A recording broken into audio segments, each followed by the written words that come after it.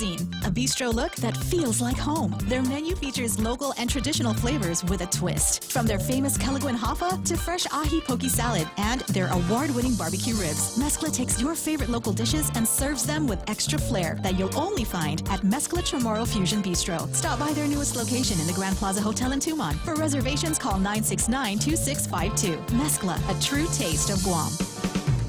Live the balanced lifestyle. Take Care Insurance offers proven wellness and fitness programs to encourage individuals and families to live a healthy, balanced lifestyle through preventative care, being active, eating right, relaxing and unwinding, and being socially connected. They have the island's largest offering of free fitness classes and health education programs for all ages. Join the movement. Follow them on Facebook and Instagram or visit takecareasia.com to learn more. A federal appeals court rejects the president's claim of blanket immunity in the latest ruling over his tax returns. This is a case that's been going on for some time now. There was a federal district judge in New York City who ruled that the president had to hand over, at least not the president, but the president's accounting company, Mazars USA, had to hand over 8 years of tax returns to the Manhattan District Attorney Cyrus Vance Jr. The president's attorneys then appealed that to the Second Circuit Court of Appeals, which handles the jurisdiction of Manhattan. That Second Circuit has now come down with a ruling upholding the district court judge's decision that the president's accounting firm has to turn over those tax returns. Fox's John Roberts at the White House. A lawyer for the president says they will appeal to the U.S. Supreme Court. It's Washington Nationals Day at the White House. The last time Washington, D.C. was home to the World Series champs, the president was a gentleman named Calvin Coolidge. President Trump hosting the celebration. Pitcher Max Scherzer and others thanking him. What a month. What a magical month. And when the city gets behind you. Though at least one player, relief pitcher Sean Doolittle, became the latest athlete to make a political point by skipping the ceremony. One of the inspirations for a famous book is in line for some repairs. The South Alabama courthouse linked to Harper Lee's novel To Kill a Mockingbird is getting a preservation grant. The Monroe County Courthouse in Monroeville is receiving $125,000 to repair serious structural problems. Harper Lee used it as the model for a pivotal trial scene in her book, which has now been turned into a Broadway play. Jeff Daniels has just ended his run as Atticus Finch in that play, and Ed Harris now takes over for the lead. In New York City, Tanya J. Powers, Fox News. Again, stocks are higher an hour to the close, and it's been a record day on Wall Street. The Dow right now is over 27,400. This is Fox News. We understand what matters to you because at Docomo Pacific, we're a family too. With the Now Family program, mom, dad, and kids stay connected on the latest devices the whole family can enjoy. For just $155 a month, get 3 lines with 30 gigs of 4G LTE data each, and endless use of your favorite apps without affecting your monthly data bucket. Add more, get more, save more. Docomo Pacific, better together. Some conditions apply. Hi, welcome to Chili's. We are serving lunch combos for $11.99. Choose from a variety of mouth-watering entrees like our ranchero chicken tacos, beef enchiladas, quesadilla explosion salad, or the California flatbread. Pick a beverage and start your lunch with a choice of bottomless chips with salsa, a half salad, or a bowl of soup or chili. Experience the bold flavors at a great price with Chili's lunch combos for $11.99. Available Monday through Friday from 11 a.m. to 3 p.m. Located in the Tumon Sands Plaza, 2nd floor. Chili's, savor the moment. Are you ready for some football? The Ray Gibson Show has got your fix every day with the Points NFL Pick'em contest. Get the latest updates as we check out the past week's performance and break down the upcoming action. Get your game on by calling the hotline at 888-TALK or sound off on Facebook Live at thepoint.gu. League members get a chance to win some awesome weekly prizes with a shot for your choice of a new GTA phone. The NFL Pick'em contest is brought to you by Current Guam with special thanks to GTA.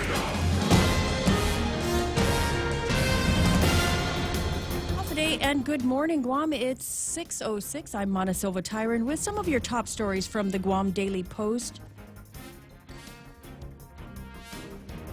More court documents are being unsealed in relation to the investigation and arrest into the Jotnya mayor, and this week, documents on a federal informant were made public. The confidential source we know as Brenda, now identified in court documents as Brenda Kinian. Kinian, who is now under federal witness protection, had pleaded guilty in the district court to charges of extortion by wrongful use of threatened force, violence or fear, and aiding and abetting extortion under pretense of office and employment. Kinian was identified as the government's confidential source who helped to unfold the investigation into Jotnya Mayor Jesse Blas and his alleged involvement in drug activity in his village. According to court documents now public, Kinian was part of a scam involving a store in Agate that had been robbed in April of 2017. Kinian, who lives right behind the store at the time, told the victims that the FBI was protecting them from further crimes and threats of violence. She then demanded and collected $450,000 from the victims in exchange for their protection. The alleged scheme went on for about a year. Kinian also convinced the robbery victims to let her run the store, saying it was too dangerous for them to do so. She was accused of then pocketing the money from the store's sales. She then attempted to get the victims to hand over the deed to the property, telling them that they're not safe on Guam. She and others took advantage of the victims' fear and trauma from the robbery. Kinian now faces up to 20 years in prison. Now, as part of her plea agreement, Kinian agreed to cooperate with the government, and part of that included helping the government in the ongoing investigation with the FBI and other federal law enforcement agencies involving public corruption and narcotics trafficking. Kinian was allowed to travel to Yap until her next court appearance, as the government agreed security risk exists. She is scheduled to appear back in court on February 7th next year. She may also be used to testify against the mayor. Meanwhile, Mayor Blas remains in jail and is set to stand trial on December 2nd. He stands accused of accepting and asking for bribes in exchange for a drug dealing operation which took place using mailboxes at the Jotnya mayor's office. Defense attorney Joseph Rosano had told the court that Blas doesn't pose a threat to the witness in the case, including Kinian. Additionally, the defense alleges Kinian is a known liar. The Guam Power Authority will move full steam ahead with plans for the new power plant in Harmon, but those plans already have the Department of Public Works flashing their yellow lights after officials there raised concerns over potential damage the construction will cause to Guam's roads. DPW Director Vince Areola concerned that the roadways may not be strong enough to bear the weight of the heavy equipment that will be used in the construction. In a letter to GPA General Manager John Beneventi, Areola states the transport will take place along various culverts and bridges and locations and intersections equipped with traffic lights that will require dismantling and reinstallation, and all raised medians may require demolition and reconstruction. Beneventi, however, says it won't be a problem and GPA will repair any damage that occurs. The Public Utilities Commission approved the power plant agreement between Korea Electric and GPA last week. This was the final bureaucratic wall to the agreement. The contract signing is scheduled to take place today. A former forklift operator who admitted to stealing packages at a cargo facility was sentenced to 3 years of probation in the district court this week. George Kichachot was also ordered to pay $4,800 in restitution. The Bank of Guam will receive restitution of about $1,500 in coins that was mailed to the bank, which Kichachot stole. He also admitted to stealing a Shindaiwa bush cutter, a scooter, a generator, a drill, and 2 TVs and some games. The remaining balance of the restitution will be paid to the U.S. Postal Service. The U.S. attorney saying that they were not able to identify specific victims for the rest of the items. The district court has also ordered him to Kichachot to community service. We'll have more news after this. Oh, what's for breakfast at KFC under $3.95, you ask? What's for breakfast at KFC that's different than the other guys, you ask? KFC's chicken wrap, sausage wrap, the Colonel's chicken congee, chicken fried steak, sausage biscuit and gravy, and biscuit sandwiches made with KFC's original fluffy biscuits. All for under $3.95 and all only at KFC. Plus, with waffles and the Colonel's chicken fried rice, we've got something for everyone. So visit KFC for breakfast today. It's finger-licking good. Hulu is all your TV in one place, plus more. Watch thousands of hit shows, movies, and award-winning Hulu originals for only $5.99 per month. It's TV without the cable contract and the freedom of on-demand streaming. Get current network shows from ABC, CBS, NBC, and Fox, and binge-watch every season of your favorite cable shows. Premium Hulu viewing is brought to you by Proline Automotive and AB Sports, Guam's store for Nike. To advertise on Hulu, call Choice Digital at 989-0042. A police major and several former law enforcement officers joined Jigo residents last night for the first in a series of town hall meetings hosted by Senator James Moylan, discussing bills and issues related to public safety. Enforcement of laws and retention of law enforcers were some of the topics covered during that meeting. Police Major Manny Chung outlined some of the issues with complying with the municipal policing law. That law requires at least 2 officers on duty at all times per village. But according to Chong, GPD would have to hire at least 150 or so officers to meet the law. Part of GPD's challenge, he says, is the lack of interest among recruits in competing for recruits with other safety agencies. He adds that while they are authorized by law to hire up to 40 officers a year, funding has not been appropriated to make it happen. Moylan said everyone is concerned about safety at home and noted that Chong had a good point. He states that it involves money and involves manpower, too. The senator says that that's why it's important for the public's input to force the government's officials to focus on where they think it's important. Senator Therese Terlahi also joined Moylan at the meeting and stated another issue is with enforcement. Terlahi admitted she shares the public's frustration.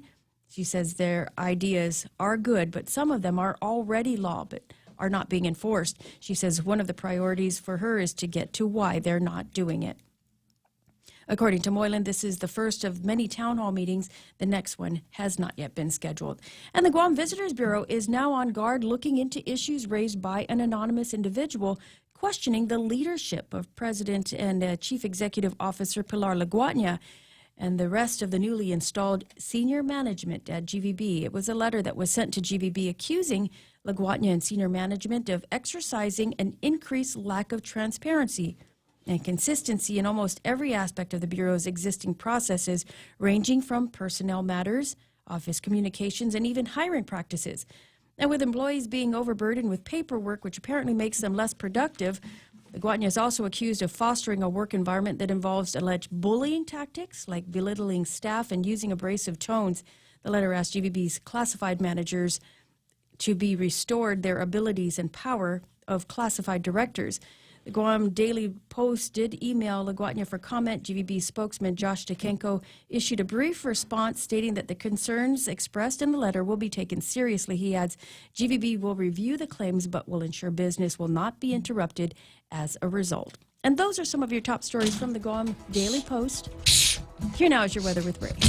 That's why it's called work.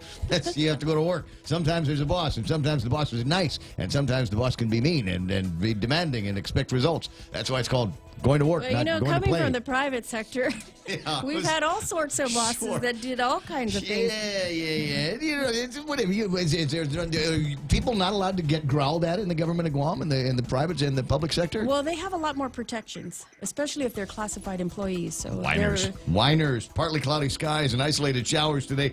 North winds 10 to 15 miles an hour, decreasing overnight. Highs near 89 degrees. And overnight lows of about 78 degrees. We got sunset tonight at 5:52. Sunrise this morning at 6:16. Actually, about 45 seconds or so from now is when the sun ought to be breaking the plane. Some outstanding pictures coming in from all kinds of places this morning. Even Oahu in Hawaii. Maybe you're familiar with the place. This is what. Well, I'm not going to say it's sunrise, but that's what it looks like now out in the state of Hawaii, in the big city of Hawaii. There. Yeah, actually, just about high noon there. I think James sent us that picture, but I think he's taking the picture from jail. Those look like cop cars down in the parking lot. I'm just saying, you know. It could be. Why not?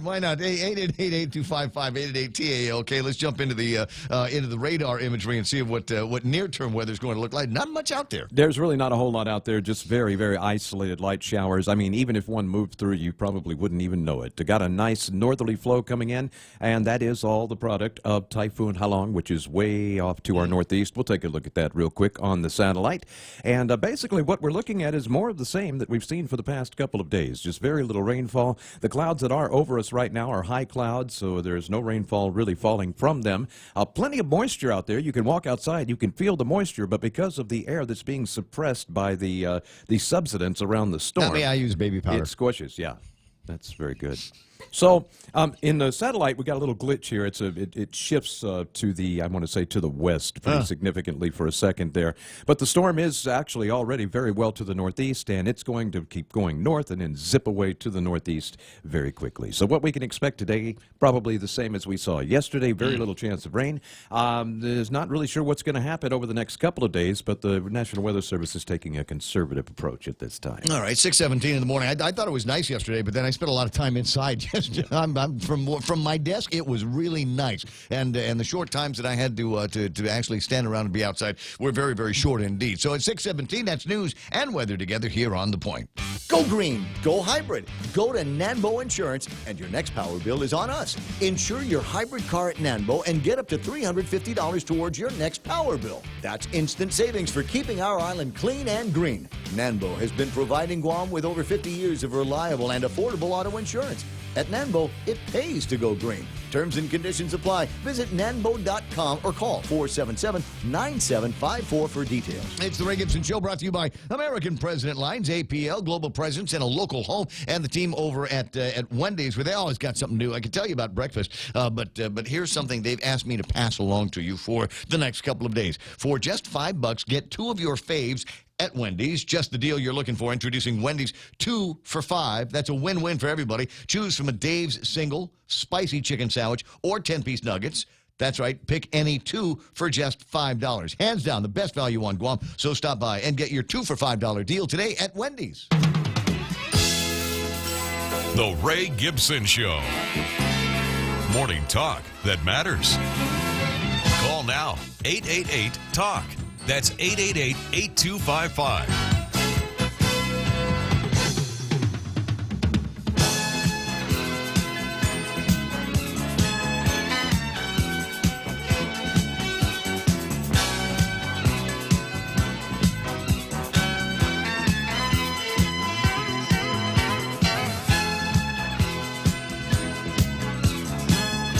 6:19 in the morning. Yeah, that's the name of the program today. That's why it's called Work Here. Yeah, I heard about that. An anonymous letter being sent around talking about how mean Pilar Laguardia is so mean to us here at GVB, and she's making us work, and there's all kinds of paperwork, and there's bureaucracy and everything. Nobody's happy. I'm writing a letter because you make me wake up early in the morning.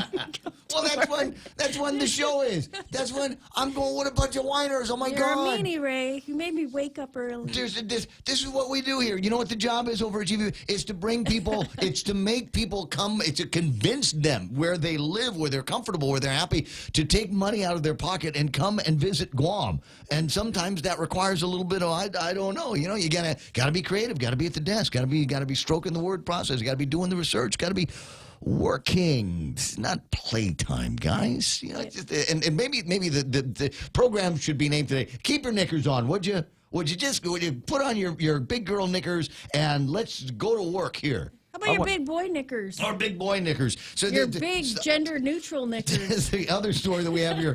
Power plant buildup could break roads and bridges. John O'Connor following this story around. I guess Vince over at DPW is freaking out over... What is it? Are they moving the power plant in one piece? We're going to assemble it. We're going to assemble it over at the port, and we're going to call Luan's Wrecker and put it on one of their flatbeds and haul the thing up and down Marine Corps Drive. Apparently, the thing. Did you see how much it weighs? He said, I think it was at 400,000 pounds. I don't. The load is well in excess of the 80,000 pounds that our roads and bridges are designed for. Didn't we have when they started the military buildup, among the first conversations at the military buildup, they had gone out there, and there was a vehicle, and it had a little towing deal behind it, and it tested for stress on the roads. Now, this was 10 years ago, maybe, but I obviously identified places where there might be some pockets of roadway here on Guam that could not take significant stress of moving things back and forth associated with the military buildup. I mean, they were talking about all kinds of very heavy lifting that needed to be done and very heavy transportation that needed to be done. So I'm wondering, I'm sure there was a report one way or the other that came out from all of that testing. Find Larry Perez.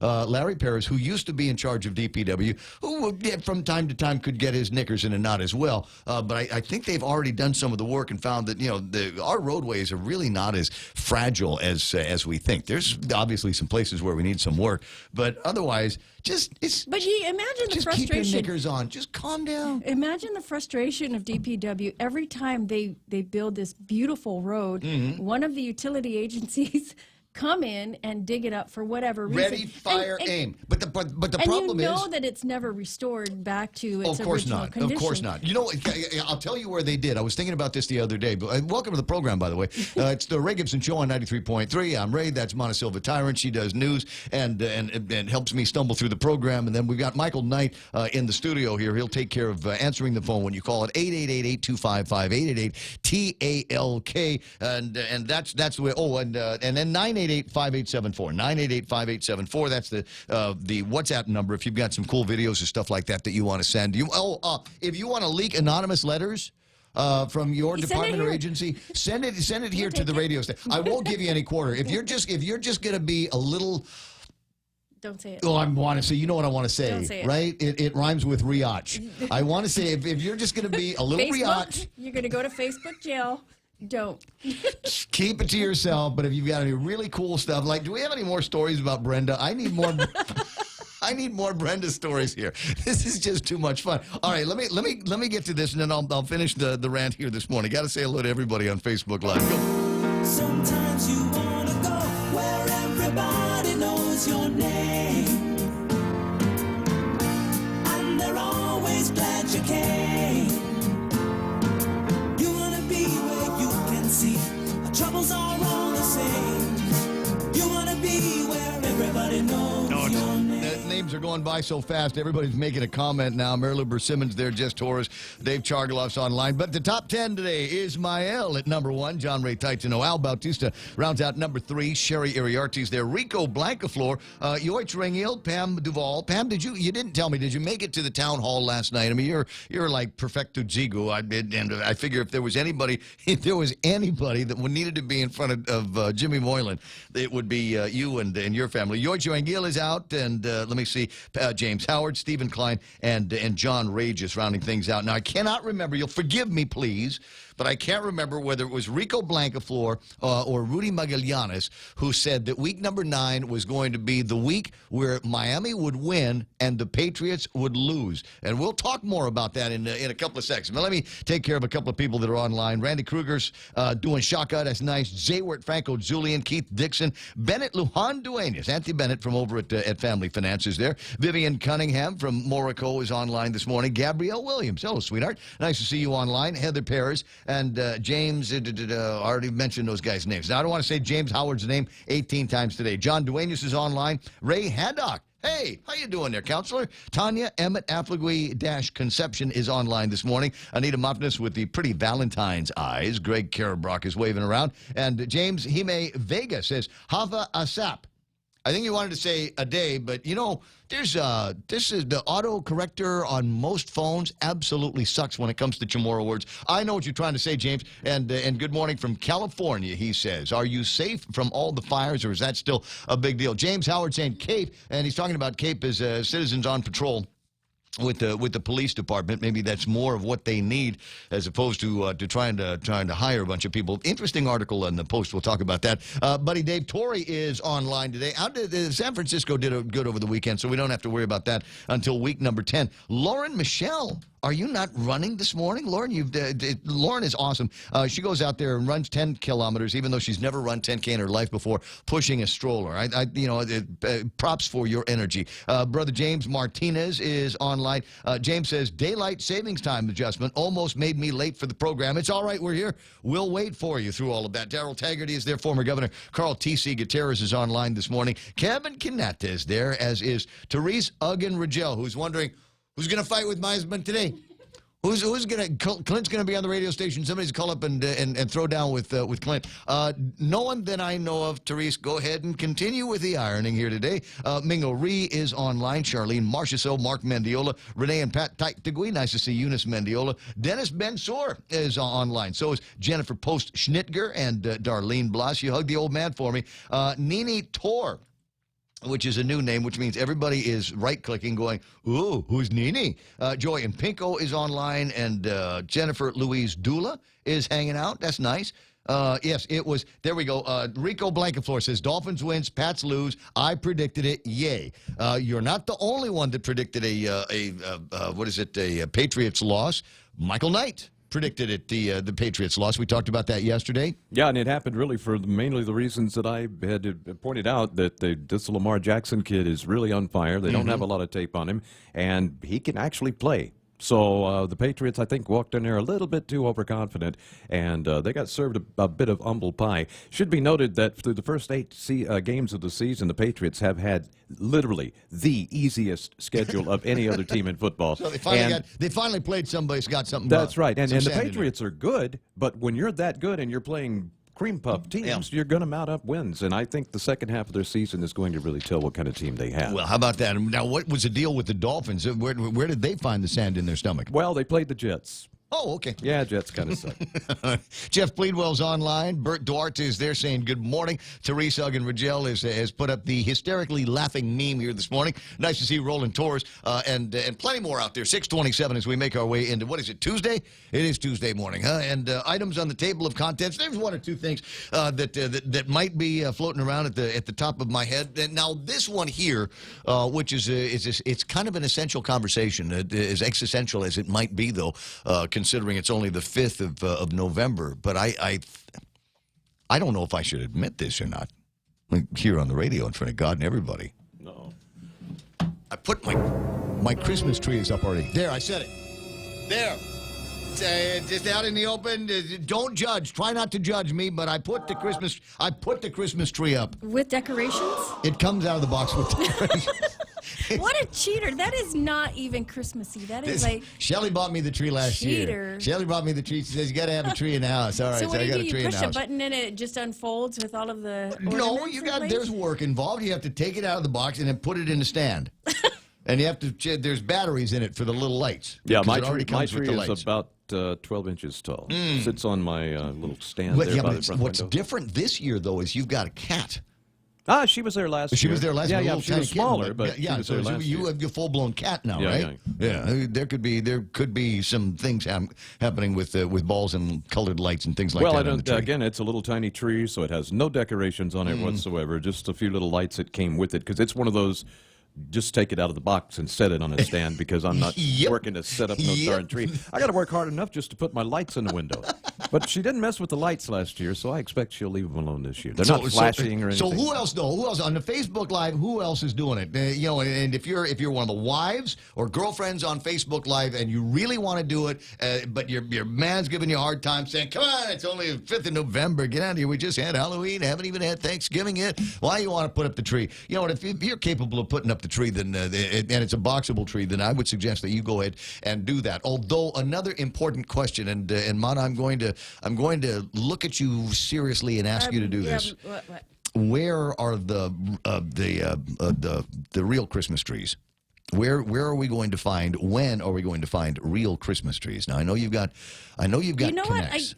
Once I believe. What about they come base? out, what about base, girl? Can you go on to base yet and get it? They don't have any, but they usually come around Thanksgiving time.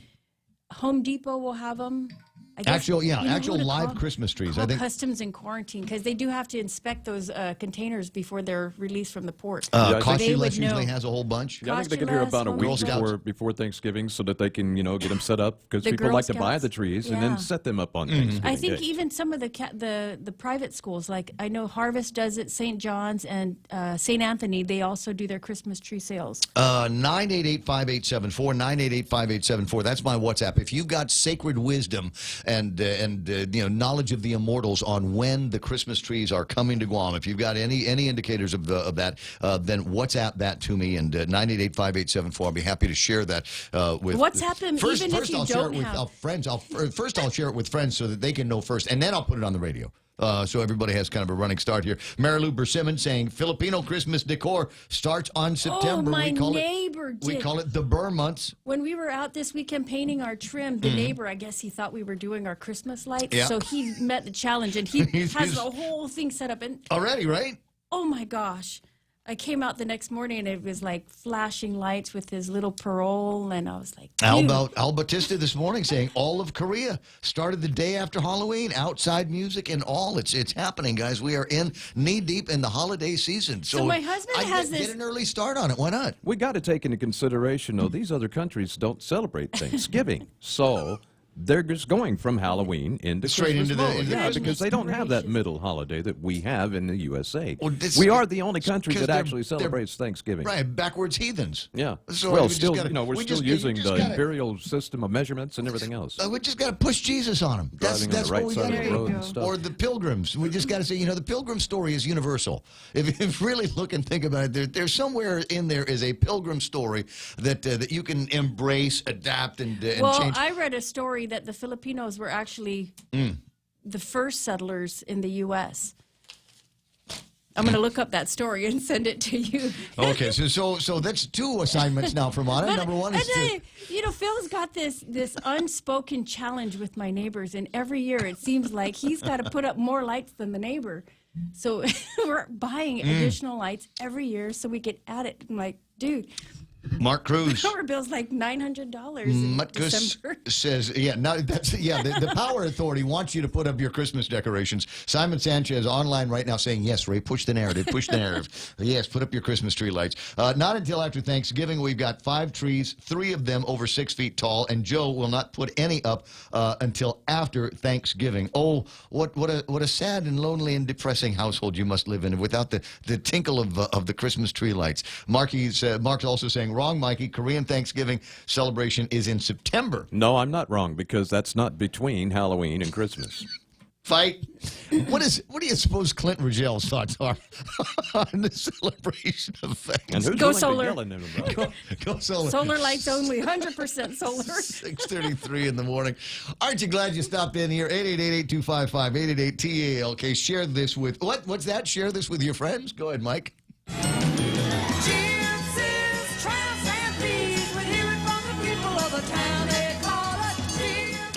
There's plenty more on the table of contents, and if you don't know what the fun stories are this morning that we're going to be riffing on practically all morning, maybe we ought to jump into a look at headlines with news from the Guam Daily Post. Here's Montesilva Tyrant. The defense calls her a liar, but prosecutors in the trial against the Jotnya mayor may use testimony from a woman who was once only identified as Brenda, the confidential informant. Brenda Kinian pleaded guilty in another federal case after allegedly extorting an agate store owner of close to $500,000. As part of her plea agreement, she will cooperate with federal investigators in uncovering other drug and corruption cases.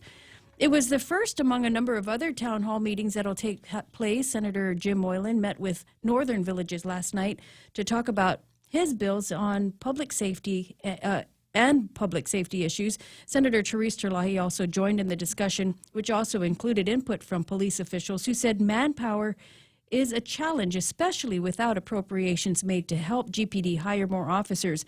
Police Major Manny Chong says they need at least 150 more officers to meet the requirements of the law.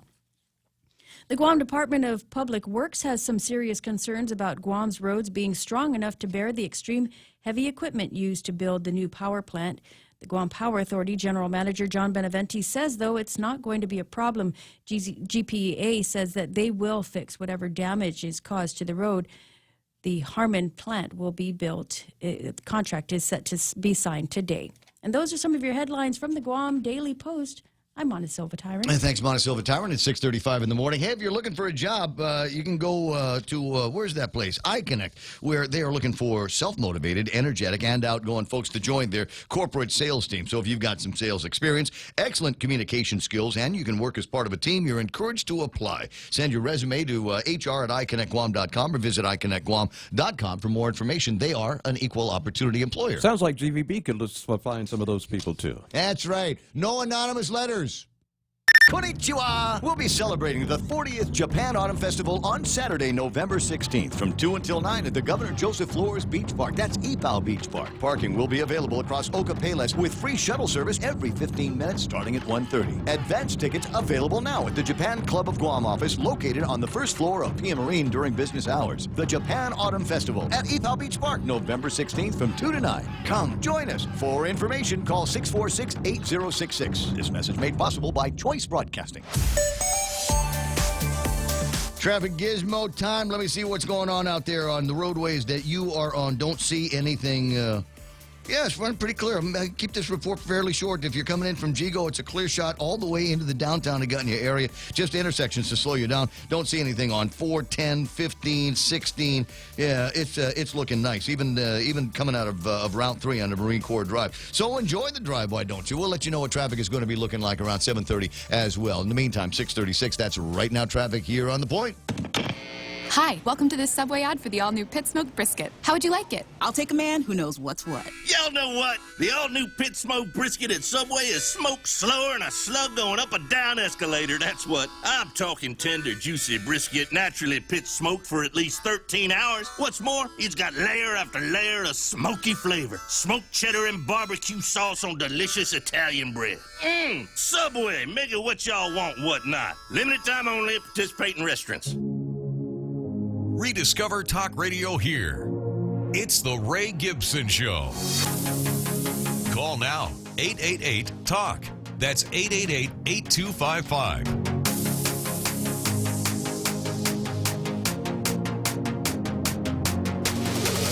It is 6:37 in the morning, and yes, I point out my imperfections to justify me pointing out everybody else's imperfections. That's part of the deal here. It's talk radio. Got to kill 4 hours.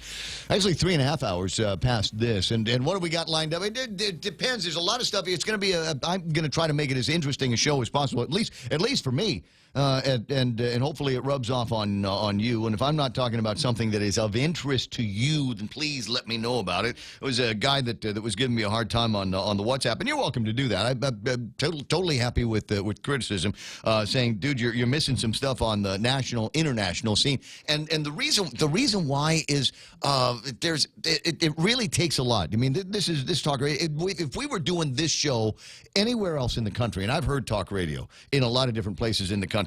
And a lot of it feels like it's a regurgitation, it's a rehash of what goes on the national programs. Well, this is Guam, and we are interested generally in this town on things that are happening here. Now, if there's a way that you can take a national story and then frame it in such a way that it becomes relevant to people here on Guam, then yeah, okay, let's do that. But this guy was telling me, he says, you missed the story about Obama being critical of people, the quote woke generation, and I'm going, well, yeah, that's for two reasons. Number one, Obama's not the president of the United States anymore. I don't care what he says. It doesn't make any difference to me. It's like when they ask, what's her name? What's the name of the lady who used to run the port? Joanne. Joanne Brown. It's like when they ask Joanne what she thinks of the job that Rory is doing. It's interesting, but it ain't news. Of course, she's gonna be critical of the guy that took her job. I've noticed that about some of the media here. When they have a hard time getting a hold or getting comment or feedback from the current you go find the predecessor and look for criticism. It doesn't make any sense. It's like asking the ex-girlfriend, what do you think of the new girlfriend? It's like calling me up and asking me how Ricky's doing over there at Gita. Right. He's doing a great job. Ricky is incidentally doing a great really job. Is. I really like and Ricky. So is Ed. I keep threatening to get Ed in the studio to talk about his coffee table book on the governors of Guam. Mm-hmm. Have you seen it? Yes, I've seen it. Okay, it's right on the coffee. It's actually on my coffee table. Is that what he does at Gita? No. I don't know. Well, I don't actually know what he does at Gita. But anyway, so 888-8255, 888-TALK. This time next week, actually Monday next week, there is not going to, I'll give you early programming notice here. I'm not coming to work next Monday.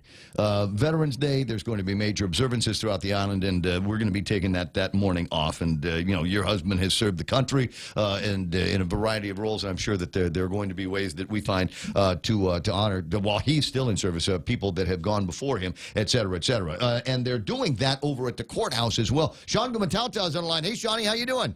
Hey, good morning. And by the way, I do have the copy of that governor's book. It's a nice book. It is a nice beautiful book. He did a great job. I was just thinking yesterday, because I was, talking about spring forward, fall back, and I was talking about, going back to a kinder, gentler Guam. I'm not going to fall back an hour. I want to go fall back to like 1968. And it was in 1968 that we were starting to have, it's around the conclusion of the time where we were having the conversation about being able to elect our own governors here on Guam.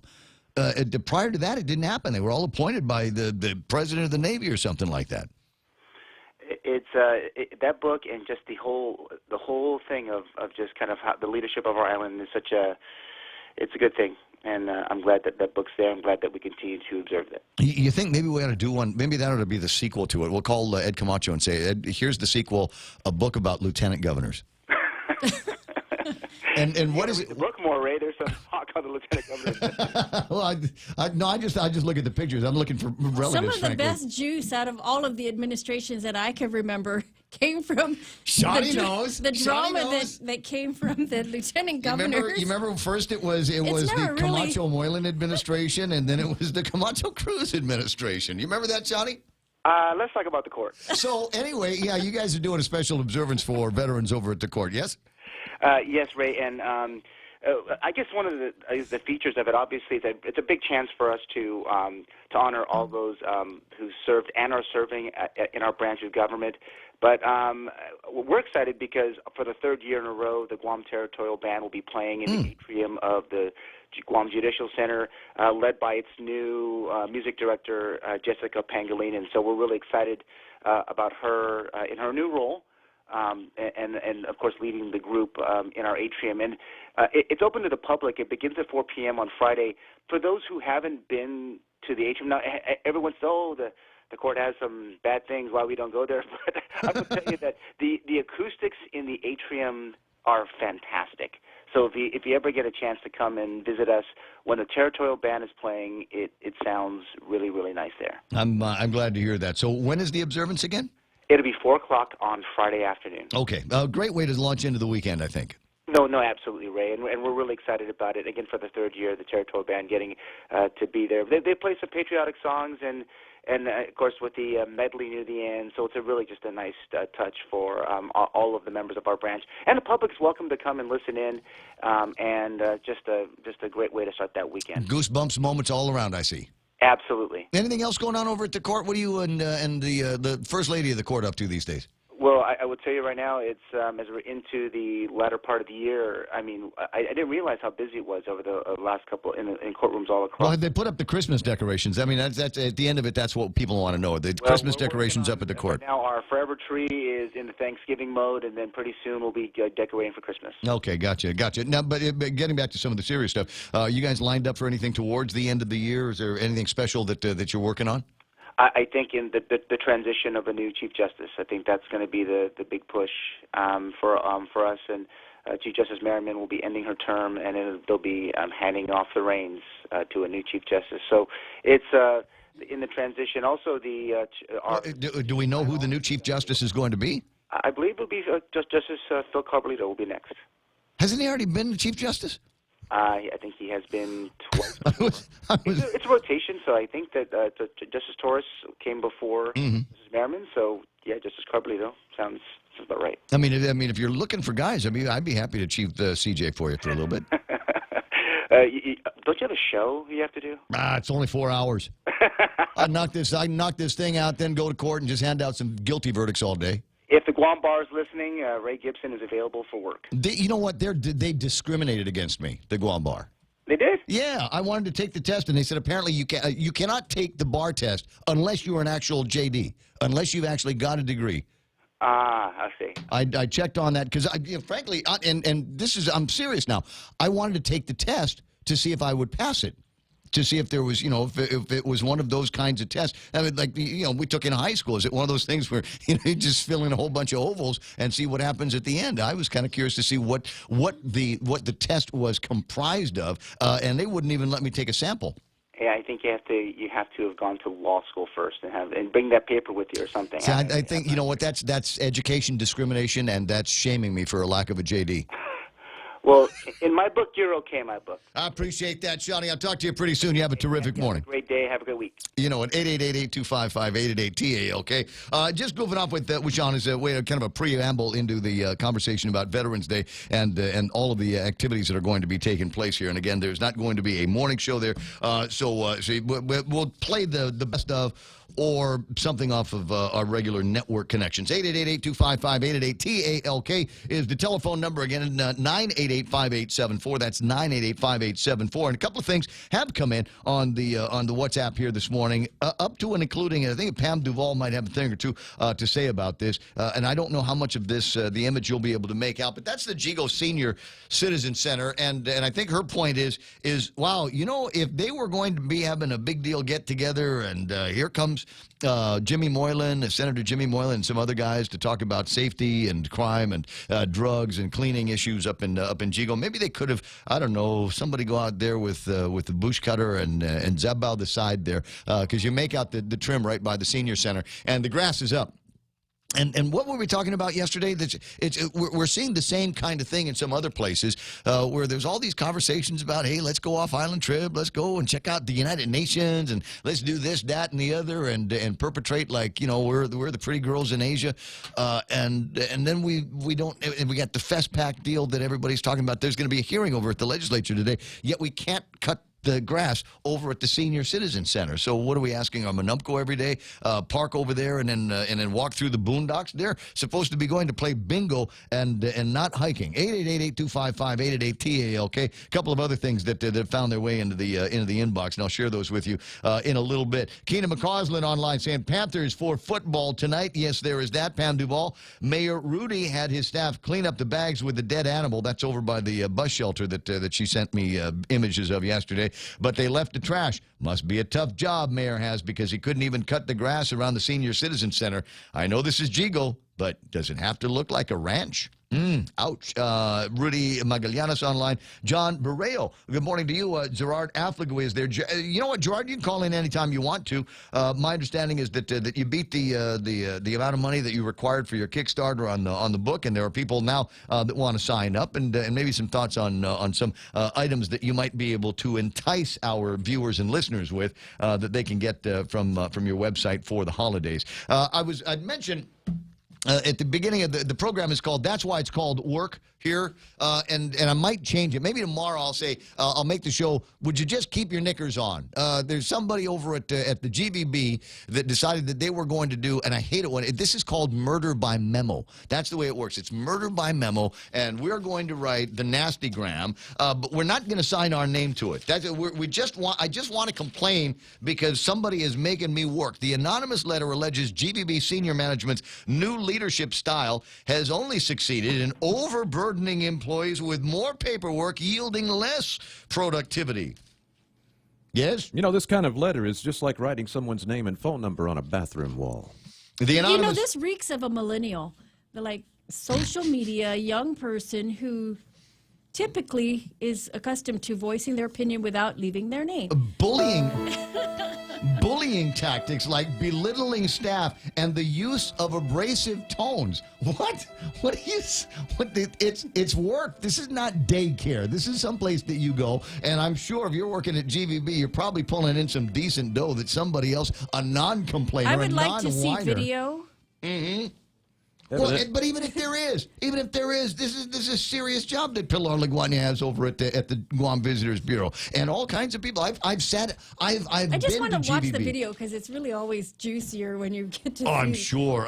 Yeah, but Pilar, you just keep cracking that whip there, because all the money that the legislature appropriates away from the tourist attraction fund for all kinds of crappy non-tourism related deals. And then go back to the recent news that we reported from the Guam Daily Post, where there was an increase. I think they hit 1.6 million visitors this year. You don't do that by being nice. I mean, it's nice when you have a nice person in the office to deal with, but when the work's got to get done, the work's got to get done. And I'm sorry, I'm not going to hold your hand, and we're not going to make cookies, and you don't get coloring book today. You got to get the work done. Bullying tactics.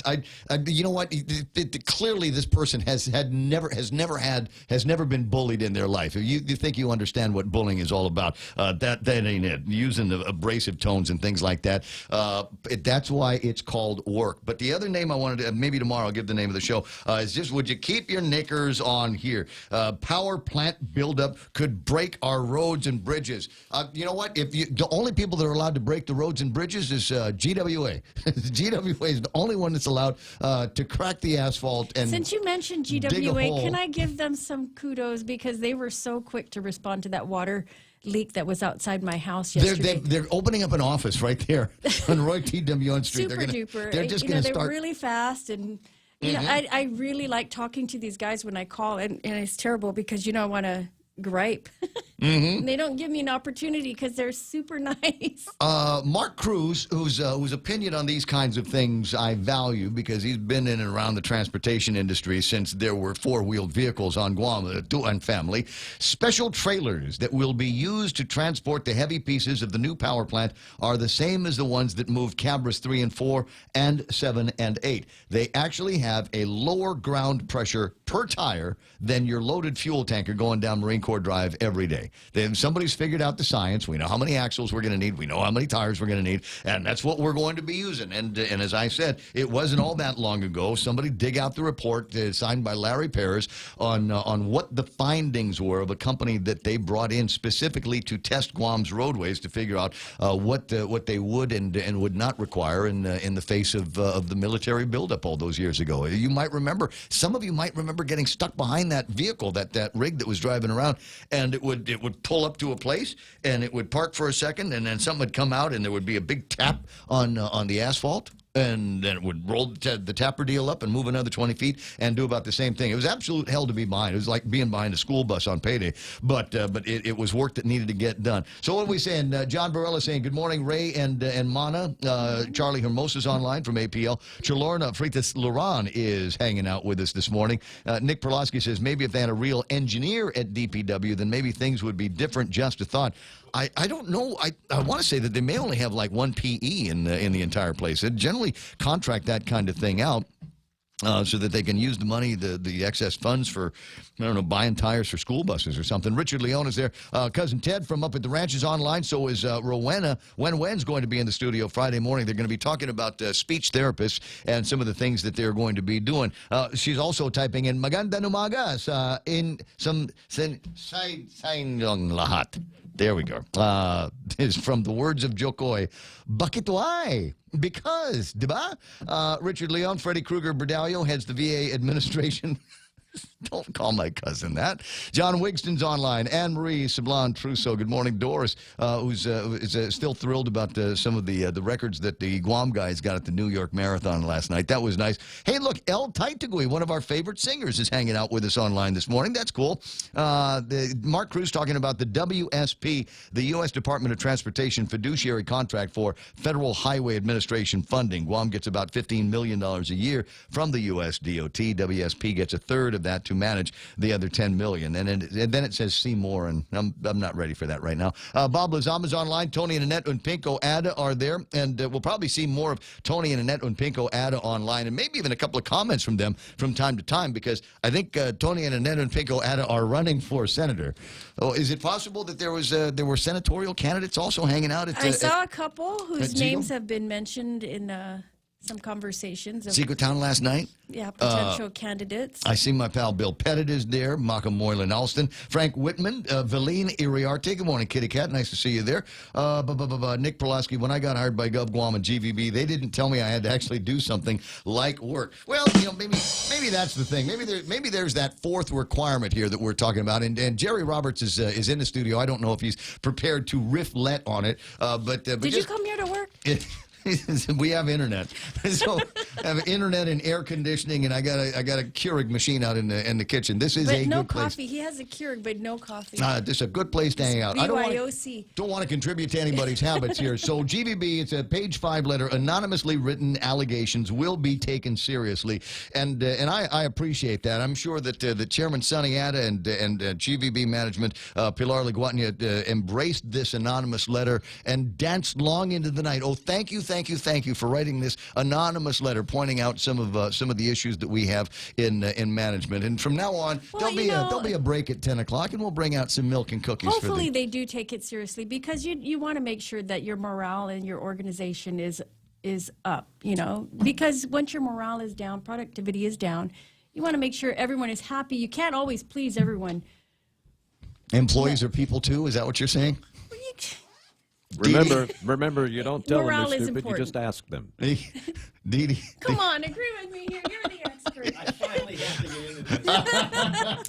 I got that. Well, you guys do that. I got to do shouts. You have to at least try to address it. Man here. What? I'm just saying. What is try it? to address what it, a bunch right? of crybabies. What a bunch of, what is this? I've never, I didn't read it. So what is it? There is. It's page 4 of the Guam Daily Post. There's a whiner over at GVB.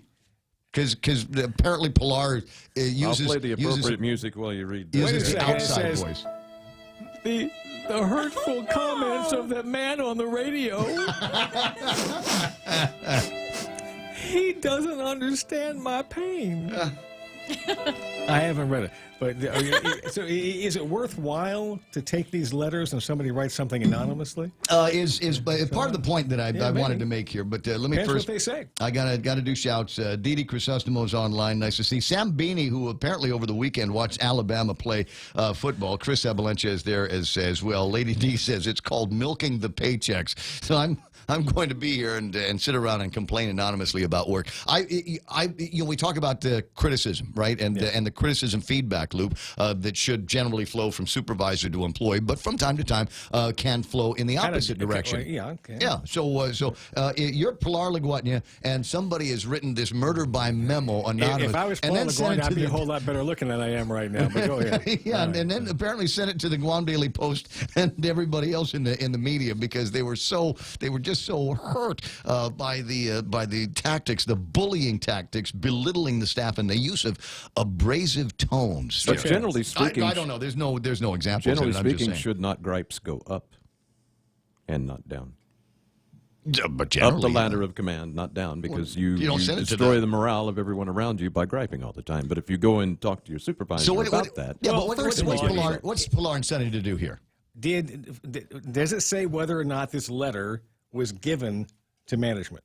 First of all, yes. Does it say that? Yes, it was sent to GVB, and they are investigating it. So it's a GVB employee, obviously, right? Yeah, apparently, Who did hand this off to somebody who's in a supervisory And so maybe, capacity. out of fear of retribution, they decided they don't want to put their name to it. No. The question I have is, this letter, before it arrived at the doorstep of the Guam Daily Post, this letter presumably was given to somebody at GVB.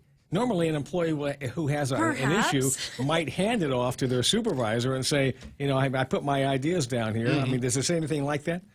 No. Not that we're aware of. I am not in. Because in the bad old days of newspaper, before there were two, the same thing happened in the PDN all the time. Is that people would give a phony name or something, and they just want to blast somebody, and that was it. They thought that they got their pound of flesh that way, that they could embarrass some people, and until the PDN made the policy that they will call everybody prior to publishing. You got to leave your name and a contact number so that they can reach out and call you and verify that you are an actual human being that is attached to that, as opposed to somebody that just got an axe to grind and wants to anonymously post something in the front page of the paper. And I'm not sure they actually did that, made all those phone calls.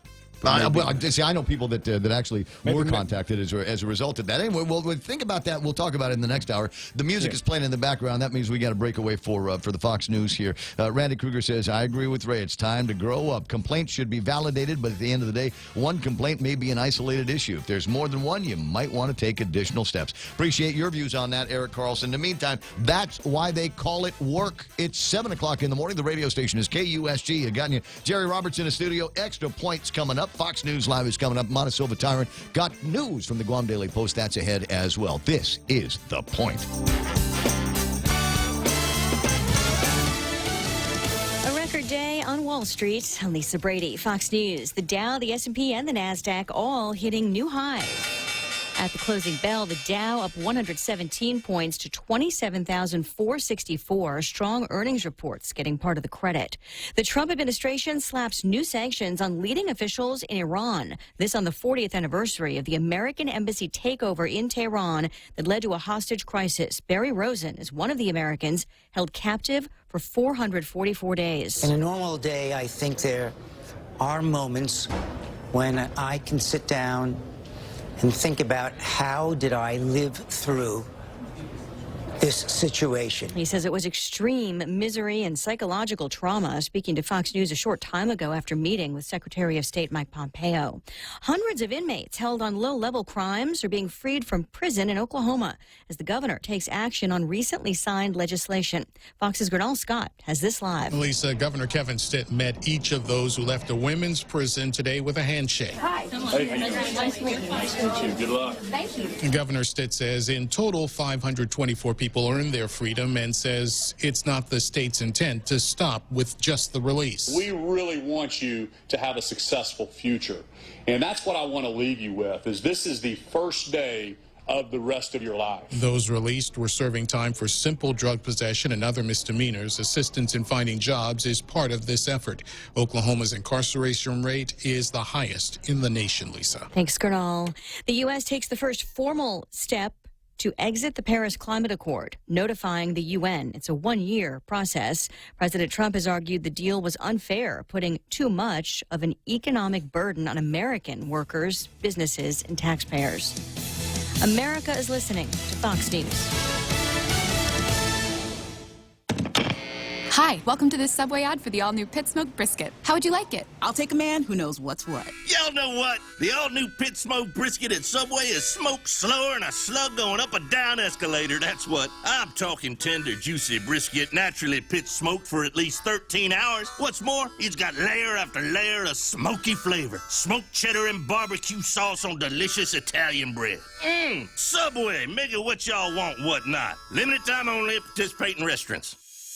GRMC's Neuroscience and Neurology Department treats a wide spectrum of disorders associated with the nervous system, spine, and brain. Some of the more common disorders include seizures, epilepsy, dementia, sleep disorders, migraine, and stroke, which is one of the leading causes of death on Guam. GRMC's neuroscience team is equipped with the latest technology and the finest neurological doctors. To make an appointment, contact GRMC Specialty Clinics at 645-5500. Defense attorneys for the accused shooter in last year's deadly attack at a Texas high school say their client is declared incompetent to stand trial. 3 experts behind a psych evaluation for an 18-year-old murder suspect have determined that he's incompetent to stand trial in the shooting at Santa Fe High School last year that killed 10 and hurt 13 others. That from the accused shooter's defense team that expects a formal court order on the decision this week, and for the trial, which was expected to begin in February, to be delayed. It's also now expected that the accused shooter will be moved from the Galveston County Jail to a state psychiatric hospital for treatment. Jeff Manasso, Fox News. Due in court in Colorado, a man accused of plotting to bomb an historic synagogue. Court documents show the FBI investigation started after an undercover agent pretending to support white supremacy contacted the suspect on social media. Richard Holzer was arrested in Pueblo after agents brought him what he thought were 2 pipe bombs and dynamite to blow up Temple Emmanuel. The McDonald's CEO is fired. McDonald's stock dropped on the news that CEO Steve Easterbrook has been let go. The former CEO admits he made a mistake by having a consensual relationship with an employee. McDonald's didn't say which rule Easterbrook broke, but company policy says employees can't date someone who reports to them directly or indirectly. The company quickly named Easterbrook's replacement, Chris Kempczinski, who previously oversaw McDonald's U.S. operations.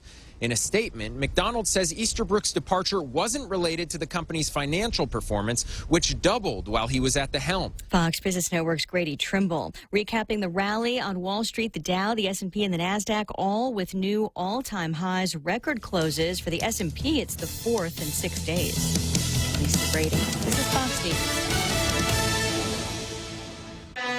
Here Here at APL, our core values give the company its heart and soul. Whether it's connecting your business with our global network through our newly enhanced service or investing our efforts into giving back to the community, APL is committed to serving you. We humbly honor the opportunity to find innovative solutions for you and your business. To learn more about our enhanced service, call 588-4651 or visit www.apl.com/Guam for more details.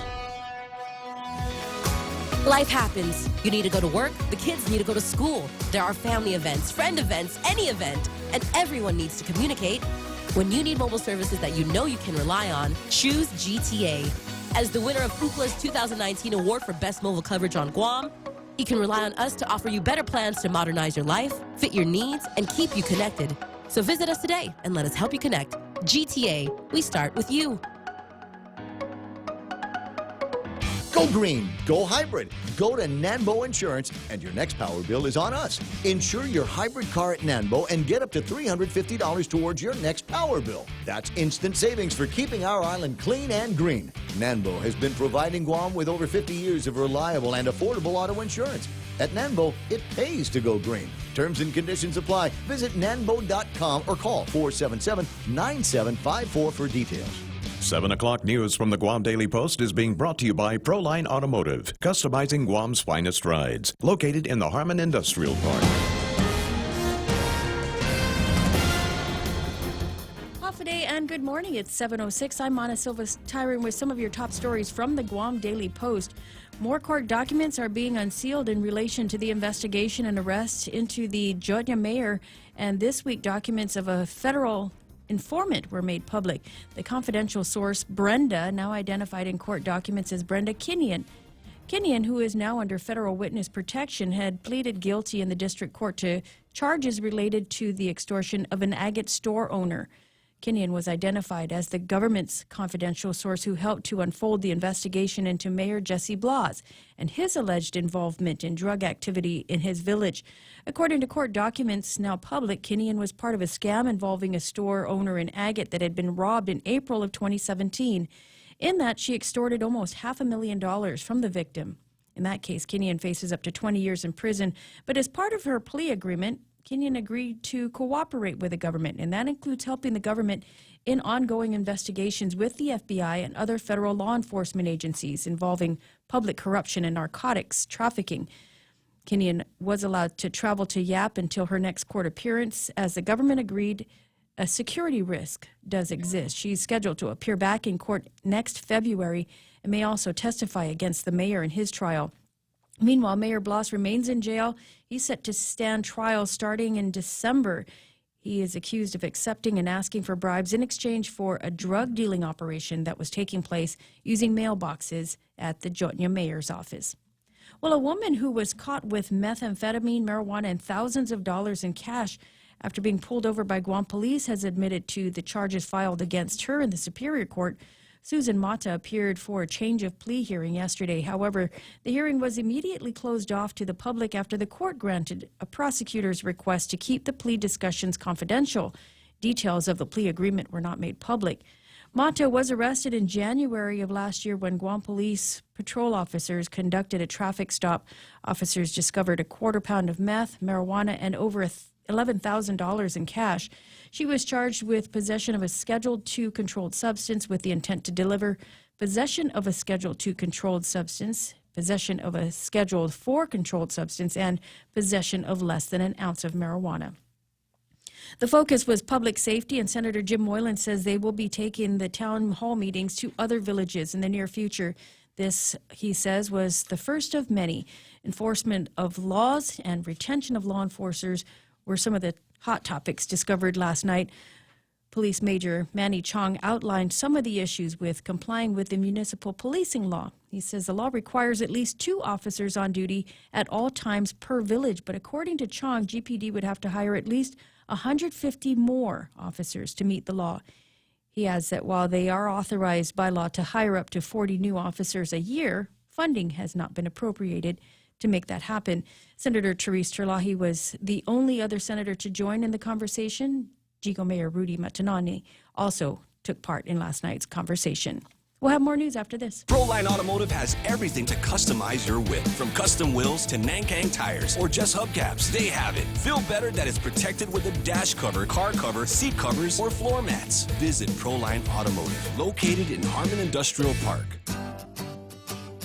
Did you know that home loan rates have plunged again? Would you like to take advantage of these lower rates to help lower your monthly payments? Refinancing doesn't have to be for another 30 years. It can be for 10, 15, or 20 years. It's up to you. Reduce your monthly payments. Pay off your loan earlier. At Bank Pacific, where we're open to closing your loan in a hurry. Bank Pacific, where others put branches, we place roots. Equal housing lender. Credit conditions apply.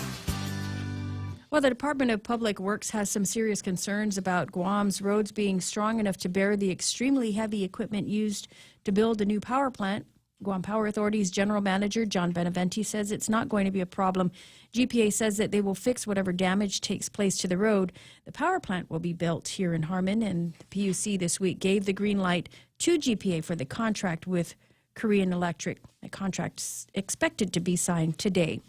And people in Agana Heights share some mixed feelings after they found out a road in their village has been closed off to drivers. As of November 1st, 2 signs and a wooden makeshift fence have been put up along Vicente Solomon Drive as a result of an ongoing easement dispute between the government and landowners, which is the Torres family. The roadblock has left many in the village questioning the actions of their neighbor.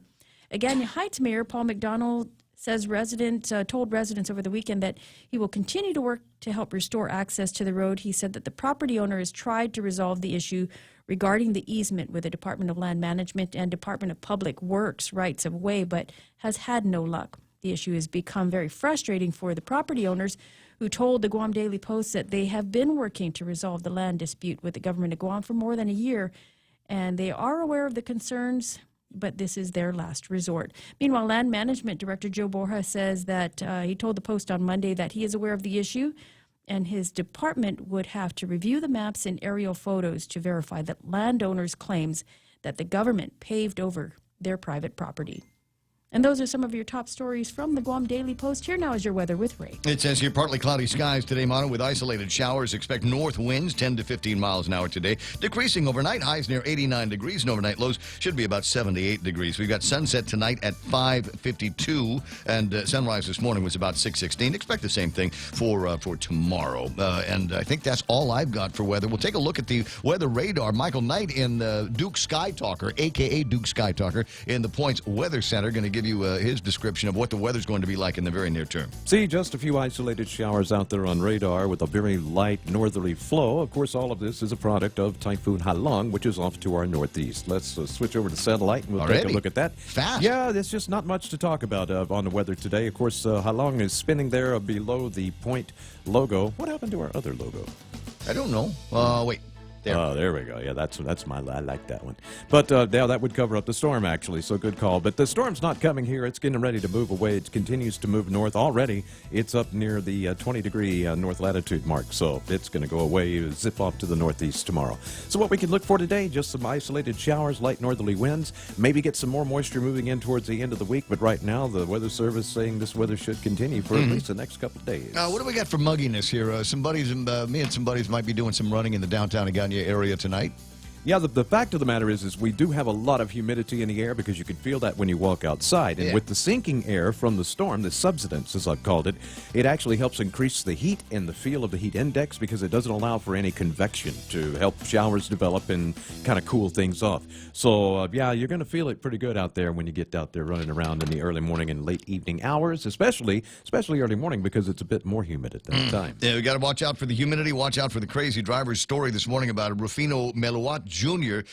He was arguing here in the press release. I'm sorry, not the press release, but the magistrate reports is on November the 3rd, 3:34 in the morning, GPD officers observed a white GMC Sierra on Route 16 around Barragata Heights traveling at an extremely high rate of speed. Officers gave chase, conducted a pullover of the vehicle, and met with Rufino, who admitted to drinking a 6-pack of beer, then driving 98 miles an hour because he was really upset with his wife, who was in the passenger seat of the car. He stated that they were arguing because while they were at a fundraiser, a male individual was, quote, glaring at her in a sexual way. Also stated in a boasting manner that his truck eats up V8s, referring to his truck's ability to outrace the police officers. What does a glare in a sexual way look like? There's something wrong with What does people it look sometimes. like?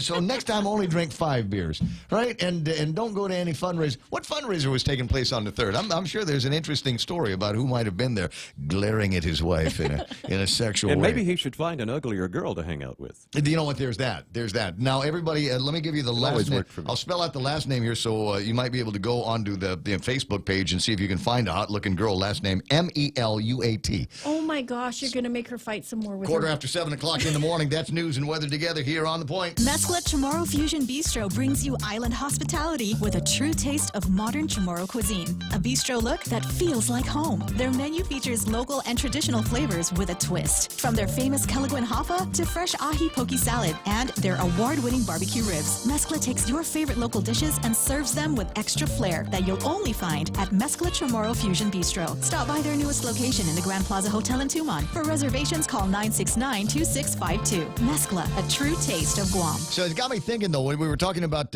issues on the roadways, and they must have done a very good job. If this guy Rufino could be doing 98 miles an hour in front of Barragata Heights, you know what that's testimony to? You'll remember that. Maybe you won't. It was a few years ago. There was a sinkhole on Route 16, just in between the post office and the tire place. Closer to the tire. You remember that? That's right. And I was, I'm sitting there worried that this thing, it was just going to be a feature of driving on Route 16 forever and ever and ever. Amen. But as it turns out, it's Navy Road. It's a Navy road. Mm-hmm. So the Navy got contractors in there, came in, filled the thing in, patched it up, and you cannot tell all these years later that there was ever a sinkhole there. That's right. There's a lesson, I think, and that is, find out who the Navy is using. Give the Navy all the roads. Yeah, give them all back to the Navy here. Thanks very much. Appreciate it. Self-determination, decolonization. But from now on, you guys take care of the roads. That way, Vince Ariola doesn't have to worry about them moving the entire power plant up and down Marine Corps Drive. 7:17 in the morning. There's more of that, and we'll get around to doing that story. But portions of the program being brought to you by American President Lines, APL Global Presence, and a local home team over at Nanbo Insurance. And if you got things to insure, these are the guys that you want to do it with, because they'll take care of your property, and no matter what happens to it, they'll make you whole again at the end of the day. You can save up to 50% with Nanbo's Bundle Up plan. Call them today at 477-9754. Portions of the program also brought to you by American Water Tech. These guys have passion for improving lives through better water. And finally, Guam Regional Medical City. Team over at Guam Regional Medical City, the first choice, first stop for all of your specialty care needs. The Ray Gibson Show. Any speaker, anytime. Morning talk that matters. Stop looking at your chick. No, stop looking at my chick. Otherwise, I'm going to get mad at her in the car and drive 98 miles an hour up and down Route 16. No! Yeah. This is a breakup coming. This is going to be sad, too, because nobody needs to be broke up around the holidays. That's all I'm saying. Pam Duvall. Yeah, that's the way it works around here. You get the ego boyfriend. Don't look at my chick, dude. I'll knock your teeth out. Phil Schwaggy's online. Lynn Vince Borja. Polino. Tongue out. Glare. Rico talking about the glare. This would be an interesting thing here. If you could send me images of your favorite glare, if you could glare at your camera in a sexual manner and send that into the radio station. That's important. Do it in a sexual. It's got to be. Yeah, you got to put your baddest smolder on. You got to maybe even Bieber lips. Maybe Justin Bieber lips. I've been alive a long time. It's never occurred to me to glare at someone sexually. Just saying. Let go my ego, says Cousin Teddy up at the ranch. L tight degree, just laughing out loud. Vince Duenas is online. So is Joe Cruz. Cousin Tommy Barcenas is there. Richard Leon, who has got plenty to be upset about today. Director Cho is hanging out. So is Annette Ada Vasquez, all the way in California, where California is it's nothing but people that will glare at you in a sexual way. I'm sure she can attest to that. 888-825-888-TALK. Now would be a pretty good time to take a look at what happened on the markets. What do you say? Says here, the markets are all in the green today. Good rallying here. S&P 500, 3,078. They're up by 11 points. And NASDAQ at 84.33. They picked up 46 points. And the Dow Jones Industrial Average closing 114 points higher, closing in on 27.5. It's 27,462 today. The FTSE at 73.69. Nikkei is off by about 76 points to close at 22,850. We got the Hang Seng banging. Listen to this here. 27,547 for the Hang Seng Index. 446 points in the green today. Nice. Shanghai Index up by 17 points, 2,975. And the DAX is up in the green as well by 175 points, 13,136.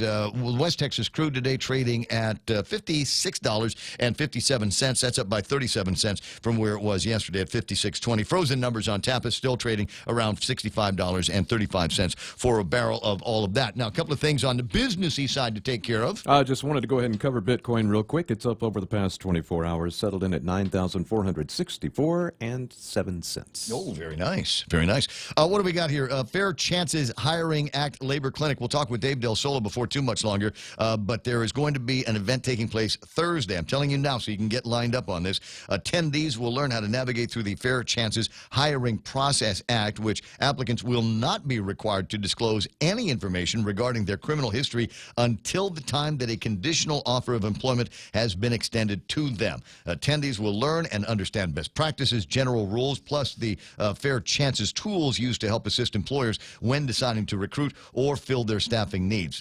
This is going to be the next big place that employers, supervisors, HR departments are going to find a puddle that they will be able to step into without any assistance at all whatsoever. There's going to be missteps. Don't let that happen in your company. The important thing that you need to know about this, I believe it is absolutely free. It starts at 9 o'clock on Thursday. Details with Dave Del Solo before too much longer. There's other other workshops that are going to be taking place over the course of November. Also Thursday, applying for a DUNS number and registering in the SAM.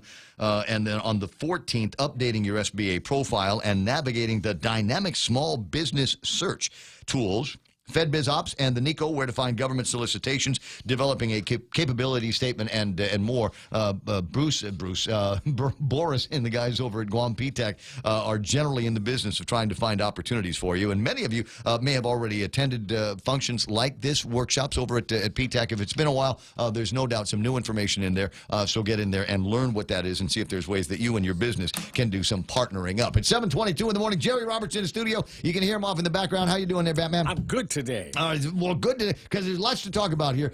More conversation on the Facebook Live from folks on the subject of anonymous complaints and anonymous commentary that might have been turned in by a crybaby millennial over at GVB that doesn't like it when people yell at them or talk to them in not nice tones. Everybody has to be please and thank you with some employees. So he's got heartaches and issues with, but he's not the only one. He's not the only one. Apparently there was a problem with the way that Pilar had written her testimony to GVB on GVB to the legislature and things to do with certain of the monies there, and said that what it was she hadn't been given the opportunity to talk about these measures and wasn't aware of them, et cetera, and now was made to apologize to Speaker Tina Rose Munoz, both the tone and substance of our letter, which raised concerns on Bill 152. So is it possible that Pilar carries just too heavy of a stick? You know, if you got to, I mean, somebody over. Hey, if you I'm can sure back it up. somebody over at Adeloop said, If okay, you can back it up, then you can carry that you stick. better say sorry to Tina right now. 7:23 in the morning. So, Batman, what do you say? Anonymous letters. I want to be because I don't want to be the hard case on the radio that says somebody's got to grow a pair. But I think somebody's got to grow up here. And if you're going to make a complaint, if you're going to do that, then you take that pear that you just grew and you walk into the office and say, excuse me, Pilar, with all due respect, if it is Pilar, but with all due respect, I've got some issues with the way that you run the place. I've got some issues with the way that you deal with the employees. And I think maybe you need to know about this. So optimally, that's what would take place. Right. And optimally, she would be accepting of that and say, sit down, let's talk. Mm-hmm. And in a perfect world, that's what happens. But in an imperfect world, it Right. doesn't. You know, they can be errors on both sides of this. So the point that Mana made was, that kind of thing maybe wouldn't happen so much in the private sector. I mean, maybe there's a little bit more of an expectation sometimes in the private sector that you might be working for somebody who's got to pull out the gruff stick when he's got to get things moving, when he's got to get the employees. Sometimes you motivate them with money, sometimes you motivate them with feel-good feelings around the office, and sometimes you motivate them with a kick in the butt when they're not being as productive as they need to be. Yeah, you know, there's always more to the story. We don't know what really took on, or what has taken place over there and with this individual and with management. It could be, you know, who knows what's going on. Right. But Mana had mentioned earlier, you know, GovGuam, public sector employee, there are protections for them. So in the case of a government of Guam employee who's got these protections, civil service protections, should that person have written a note and signed their name to it, understanding that if there was going to be retribution, they would have had protection under the Whistleblower Act. Exactly. So maybe they're not classified employees. Okay, question. I didn't read it, so tell me, was anything specific brought out? Specific allegations of impropriety or anything else? Anything just really specific of pointing bullying to? tactics and abusive tone of voice, that kind of thing. And I'm going, yeah. Was this a letter to the editor, or what was it? It's a letter. It's an anonymous letter. It's a story, but there's the story is based on a letter that was written, obviously to the management at Guam Visitors Bureau, and then leaked or otherwise sent to the media. Okay, so kind of a tough situation, but in this case, this kind of letter could have come from any employee regarding any company, private sector, public sector, right? General complaints about something? Yeah. Then I'm surprised it's there. Maybe it's a nothing burger. For me, it's just amusing. 7:26 in the morning. Jerry Roberts, very busy man. Within a couple of days, he's got the Live to Lead seminar that's going to be taking place all day over at the Doucet, and close of business 5 o'clock yesterday afternoon. Done. Over. Everything's done. It's done. All right. So you've told Doucetani how many meals they got to load up? Absolutely. All right. They know. What kind of beers to stock? All of that? No. No, nothing like that. Nothing Okay. like that. So, all right. So no, bring your own. I hope not. All right. Well, let's get to it. Today's Extra Point being brought to you by Guahan Insurance Services and everybody over at First Hawaiian Bank, where it all starts with yes. You think you have trouble managing time? You think this is a much bigger problem today than at any time before? If you said yes to that second question, we might be able to challenge that position. It's about time. Next on the Extra Point. When's the last time you looked at your homeowner's insurance? An easily overlooked part of covering our home is what's inside of it. Over time, we buy things we don't want to lose, but don't update our contents coverage. The smart thing to do is get the answers and level up our insurance to make sure we're totally protected. That's the Insurance Extra Point. Get out there and make something good happen today by calling Guahan Insurance Services at 475-1162 or visit us at the Camacho Landmark Center in Tamuning. All day long, we allow it to slip away in chunks, large and small. Someone tells us a bad joke and we give them a courtesy laugh, not wanting to hurt their feelings. Somebody else has to show us the latest meme or video on Facebook or Instagram, and there it goes, another chunk. A good and juicy piece of office gossip steals a section away, and we're a willing accomplice. Well, it would be rude to walk away from them, right? It's easy to say that people and things conspire to do this stealing of our time, and we're the mere victims. That wouldn't be true, would it? If wasting time was a crime, we'd all be guilty. The truth is, squandering time is nothing short of a disease, and most of us have it. Stoic philosopher Lucius Annaeus Seneca once marveled at how stupid even the smartest people are when it comes to protecting their time. He said, "No person hands out their money to passers-by, but to how many do each of us hand out our lives? We're tight-fisted with property and money, yet think too little of wasting time, the one thing about which we should all be the toughest of misers." And he said these words some 2,000 years ago. I picked up an article yesterday on this, and it cited some interesting points. The first is that we think we have time, and lots of it. The average male will make it to the late 70s. The female gets a handful of years more. So if you're in the early part of that journey, you may feel you've got time to burn. So you do. Yet we see daily reminders of the end of life, and too often a life cut off prematurely. When we do, we'll often vow to make changes and better optimize our time, yet we rarely do. We'll say things like, well, my parents are in their 80s and grandparents made it to their 90s.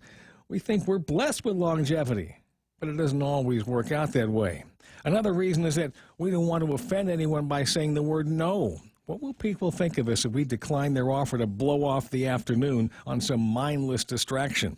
The third reason in the article is that we don't value ourselves enough. As stated, you wouldn't cash your paycheck and just hand it out. You've heard the phrase, time is money. Why don't we believe that? Let me add a two-part reason to the list. We don't practice protecting our time, and we're not intentional. Rather than watching a 5-minute video on social media, what if we said, hey, I can't stop now. Send me that link, okay? You don't hurt their feelings, and you save a small chunk of your life for something more valuable. Hey, look, I do it too, just like you. I shake my hairless head every time I think what I could have accomplished in life if I had just been more intentional with my time. I don't make New Year's resolutions, but if I did, it would be that I squeezed time a lot harder than ever before. There are a lot of good things to give our time to in big chunks, and we need to be more intentional on doing that. I want to be a time giver for the right reasons. That's the extra point. Get out there and make something good happen today. For 93.3, The Ray Gibson Show, Guahan Insurance Services, and First Hawaiian Bank. I'm Jerry Roberts. 7:30 in the morning, and another outstanding extra point here for you. And be intentional. I like that word. Be intentional with your time. It's a finite thing. There's who knows how much more you're going to have. Could last another 25 years. Could go today. That's right. And so you got to make sure that that each moment has got some kind of intention behind it. And sometimes that intention can be just sitting on the couch and watching Netflix if that's what you feel like doing. Yeah. Yeah. Well, it's all about choices. Well, I'm asking you because the thing is, I don't want to feel guilty about it and saying, okay, well, I'm misusing the time that I've got left because I'm watching Paul Rudd do that. What's it? Living with Myself on Netflix. You know, people will say everything in moderation, right? Well, I don't believe that necessarily. But what I believe is that if you're intentional, you can program in a little bit of that Netflix time and say, look, here's how I'm going to parcel my time out. I want to do this. And fine, you kind of schedule it with yourself. You make an appointment to go watch your Netflix show.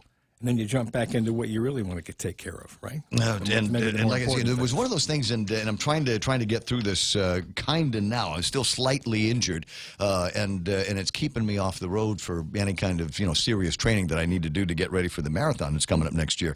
And I feel guilty when I'm not running, or when I see people out running, I'm going, I should be doing that, but I realize that if I get out there and try to run fast, but I still get that guilty feeling. So even though I'm intentional with my time, or I've decided that this is going to be my Netflix time, or this is going to be my reading time, or whatever, I always feel like I should be doing more, and so I've got to get past that kind of guilt trigger, if you will. I think the key is just lay out your schedule, lay out what you want to do, what's most important to you, lay out those things, prioritize them, okay, in the most optimal way, and then allocate time to those things.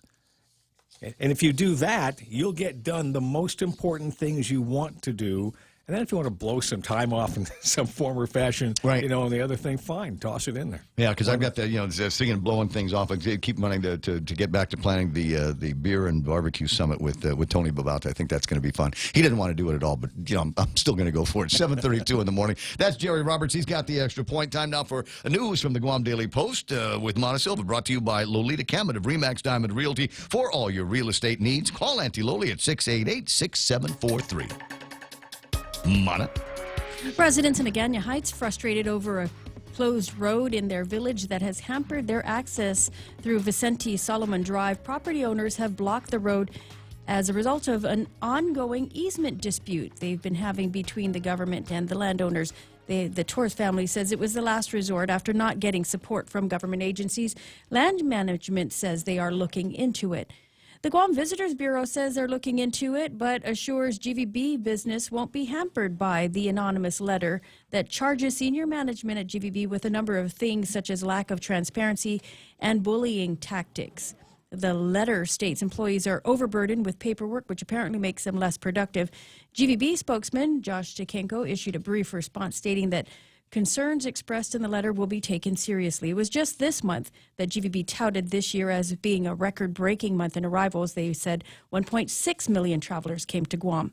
And the first job fair for the Guam Census Bureau, held at the Agana Shopping Center, drew more than 500 applicants, and there are many more positions to be filled. The Census Bureau says they've begun the hiring phase and conducting interviews and have applicants completed having completed their assessments. More than 700 positions need to be filled. Hourly pay ranging from $13 an hour to $20 per hour. The next job fair will take place today at the Micronesia Mall from 10 a.m. until 3 p.m. And those are some of your top stories from the Guam Daily Post. Pick up a copy of the Daily Post or log on to their website at postguam.com. We'll hear from the guys over at Census a little bit later on in the program. Get everybody lined up, as you say, for one to take place today at the Micronesia Mall and on the 9th at the Agana Shopping Center. You must be able to pass an FBI background check. Who's still in? Let's do it like a raffle. Who's still in here? 7:35 in the morning, and that's iConnect time. Swing by iConnect if you're looking for a job with that company, because they're doing some hiring. Corporate sales team needs to fill a couple of holes. So if you've got sales experience, great communication skills, can you work on a team? That's also very important. Energetic, self-motivated, outgoing. We want you. Send your resume to hr@iconnectguam.com or visit iconnectguam.com for more information. iConnect is an equal opportunity employer. Lolita Cammett from RE/MAX Diamond Realty, a friendly, hardworking, and passionate RE/MAX professional who is committed to helping you make a difference in your life and helping you achieve the American dream of home ownership. She also specializes in commercial leasing, land sales, local residential sales leasing, military, and corporate relocation. So for all your real estate needs, call Lolita Cammett from RE/MAX Diamond Realty at 688-6743. That's 688-6743. Traffic Gizmo time at 7:36, and looking at traffic, the pattern is about the same as it was yesterday. Expect to find some issues getting out of Route 3 and onto Marine Corps Drive. Southbound traffic, even after you've hit the Route 1, is going to be slow for just a little bit until just after you pass the Micronesia Mall area. Traffic on Waisangsong also stop and go from all the way up at the top, right up to Marine Corps Drive, where it is meeting traffic from up north that is already moving slow up around the hardware store. Let me see, what have I got for you? 8, 10, and 16. Oh, yeah, that looks like a bloody mess. Coming in from the sports fields over to Happy Mart intersection, and then you'll make it through there with no major problems, but you're going to meet the traffic that gets stuck behind that one good entrance to Teedson. Vince Areola, my bro, if you want to be concerned about something that would make a difference, call the Navy and ask them if we can punch a hole from Route 10 onto Teedson on that side of the street. It should be a four-way intersection, and you can make it so because you're Vince Areola on me. So watch out for some traffic also by Untalon Middle School and the Wendy's down in that area. Route 10 and 15, that intersection moving a little bit slower than normal this morning. Also seeing traffic around the University of Guam, GCC, Payless area, and Father Duenas out in Tai is beginning to build up. The intersection of 4 and 10 is busy in both directions, and I don't know why, but it looks like we've got all kinds of busy happening on Route 4 as you make your way into the downtown area. Looks like right up there at the hill by the gas stations. You get the Mobile on one side and 76 on the other side of the street. Looks like things moving slow through that intersection. Just real quick, because I know how busy you are, let me just take a quick look. Ooh, it's not pretty. In the Ganya Heights over by Guam High and Navy Hospital, looking at traffic slowing down in both directions on that stretch of roadway. And as you might guess, Sumai is also getting a little bit busy. 7:37, that's right now traffic here on The Point. When you think about better water, think Connecticut softened water. Connecticut water conditioners work like no other, supplying a continuous flow of luxuriously soft water without disruption and without use of electricity. After all, better water flows from better thinking. Connecticut. American Water Tech, a passion for improving lives through better water. Call American Water Tech at 649-2301 or email info@americanwatertech.com.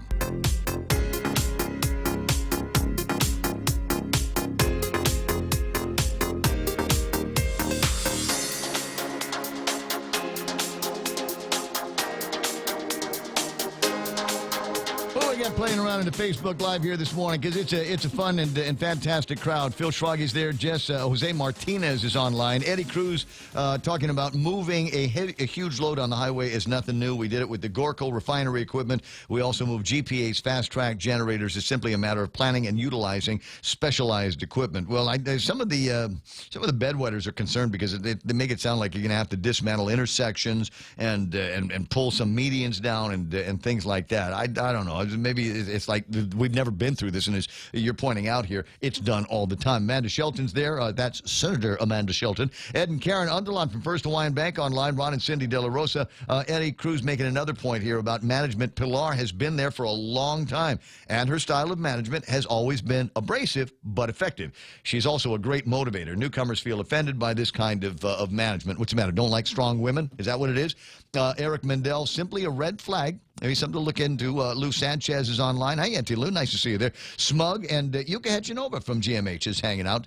My buddy Roel Bejarano, that's KC, as they know him, as the #1 radio show in Oahu. Nice to see you there, buddy. Roy Gamboa, that's Commissioner Gamboa. And Vince P. Pereda is online this morning. 888-8255, 888-TALK. What does it say? Nick says the gate to Guam High is not open. That's why there's a backlog on in Agana Heights. Okay, and then now we know. Let me see it. 20 away from the top of the hour, and while I was there with Jerry Roberts, we were talking about this get-together that they're doing over at the Department of Labor, the Fair Chances Hiring Process Act. They're going to be a workshop Thursday morning starting at 9 o'clock with details. The director of the Department of Labor, Dave Del Sole. Good morning, Dave.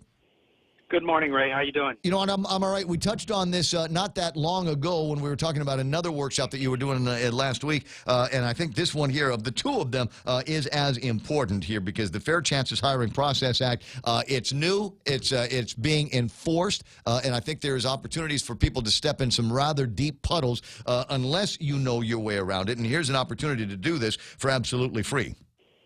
Yes, you're correct. As I've mentioned before, we're going out and doing these enforcements, and part of the enforcement is that we're also trying to, in turn, do the education part, making sure businesses understand how to properly apply this Fair Chances Act, which is basically, in a nutshell, if you have 15 or more employees, you cannot advertise or during an interview ask for any police clearances or criminal history until the time you are ready to offer the person employment. Then you can ask for it.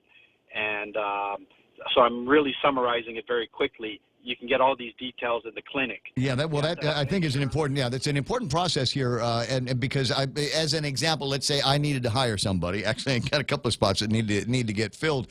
So in the application, I can go through the application process. I can conduct some interviews. At which time do I say, do me a favor, run by the court and get a court clearance and a police clearance? When do I get to do that? When you've done all the interviewing and you're ready to offer the person the job. Okay, so it comes back, and sure enough, this guy's got blemishes with the police department. He's had run-ins with the law, maybe a couple of open cases that have not been completely adjudicated over at the court. What actions may I take then? If you feel that for legitimate business reasons, you feel that this person doesn't work out because of his criminal history, you can rescind it. So this act is basically to try to give the person with a criminal past a fair chance to get employment without it being, the first thing that you see on a job application. And, you're hit with this when you got 20 other applications and you don't even give the person an interview because of the criminal past. Right. So it's not there to force the business to employ that person. It's just there to give them a fair chance to get to the interview and at least be offered the job. And then if for legitimate reasons you find that, maybe the guy's handling supposed jobs to handle money and he got caught several times for stealing or, robbing or something, then that's not a good fit. So you can say, I'm sorry, you interview well, you did well, but this past too closely correlates with the job that we're going to offer you, so we're going to have to, rescind the offer. And and to complement this, we have the fidelity bond, which I want to throw in real quick. We're in our final stages, which is an insurance policy that if you hire somebody with a criminal past, basically, if they're caught stealing or embezzling, you're covered through an insurance policy for hiring this person. This is another complimentary grant that we were able to secure to help our people with criminal past get fair employment. Well, let me summarize that in my head. So, if I were to hire somebody in a money handling position, even though they have been convicted in the past or had run-ins with the law or issues in stealing money, pilfering cash out of the till, that kind of thing, there is an insurance policy. Do I have to pay for that? No. This is we got a $100,000 grant, and we're on the final stages of trying to look for insurance companies who do this. So we would take out the policy, and basically, if you hire this person, we give you a policy that covers this person Interesting. for you. Okay, I kind of like that because I think there might be a lot of employers out there, HR departments, that feel like this is going to handcuff them and rail in all these people that they would not normally hire, given the option. Very, very interesting. Again, tomorrow, Thursday at 9 a.m. This is going to take place at the Department of Labor's third floor conference room in the AGC building in Agana, right across the 76 Circle K that they've got down there. So you can get chicken. Yes, and, you can get chicken and beer when you're done. I guess the other part of the question is how large is your conference room? How many people are you going to be able to take on this? Because it seems to me that there's going to be a lot of people that would be interested trying to figure out how they won't be stepping into any legal puddles. It's that's why I say call and reserve a space. But these are regularly ongoing trainings that we offer all the time. Just like on the 5th of November, that was last week. Today. Oh, today you got one. At 9 a.m. we have an OSHA training again, and this is for basic general industries, which are like the janitors, the restaurants, laundry, landscapers, general training on OSHA requirements. So we have that going today at 9 a.m. So these are ongoing. Every month we have training, and if you're a larger business, you can call us and we'll be glad to come to you and give you specialized custom training. I tell you what, it's they're offering the training. It doesn't cost you anything, but a little bit of time. You get the splains from the experts on this, and that way, when there is an issue that arises, when you've got some people that maybe are thinking that you did them wrong, you can point to the chapter and verse. Dave, always fun talking with you. Just real quick, and I don't know to what degree you might want to jump into this, but to me, it's one of the fun conversations. Guam Visitors Bureau. Apparently, there's a disgruntled employee or two that have written an anonymous letter pointing at bullying tactics, abrasive tones. There's too much paperwork that is slowing down productivity. What's the correct way, do you suppose, for GVB to deal with that kind of anonymous murder by memo? Well, they should have, of course, what they're doing now, internal investigation.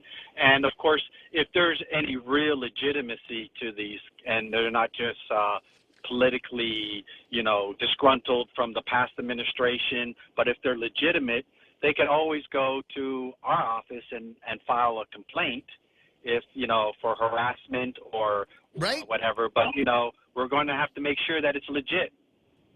And we will follow it up, impartially and make sure that, that if there's any standing to it or not. And that's what the Department of Labor is there for. If you've got problems, bring it up with the management. If you still got problems after that, then you call the guys over at the Department of Labor, and we start talking about the civil service and where there might be violations. But near as I can tell, using an abrasive tone in the workplace as a supervisor or manager of a department or agency is not a violation of any of the rules of engagement between employees of the government of Guam and their supervisors, right?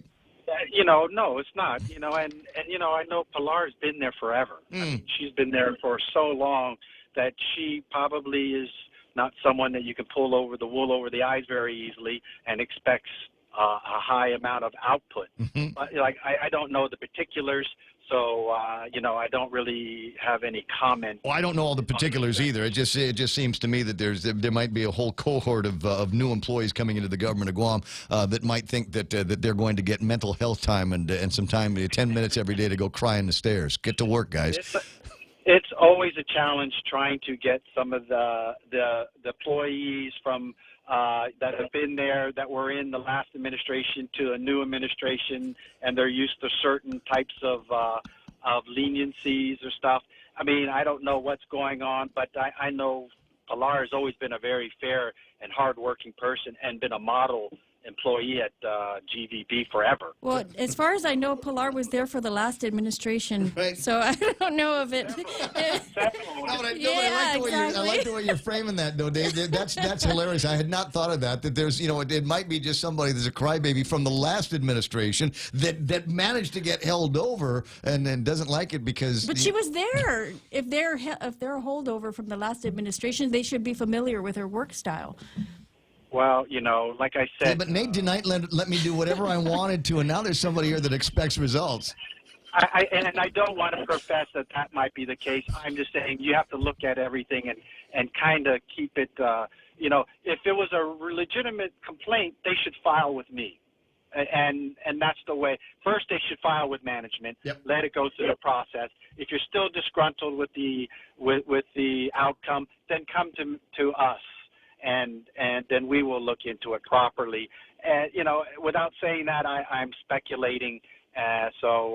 No, it's okay. I'll see if I can get you a copy of it because it'll be fun. I'll see what I can send to Director Cho later on. You have a good day, Dave. I appreciate your time. Well, I'm going to go see you today because Ray makes me wake up early for the show, so, Why can't I do the news on the morning show after like 10 o'clock in the morning? I see you. Dave, you have a fantastic one. Dr. Ron McNinch, I was originally calling to congratulate him. He's on a National Education Board, but I do want to get his expertise on this.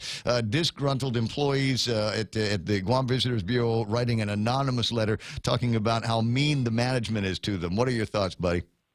Hey, happy day, Ray. Happy day, Guam. What do you say, Doc? Come on, give it to me. Well, first of all, when I read the complaint, I try to read every complaint. I apologize, I have a cold this morning, and so I didn't just get up, I promise. I'm not judging you. So basically, if it looked like a classified employee wrote this, or are writing on behalf of classified employees or whatever, and if it's a legitimate management complaint, first, we have a civil service commission to protect classified employees. Mm-hmm. Second, we have a whistleblower law. If this is a legitimate management issue or concern, any employee can legitimately complain, cite the whistleblower law for protection, and run it through the process. These sniping from the shadows kinds of techniques are extremely unhealthy. Disruptive, even. Well, it is psychologically unhealthy for the employees of that agency. If they feel so enfeebled that they cannot write a legit grievance or complaint against their manager, there's much more going on with that person than probably with the manager. Is this something that we're going to have to get used to? I mean, I don't want to be, all profile-y and everything, but I mean, is this something that the managers and bosses are going to have to get used to? I mean, it seems to me that there's this whole snowflake generation that is coming out that's going to want, mental health time and need to be basically handheld through these processes and never received any real discipline at home or at school and don't know what to do when they get it at work. This will not become a trend if whoever is handling the complaint handles it appropriately. And what I mean by that is whoever handles it says, hey, if these are legitimate management complaints, send them up. You have whistleblower protection. Sign your name. Right. You have classified employee protections, whatever. In fact, I think the whistleblower law also protects appointees or contract employees. And so there's no reason for someone to write a poison pen letter against the person, besmirching their good name, without them being able to confront or address directly the person who's writing it, because we have no idea what their real motivations are. Mm-hmm. This could be, they didn't put me on a trip 2 years ago, so this is my chance to get back at them. Oh, hilarious. Got it. 7:53. That's the kind of behavior we're dealing with. Well, I suppose so. Just man up, grow a pair, and that's why it's called work. Dr. Ron McNinch on the line. So I just want to call and congratulate you for getting the appointment to this position on the National Education Board. Yeah, the National Association of State Boards of Education. I'm one of about 10 board members nationally.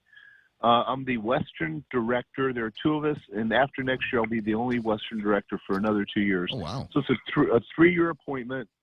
This gives Guam direct access to the U.S. Department of Education on a lot of neat policy development items. NASB is a wonderful organization. We have several of our board members on the GDOE board who are very active with NASB.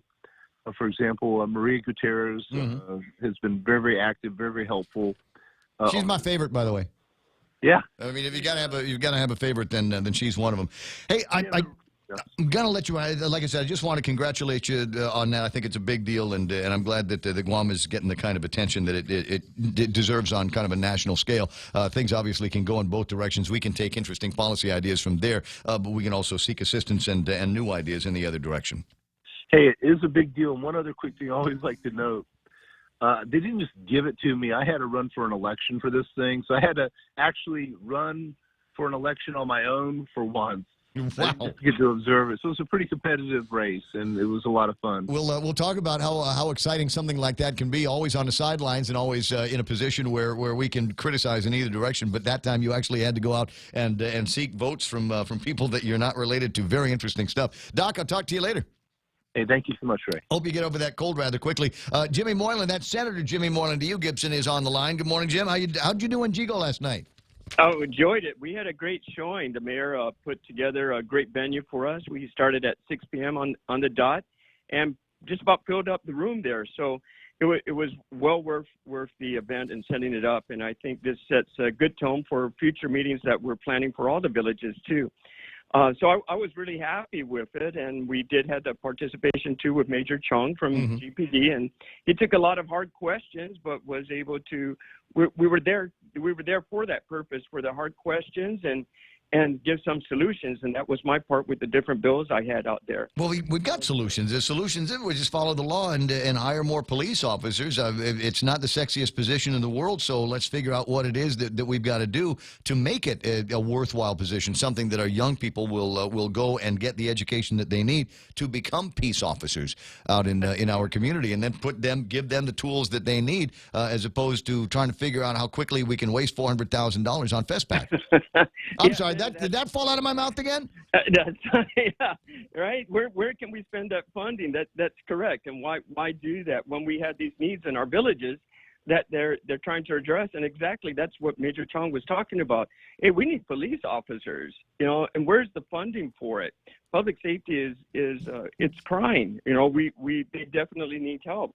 But where is that on our agenda for the 35th Guam legislature? I think the FESPAC, though it it could do something, but it shouldn't be on our high priority list. Go do fundraising, do car wash, go and give away stuff over at the venue and Roots and stuff like that. I mean, they stop using the people's money to go and have a good time at everybody's expense. Well, we've got these problems at GPD, we've got these problems at DOE, and we've got problems with air on them over at the Guam Memorial Hospital. Exactly, and that was brought up as well last night, and I think the community is just getting fed up with it, and let's direct our resources where we should and what's more important right now. Eventually, we can get to those nice to have, but what about the things that are happening in our community? And some folks were really passionate about what they had to say, and they came prepared last night. They even brought color pictures of the things they saw in their neighborhood, the broken down cars, the bus stops with all this beer bottles and trash around it, and all the littering going around all over the place in the neighborhoods, and worried about the curfew. Why aren't we enforcing the curfew of these kids out there with backpacks and machetes in them and rebarring it, and at all times at the night? And what are they doing out there? Where's the enforcement? You got speeding cars through the neighborhood too. And so folks really want to hear. Yeah, we want the public safety services that we pay a lot of tax money for. Pam's asking the question: is there a public hearing? Yes, today from 9 until noon there is going to be a public hearing on Bill number 158-35, an act to appropriate $400,000 from the Tourist Attraction Fund. And Guam to the Guam FESPAC and Folklore Festival Trust account to fund our participation in the 2020 FESPAC and to allocate funding for future FESPACs. So a number of people. This bill introduced by Kelly Marsh Titano over at the legislature is also co-sponsored by Tina Rose Munya Barnes and Amanda Shelton. And if you don't believe that this is an effective use of taxpayer dollars, then you need to go to the legislature. And it won't be fun. It won't be fun. You'll be the only person person in there that's not politically correct and loving up the culture by saying this money needs to go someplace else. If you want to go to FestPac, do a fundraiser. But otherwise, we need to use those dollars. They need to be reappropriated to places where it will make a difference. Right, and for GVB, their concern is public safety as well. We're promoting the island as a safe, enjoyable place for you to come with your families. But is it really, you know? And then we have these issues with tourists being robbed and a whole bunch of other stuff. Yeah, there's a lot of work a lot of good can be done with that $400,000 as opposed to putting it on airplane rides and hotel accommodation. 7:59 and change. Real quick, when's the next one and where? We're looking at PD. And we're talking with the mayor today to confirm a date and time, and we'll be putting out the notices, and we hope to pack the house again. You let me know. I'll put it on the radio for you, buddy. Appreciate it. Not a problem. Glad you had a good time up in Jigo Town. Did you stop by the what is it? The VFW? That's the place to go after the meetings. Mike St-Nicholas online. That's Congressman Mike St-Nicholas. Ka is there. Gerard Estoy and more on Facebook Live. We'll go over the whole list a little bit later on. Right now, this is The Point.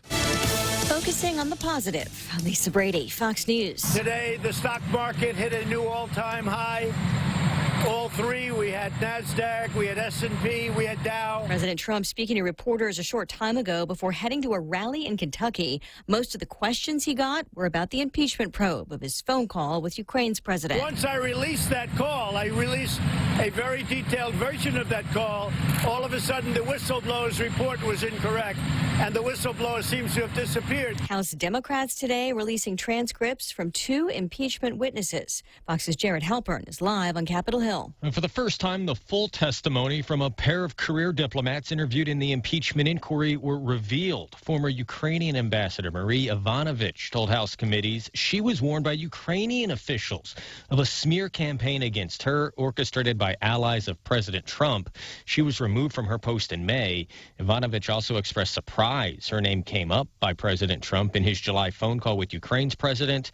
Republicans on the impeachment committees have long pushed for public release of the transcripts, saying they do not change the fact there was no quid pro quo by the administration to force Ukraine to investigate former Vice President Joe Biden. Lisa. Meantime, Jared, the Trump administration follows through on the president's pledge to withdraw from the Paris Accord aimed at fighting climate change. The U.S. taking the first formal step in a year-long process by notifying the UN today. Justifying this move, the Secretary of State Mike Pompeo says that President Trump made the decision to withdraw because of the unfair economic burden imposed on American workers, businesses, and taxpayers, and by U.S. pledges made under the agreement. There are about 200 nations that are part of this deal. Fox's Rich Edson at the State Department. The head of the World Resources Institute calls the move cruel to future generations. America is listening to Fox News.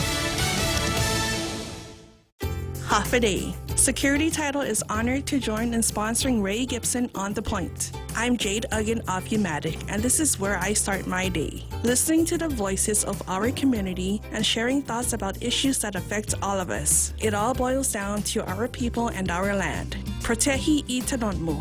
Protect your land. When purchasing or refinancing your home, remember to call the professionals at Security Title, just like you call Ray Gibson in the morning. Konnichiwa! We'll be celebrating the 40th Japan Autumn Festival on Saturday, November 16th from 2 until 9 at the Governor Joseph Flores Beach Park. That's Ipao Beach Park. Parking will be available across Oka Payless with free shuttle service every 15 minutes starting at 1:30. Advance tickets available now at the Japan Club of Guam office located on the first floor of Pia Marine during business hours. The Japan Autumn Festival at Ipao Beach Park, November 16th from 2 to 9. Come join us. For information, call 646-8066. This message made possible by Choice Broadcasting. New sanctions on Iran after new violations of the nuclear deal. As Iran marked the 40th anniversary of the Iran hostage crisis, the head of Iran's atomic energy program announced Monday that his country is now one step closer to a nuclear weapon. He says Iran is operating twice the amount of advanced centrifuges as previously known, allowing for more enrichment of uranium. The speech aired live on state television as Iran's vice president said that his country is enriching 5,000 grams of uranium a day. Earlier this year, that number was just 450 grams. Fox's Trey Yingst. The new U.S. sanctions target 9 people and 1 entity. Meantime, the State Department announcing a reward of up to $20 million for information leading to former FBI agent Robert Levinson, last seen in Iran nearly 13 years ago. The World Series champs visit the White House. America fell in love with the Nats baseball. They just fell in love with Nats baseball. That's all they wanted to talk about. That and impeachment. The president predicting it'll be the first of many titles for the Washington Nationals after the first ever World Series in franchise history, nearly a century since D.C. had a World Series champion. A Florida mom says she's overwhelmed by the response after tweeting a heartbreaking question. Carrie Block of Neptune Beach, Florida, tweeting her 21-year-old autistic son, David, who has been nonverbal for most of his life, posed his first question ever, asking, "Would someone like me?" She says he's been lonely after developing a severe immunodeficiency disorder, which led him to be homeschooled. Tens of thousands reacting, sharing words of support, letting David know he has a friend in them. One posts, "My nephew, 8, is also autistic and nonverbal," adding, "We love him so fiercely and pray he will find his voice," calling David an inspiration. Fox's Kristen Goodwin. Block says the outpouring of love for her family has been mind-boggling. I'm Lisa Brady. This is Fox News. Hi, welcome to Chili's. We are serving lunch combos for $11.99. Choose from a variety of mouth-watering entrees like our ranchero chicken tacos, beef enchiladas, quesadilla explosion salad, or the California flatbread. Pick a beverage and start your lunch with a choice of bottomless chips with salsa, a half salad, or a bowl of soup or chili. Experience the bold flavors at a great price with Chili's lunch combos for $11.99. Available Monday through Friday from 11 a.m. to 3 p.m. Located in the Tumont Sands Plaza, 2nd floor. Chili's, savor the moment.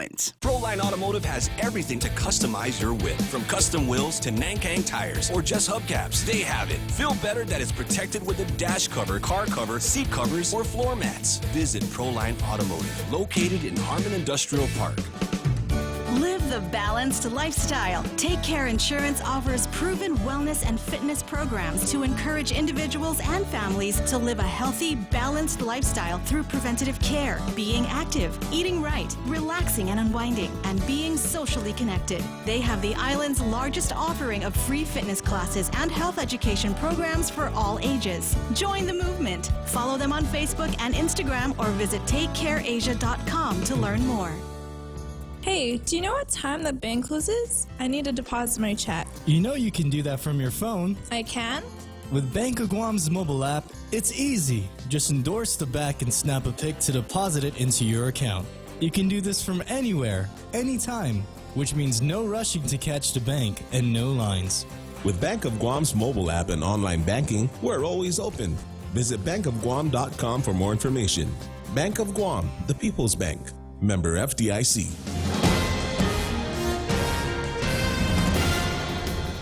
And good morning. It's 8:06. I'm Mana Silva Tyron with some of your top stories from the Guam Daily Post.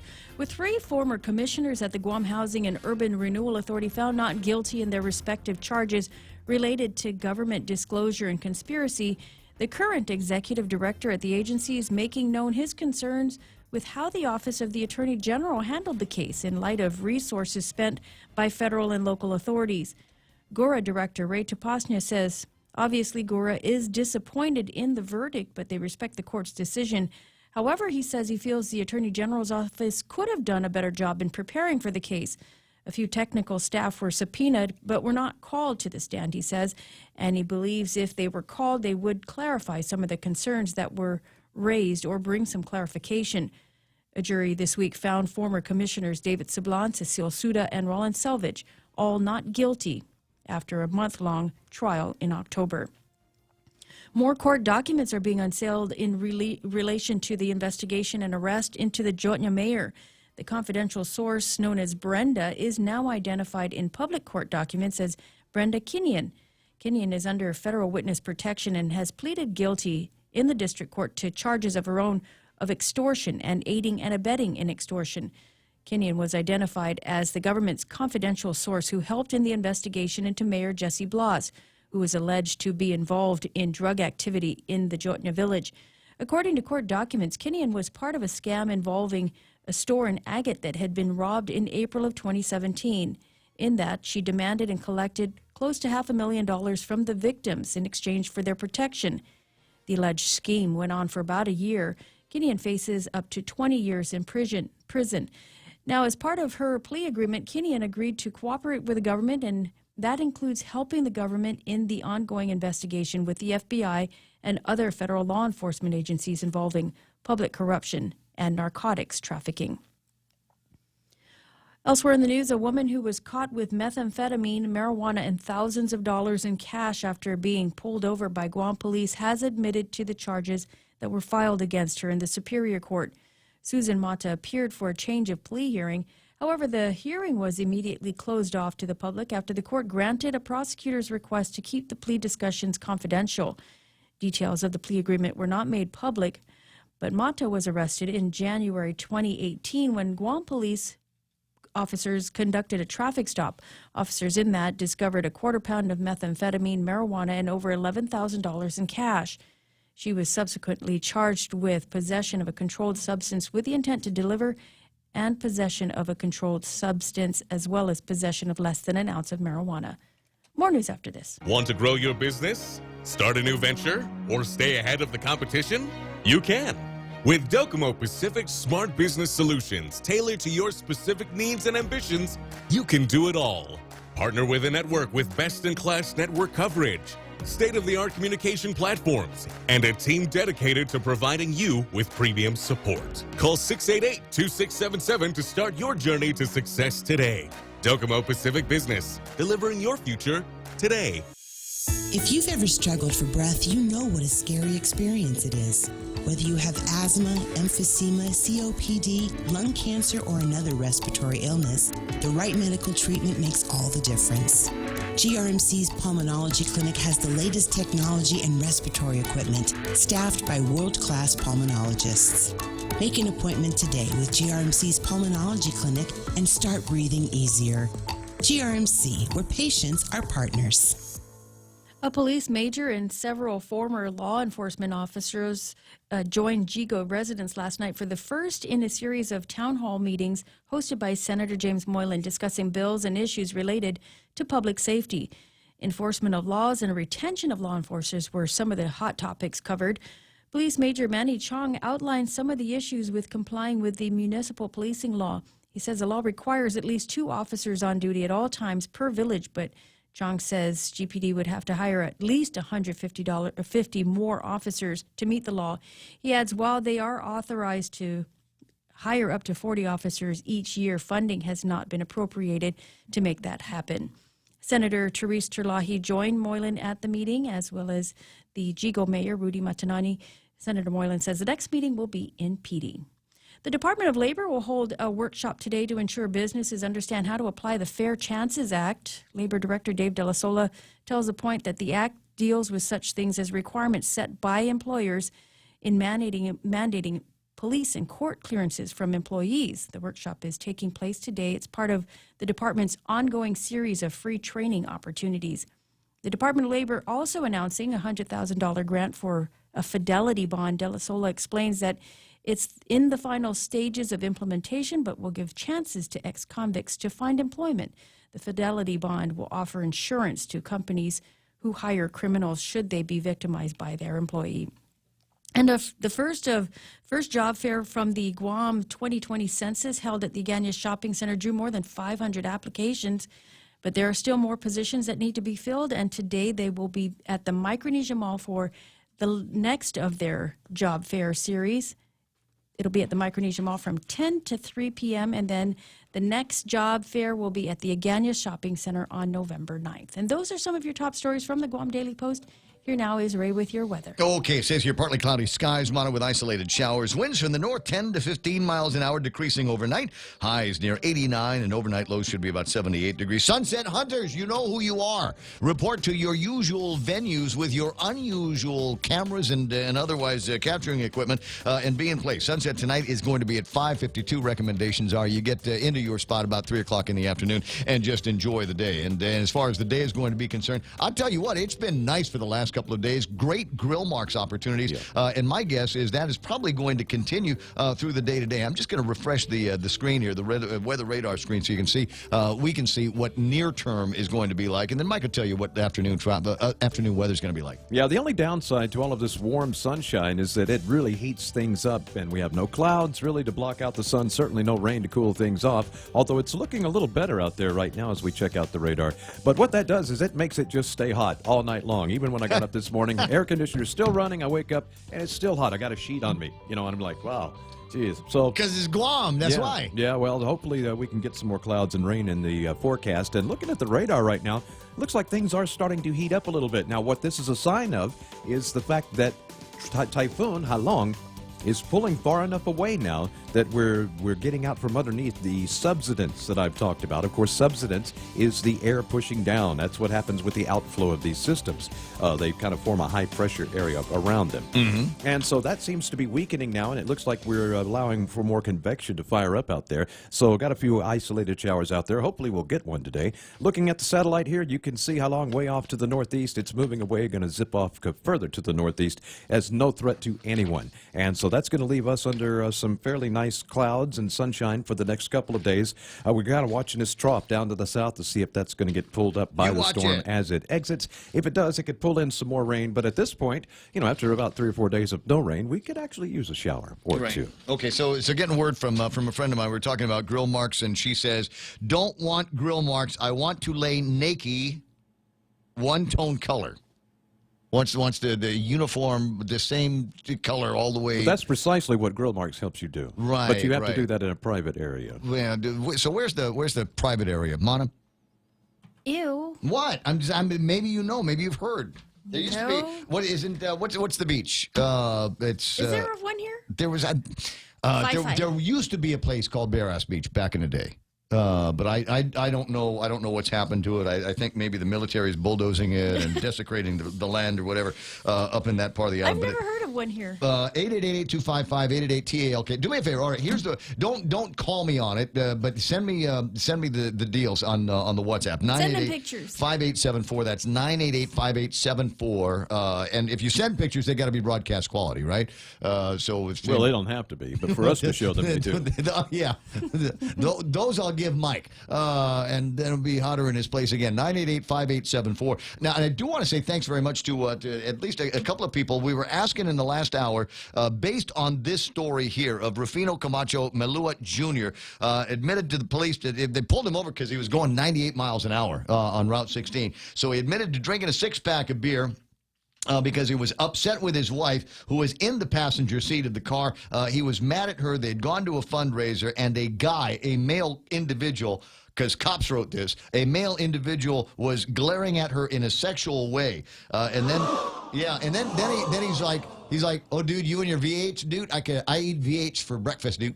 So he got all attitudey with the cops. Fino Melua Jr. is the name of the guy, and so I'd ask the question: what does that look like? What does it look like when you glare at someone in a sexual way? And somebody said this picture is Brad Pitt, how you think you look when giving that sexy stare to a girl, but this is what you actually look like. And then there's a picture of Mr. Bean, which is. Which is probably about right.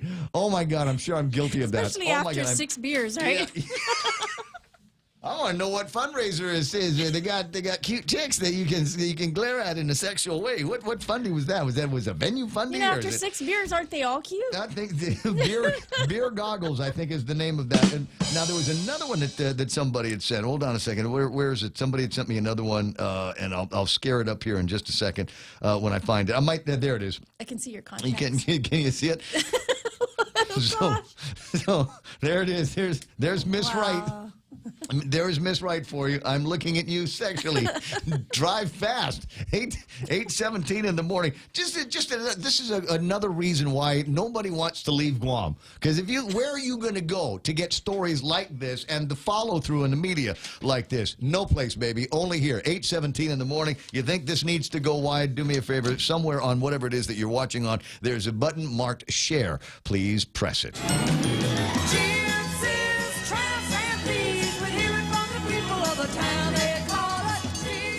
Well, there it is, what time is it? 8:18 in the morning, and that's news and weather together here on The Point.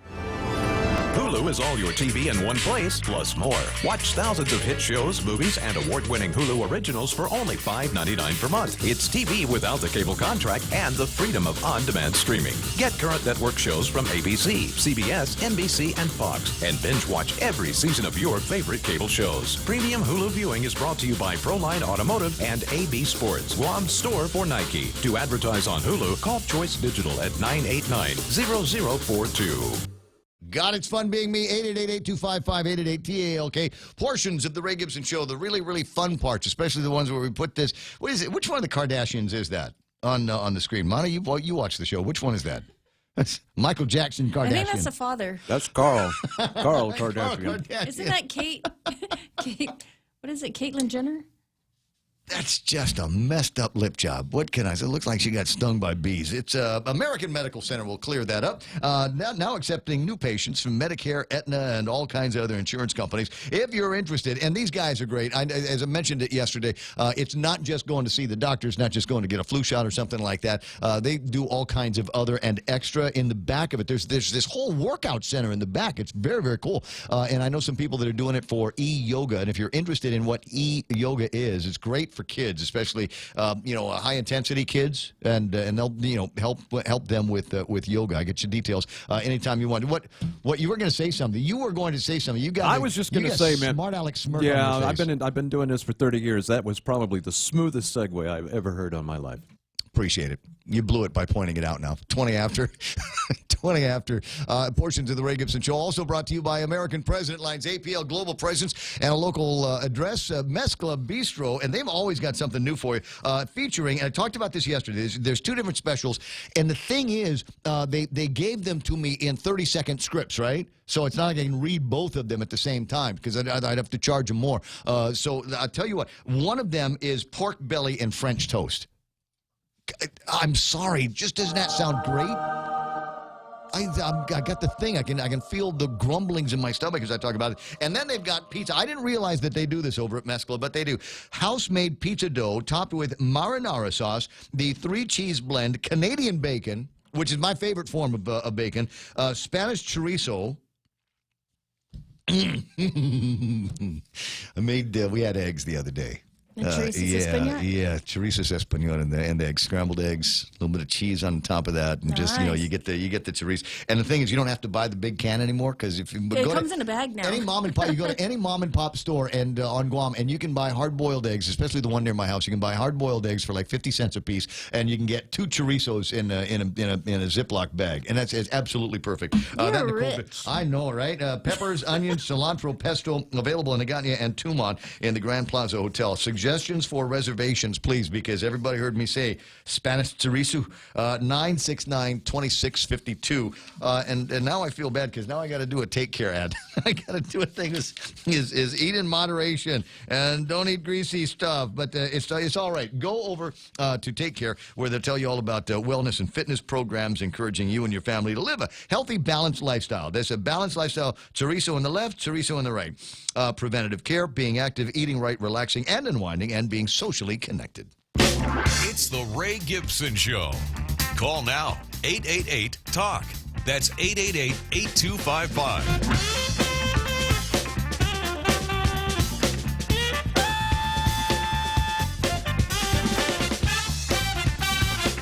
If you're watching on Facebook Live, the lady on the right hand of the screen is applying for the new sportscaster position. What do you think? Shall I? Come on, buddy. It's all right. You can say it. Just sing on it. 888-825-5888-TALK, 988-5874. And thanks very much for sending those pictures of those kinds of beaches where you might be able to get on all around tan. I've got a picture, but I can't use it on the I guess I could. I don't know. Gonna save it for later. 988-5874 if you want to send something like that out. What are you giggling about, Mana? What are you giggling about, Mana? Ew. Sometimes it's awkward having these conversations with my baby sister actually in the studio, but it's 8:23 and about time for us to think about talking about sports.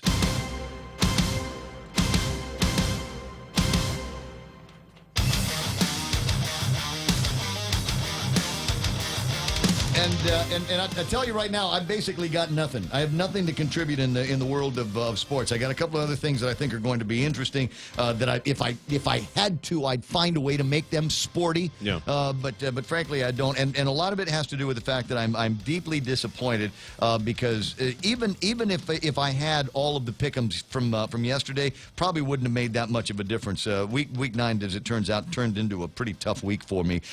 Despite I've started off with missing 4 games because I forgot to press the save button, and on the games that I did pick, what, the Patriots lost?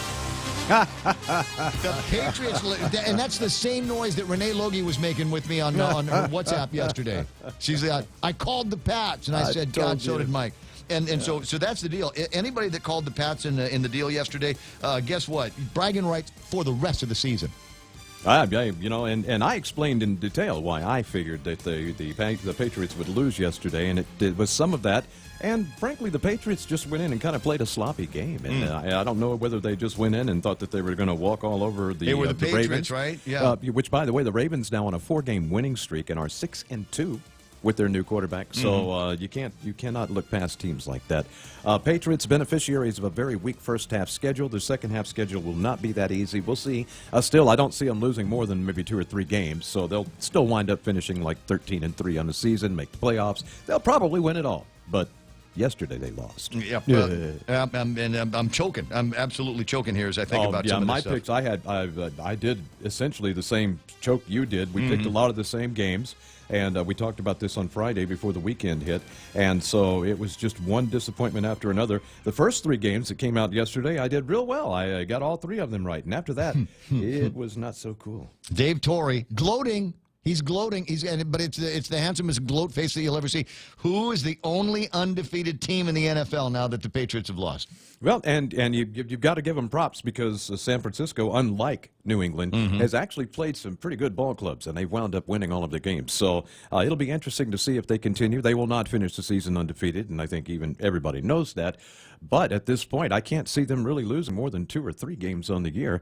And it's starting to look like former teammates might be facing off in the Super Bowl because Garoppolo used to be with the Patriots. There we go. Now, we got a game that we're going to play today, and that is the Dallas and the New York game. And if Dallas wins, then my total points for Week 9 will be 6. I mean, I don't know why I'm embarrassed. I don't know why I'm anxious about it. I'm not, a major big football fan, but I think I've learned a little bit over the last 9 weeks or so about what football is supposed to be like. And then you get a week like this where, like I said, even my picks, the games that I was able to pick, I only got a couple of them right. Oakland did beat Detroit. Seattle did beat Tampa Bay. But it was Denver, Los Angeles, and Baltimore, all of them on the underdog side of the score sheet that came and won. Denver beats Cleveland. L.A. beats Green Bay. And again, New England lost to Baltimore. And it wasn't by a point or 2. Yeah. It was 37-20. Yeah, they almost got doubled up. And Seattle actually had to take that game into overtime. They had to come back in the second half and take the game in overtime, which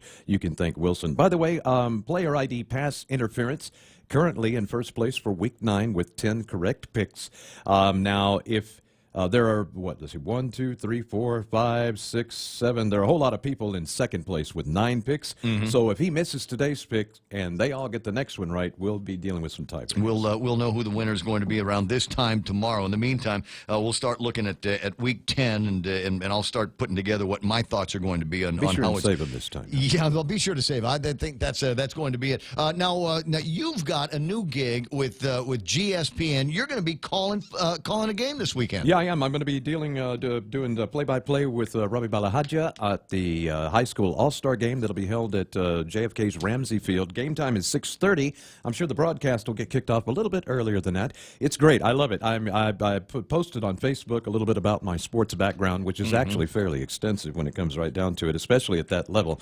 So I'm looking forward to getting back in the booth, man. It's something I've wanted to do for at least the last 15 years or so and just haven't found the opportunity to do. So let's see how it works out. Hopefully hopefully I won't suck. So they'll be now. They're going to stream it on their website. Is It that will their be plan? on. It will be on GuamSportsNetwork.com and also on their YouTube channel. Audio and video, or just audio? I believe audio and video for YouTube. Very, very I'll cool. have to see. I have to check with Robbie on that. We're going to actually have a meeting tomorrow and talk about it. Some other local sports, though, from GSPN. Beach volleyball back in the IAAG as a newest venture after when they went through an exhibition phase last season.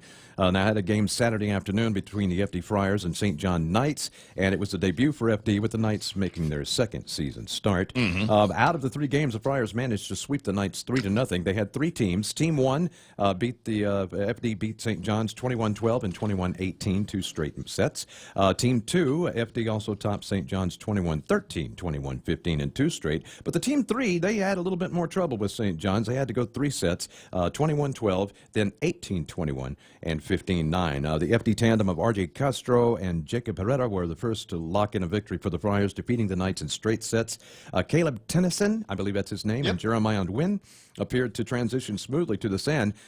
Tennyson is a bit of a defensive specialist for their indoor team, but his offense actually comes been pretty handy during the Big beach. sports surname on Guam, Tennyson's. And lastly, the Friars' Thomas Moylan and Kiko Damian, given some serious competition by the Knights' Aaron Chen and Aiden Johnson, splitting the first 2 games of the set before the Friars soundly won the final frame. So we'll look forward to seeing more of that. Beach volleyball, though, that's hard. That's hard, man.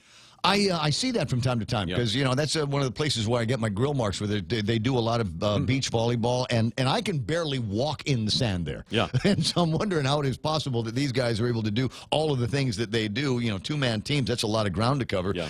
And it's not easy to move around in that. And the same thing, go and check out Jimmy D's Any Given Sunday, and they've got the Ultimate Frisbee League that is going on out there. Right. Again, and they're churning up sand. And there are 2 things to consider when you do this. Number one is the sand, again, is very soft, and there's a lot of movements, and it's just like running on a football field, except the sand gives way to you. Right. And the other thing is there's a lot of dogs on, they go to Jimmy D's, so sometimes you'll put your foot like right into some kind of dog poopy.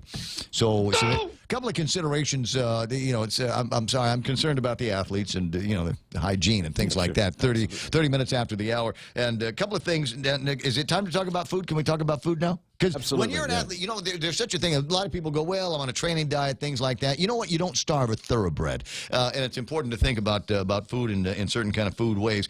There is an Anthony Bourdain documentary in the works. They're putting together a show that will profile the life and the legacy of the late celebrity chef Anthony Bourdain. Did you ever watch his show? All the time. I mean, it's he was one of my favorite. I've never even seen him cook. I've never seen him cook anything. Once in a while, he would cook. They just go someplace and he would eat. share in whatever was already being cooked. But I always liked it because he'd be able to whatever he was eating, he'd find a local beer to pair it with, and I always thought that was pretty cool. And everybody's got a favorite Bourdain episode out there somewhere. But me and my friends like to get together, and we've been talking about doing one of these things. It's the Bourdain dinner, and maybe when they come out with the documentary, that would be it. So I have a viewing party and then a Bourdain dinner, and the idea is you put together a meal like Anthony Bourdain was coming to your house, and he says, okay, what are you going to cook for me? And so that's the idea behind the Bourdain dinner with me and some of my pals. Same question for you. Anthony Bourdain, he comes back from the dead, and he says, Mana, I heard you cook a pretty good whatever. I'm going to come and eat it. So what would you cook for Anthony Bourdain? First thing, make him take a bath. He does look he looks like a Katina boy, doesn't he? Cut and cutney. It's funny because I've asked that question, I don't know, half a dozen times in the last week or so, and I keep getting something along the same lines, which is soup. I'd make him some kind of soup. There was talking to a couple of chefs from over at the Hyatt. I mean, these guys, executive level chefs over at the Hyatt, and I asked the guy, what would he make? And this guy says, Tinaktak. I put together Tinaktak. Yes. He's really good cherry tomatoes, and maybe we'll get some sigaditas, some fresh sigaditas out of the garden. Rice, be all right. If you're thinking about doing some cooking, the holidays are coming up, and Hyatt, along with a few of the other hotels, are no doubt going to be offering you an out on the process of making a turkey. But for the record, the Butterball Turkey Talk line is open now. They've just recently opened it up for the 2019 holiday season. So if you don't know how to cook a turkey and can't read the simple instructions that are on the back of all of the turkey labels, then these are the people that you call to make sure that it goes. Number one piece of advice for Mana's turkey making. I stuff my turkey with a lot of butter. Under the skin. Oh, yeah. Oh, yeah. You actually pull the skin flap up and massage some butter Lots in that. of butter. I'm the I same learned thing. that from GCC, by the way. I like, personally, I like the stuffing. I like the process of making the stuffing. I don't and, like it and putting stuffed in the bird. You like it stuffed in the bird? I don't like it. I like it separate. Yes, there's well. I mean, you cook them both. I mean, you got the stuffing in the bird, but then you've got I think in the States they call it dressing.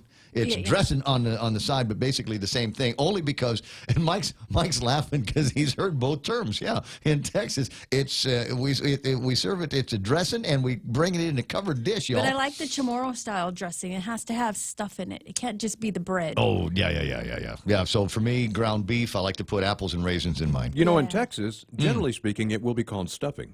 Once you move over to the east and you start getting into the deep south, Mississippi, Georgia, it's dressing. And it's dressing. That's right. Pam Duvall saying Anthony Bourdain had coconut crab in Micronesia. Forgot which island, but he's done some of that training and rolling around here. Nick Perlowski says shrimp Creole. Dude, the next I'll tell you what, Nick. Can we invite them to your party? Yeah, Can I was gonna say if we do the Ray Gibson and Tony Bavauta beer barbecue summit, then yeah, you can come by, but you have to bring the shrimp Creole and the then, coconut crab. and then whatever Mrs. Nick is going to be cooking. I think that sounds like a great idea. 888-8255, and that's a telephone number on there. I suppose we got to get back to working and stuff, huh?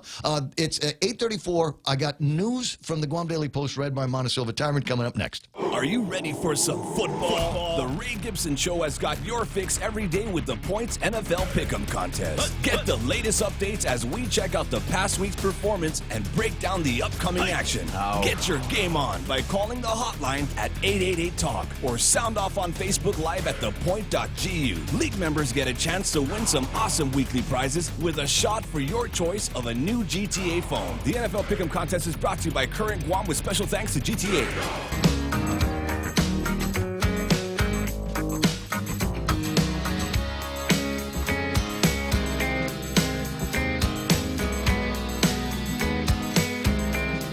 Strange. Sounds like there's two songs playing in this track. This is a mark that I never used that one again. I got 8:35 in the morning, and in the last 20 minutes or so, we had a conversation, including going to Mezcla and trying out some of the pizza that they've got there. And it's worth bringing this back up. And Mana found this on a friend's Facebook page. It is a pizza made with coconut milk, tomato sauce, garlic and shrimp, onions, green beans, jalapenos, coconuts, and mozzarella. It is a Guam shrimp kadu pizza. And I'm going to send a copy of this. Send it to Dennis. I bet you Dennis can pull this together. Oh, our Dennis, Dennis Bensour? Yeah. Dennis, I think we've got a challenge for you. I mean, look what he does with the breakfast pizza. Yeah, I think you can pull that off. Easy for him. Coconut milk, tomato sauce, garlic, shrimp, onions, green beans, jalapenos, coconuts, and then mozzarella on top of that. It sounds like a dog's breakfast, but I'm willing to try anything once. 8:36 in the morning now with news from the Guam Daily Post. Here's Mana Silva Tyrant. The defense calls her a liar, but prosecutors in the trial against the Jotnya mayor may use testimony from a woman who was once only identified as Brenda, the confidential informant. Brenda Kinian pleaded guilty in another federal case after allegedly extorting an agate store owner of close to $500,000. As part of her plea agreement, she will cooperate with federal investigators in uncovering other drug and corruption cases. It was the first of a number of other town hall meetings that will be held. Senator Jim Moylan met with northern villagers last night to talk about his bills and public safety issues. Senator Therese Terlahi also joined in the discussion, which included input from police officials who said manpower is always a challenge, especially without appropriations made to help GPD hire more officers. Police Major Manny Chong says they need at least 150 more officers to meet the requirements of the law. And while the Department of Public Works has some serious concerns about Guam's roads being strong enough to bear the extremely heavy equipment used to build the new power plant, GPA's general manager says it's not going to be a problem. GPA says they'll fix whatever damage takes place to the road. The construction of their new power plant will begin today when a contract is signed. And those are some of your top stories from the Guam Daily Post. For more on these stories, pick up a copy or log on to their website at postguam.com. 8:37 in the morning. It's the Ray Gibson Show. Portions are being brought to you by the guys over at iConnect. They're hiring if you are self-motivated, energetic, and outgoing. iConnect is looking for the right people, folks like you, to be part of their corporate sales team. So bring your sales experience, excellent communication skills, and if you can work as a team, that's a plus. You're encouraged to apply. Send your resume to hr@iconnectguam.com or visit iconnectguam.com for more information. iConnect is an equal opportunity employer. The Extra Point with Jerry Roberts of Guam Training. Hi, I'm Jerry Roberts, and every day on The Ray Gibson Show, I get to comment on the incredibly diverse, fun, challenging, sometimes frustrating, often exciting, but always interesting world of work. I hope you'll be there with us. You can find daily transcripts of The Extra Point at guamtraining.com. Tune in every weekday morning at 7:20 for The Extra Point with Jerry Roberts. Brought to you by Guahan Insurance Services and First Hawaiian Bank on 93.3 The Point. Traffic Gizmo time on the Ray Gibson Show. Let me see if I can find out what's going on your roadways. Nobody calling in with any major traffic issues or accidents or anything like that. So it's basically intersection traffic, and it looks like some of the busier intersections, 8, 10, and 16 was fairly busy, but it looks like that's calmed down a lot. Traffic in both directions over by, is that Carbolito Elementary? No, it's Harvest Christian Academy is looking a little bit busy here this morning. You'll also see some traffic on Marine Corps Drive southbound just as you're passing the airport intersection. And in fact, most of Marine Corps Drive from about where St. John's is, and this is the weird part, from about where St. John's is, traffic moving very slow. In fact, we got traffic over in front of us here and by DPW. It'll open up, but not until after you get past the Kmart intersection. Might be an accident. Is it possible? We'll take a look because it's, like I said, right outside the window. 20 away from 9 o'clock in the morning. That's right now traffic here on The Point. Lolita Cabot from RE/MAX Diamond Realty, a friendly, hardworking, and passionate RE/MAX professional, is committed to helping you make a difference in your life and to helping you achieve the American dream of home ownership. She also specializes in commercial leasing, land sales, local residential sales leasing, and military and corporate relocation. So for all your real estate needs, call Lolita Cabot from RE/MAX Diamond Realty at 688-6743. That's 688-6743.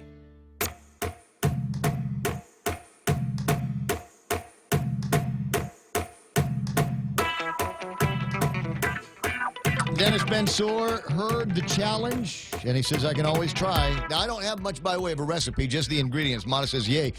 Just the ingredients, and I've already sent that off to Dennis Bensour, along with a picture of a girl. Looks like she's only wearing a wrap walking down the beach. And it might be one of those beaches that we were talking about. The awkward conversation about where there are still, because at least one listener, we were talking about after the weathercast, about grill marks. And she said, well, I'm not really into grill marks. What I'd like to get is a uniform kind of all over tan. But where do you go to get something like that? Where do you go on Guam to get it? And I'd asked the question about a place we used to call BA Beach. You know what, the Bear something beach. Yeah, like I'm going to get all squeamish about saying that word on the radio all of a sudden. Anyway, so you got that place. And you just said it a little while. Yeah, I know. I don't like to go there too often. I mean, I try to be very discreet with using that kind of language on the radio. Well, it just means really, I just try to, it's for impact. But if I use it too much, then I sound like I don't know. It sounds like the kids just learning to curse. Yeah, well, it just means naked donkey. Exactly. So I got word BAB Beach between Two Lovers Point area and NCS. Mark chimes in. Haputo Beach is still active on Nicktams, but if I've ever been there, it was like once in college. And I don't really remember how to get there. I do remember there was one place almost had like a set of stairs off on the side of the road, and you had to find some place to park the car, and then the next part was going down this trail to the beach. And I remember getting to the beach thinking, can I get a ride from here? Because I don't have to go climb back up there. And I think that was the way it worked out. But anyway, if you know of some place where you might be able to go and get an all around tan. Literally asking for a friend. It's not for me. I'm okay with the grill marks. I'm okay with my two-tones. Nobody ever sees it. So I'm just saying, if you know of someplace, do me a favor. Tell me, drop a pin, if you will. Pam Duvall says Bare Butt Beach. Yeah, so is there someplace else, though? Because it's like I said, it might not be all that easy to. I'm talking about maybe someplace that you could drive up to. Just give it some thought. I don't know. Do you do some of this stuff in your own backyard? Do you have are your privacy fences and bushes up so high so that you could lay out in the back and get your all around tan and not have to worry about the neighbor kids? My fences could never be that. Yeah, it's inside. We'd need to build an outside that was inside. 8:42 in the morning, 888-825-5888-TALK. Eric says you'll sound like Cousin Troy if you cuss a lot. You know what? I tell you what, Eric, and he's my cousin. I love him. And if I had the same thing, if I were to do a podcast or a video cast that was only being streamed, if I didn't have to worry so much about the requirements of the Federal Communications Commission, chances are likely I would probably let loose with a couple of other four-letter words. I generally don't, though, and most people know that I don't have a real bad blue streak, but there are times where that's the emphasis. If you need to drive home a point, you use those words effectively to make an impact. To go, oh, he must have really meant it because he used that word in attached to that sentence. James Howard says, Uncle Carl's Ranch by the beach. You're talking about Arunau? I know the area, and it's one of those places where it's okay. Go ahead and lay out when there's nobody looking. But remember, Uncle Carl's place overlooks the beach down there, so you might want to be out there in your birthday suit. But there might be somebody up there with binoculars or video cameras or something like that. So be prepared to cover yourself up. Yeah, there's some place out there. You know where it is. You're just not sharing. 988-587. What's the WhatsApp? 988-5874 is the WhatsApp here at the radio station, and feel free to hit me up with whatever. Are we waiting on a call with these guys? Yeah, I think so. But if you got a number, I put it in. I can call them. I'm getting nothing. Yeah, okay. I'll work on 645-2020. Did you call that number? I'm about to. Okay. Give that a shot, and we'll see if we can get some. It's the job fair that's taking place. We got one today at the Micronesia Mall. There's a story in the Guam Daily Post. 500+ people showed up at the first of the job fairs for Census 2020. And I keep wanting to say Census 2000. No accident in front of the station, just slow driving, according to Dennis, who's on the road right now, Groovy. And so there are a couple more job fairs that they're going to be doing. There's today and then another one on the 9th at the Agana Shopping Center. Today's at Micronesia Mall, and another one on the 9th at the Agana Shopping Center, and then the 15th. We talked about this yesterday, and the strange numbers that you get attached to this. It's not as though they're rounding it out and saying, okay, you want to be a crew leader? That job is $19.50 an hour.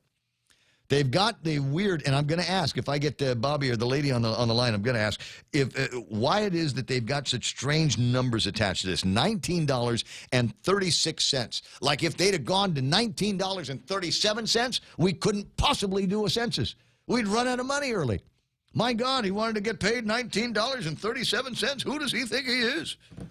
$19.36. That sounds more like it.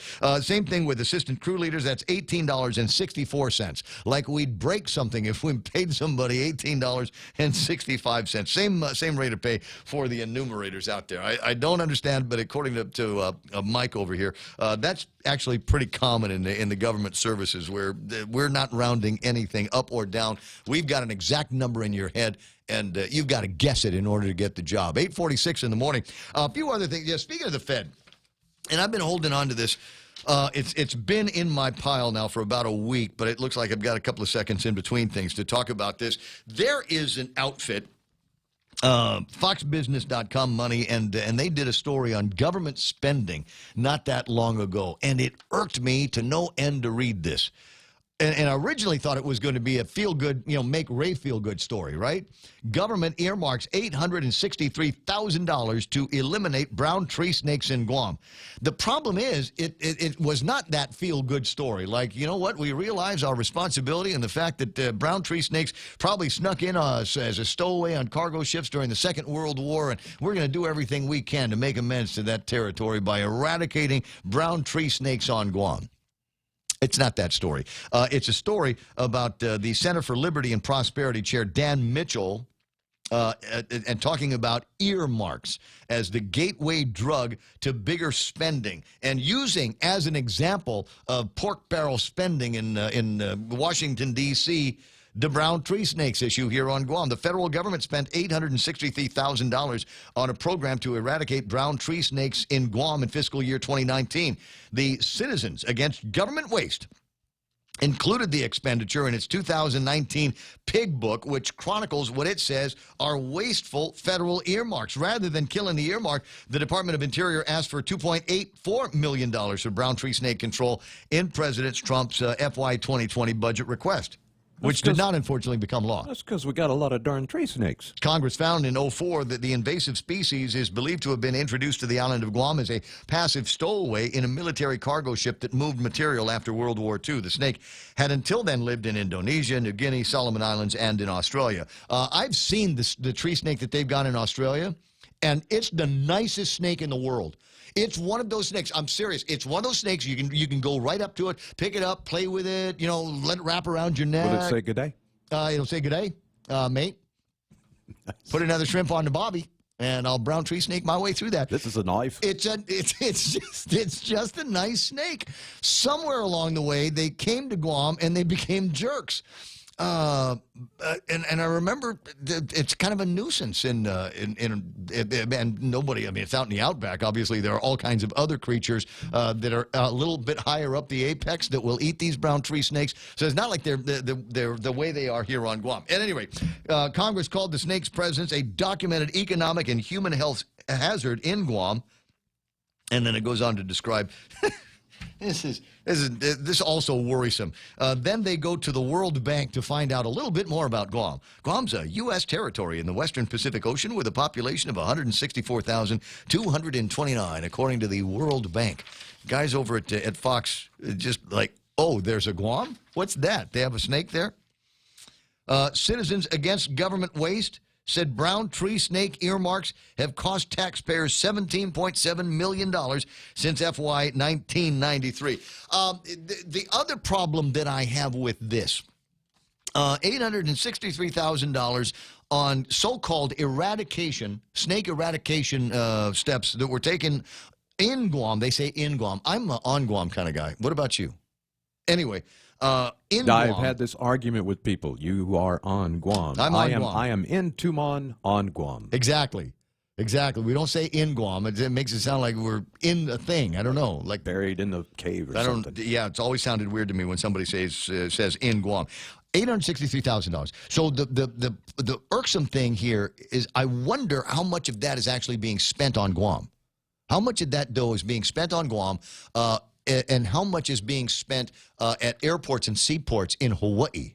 Because that's a big deal out there. There's a major concern that a brown tree snake will stow away on a United flight or somebody that takes off on Guam and lands in Hawaii. So I want to say, while they're talking about a significant spend, $17.7 million since 1990, whenever, how much of that money was spent actually attempting to eradicate the tree snake, because it seems to me all they're trying to do here is control it and prevent it from spreading to the Aloha State, where they're worried that it would decimate their bird population and I don't know, kill the tourism there. 851 and change, 888-8255. Robert Clark from the Census Office is on the line. Good morning, Bobby. How you doing?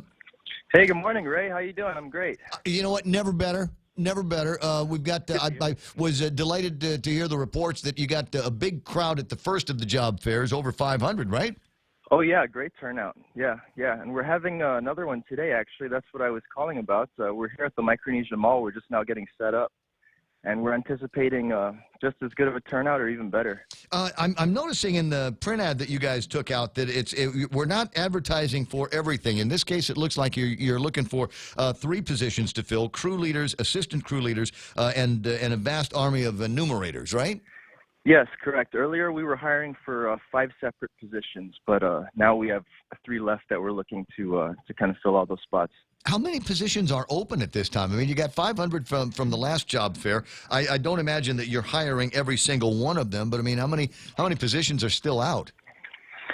Gosh, I couldn't give you a number off the top of my head, but we are looking to not only fill all the spots, but also kind of have a pool of applicants, just in case of turnover or anything like that. Just Yeah, it's good to have in case somebody gets sick or finds another job out there halfway through. Sure, so, and that it's possible that kind of thing can happen. These are full-time positions, but they're not permanent positions because we're not going to be doing census 2021, 2022, 2023. These are temporary positions through summer 2020. They are full-time, but also there are part-time positions available as well. Oh, that's nice. Okay, so all those enumerators you mentioned, those are part-time positions. Okay, and you can find out what the hours and things like that. What are you finding the most? You got all these people that are coming in. Are you finding anything that is an impediment? Is there something where a message that you want to get through to people before they show up at the Micronesia Mall today that don't forget to bring this or wear your nice Zoris or take a bath or what? No, all kinds of Zoris are welcome. We invite the entire community to the job fair today. No, so far we've been having a really good response, and we've gotten a pretty healthy group of applicants, and no major impediments. All right, so it's not like people are coming in forgetting to be over 18 years of age or forgetting their high school paperwork and things like that. Just again, not at all. Yeah, quick look at the requirements: 18 years of age, be a U.S. citizen or otherwise eligible to work in this country, possess a valid Social Security number, a high school diploma or GED. You must be able to pass a personal interview and pass an FBI background check, and there will be police and court clearances and drug tests as well. So unless those things are going to slow you down, get to the mall. Starting at what? What time are you guys getting loaded? We're kicking off at 10 a.m. and we're going to be running through 3 p.m. here in the center court. Gotcha. And so this is one of a couple more that you're going to be doing. Today, the 9th, will be at the Agagna Shopping Center, and the 15th back at the Micronesia Mall. And by then, I figure you ought to have everybody in place, right? Oh, yeah, that's what we're hoping for. So once again, we invite everybody to come down and pick up an application or fill them out. We'll be doing on-site interviews here as well. So wonderful.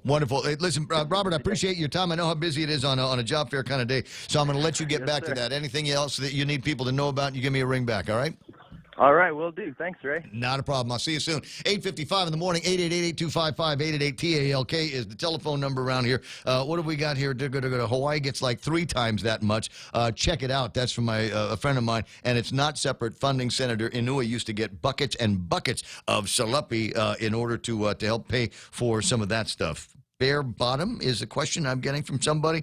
It's just a lark. It's just a lark. I'm asking crazy questions today for no other reason but because somebody is asking me about places to go so that they can get that all around 10. I don't think there used to be. I want to say there used to be over by what's the name of that restaurant?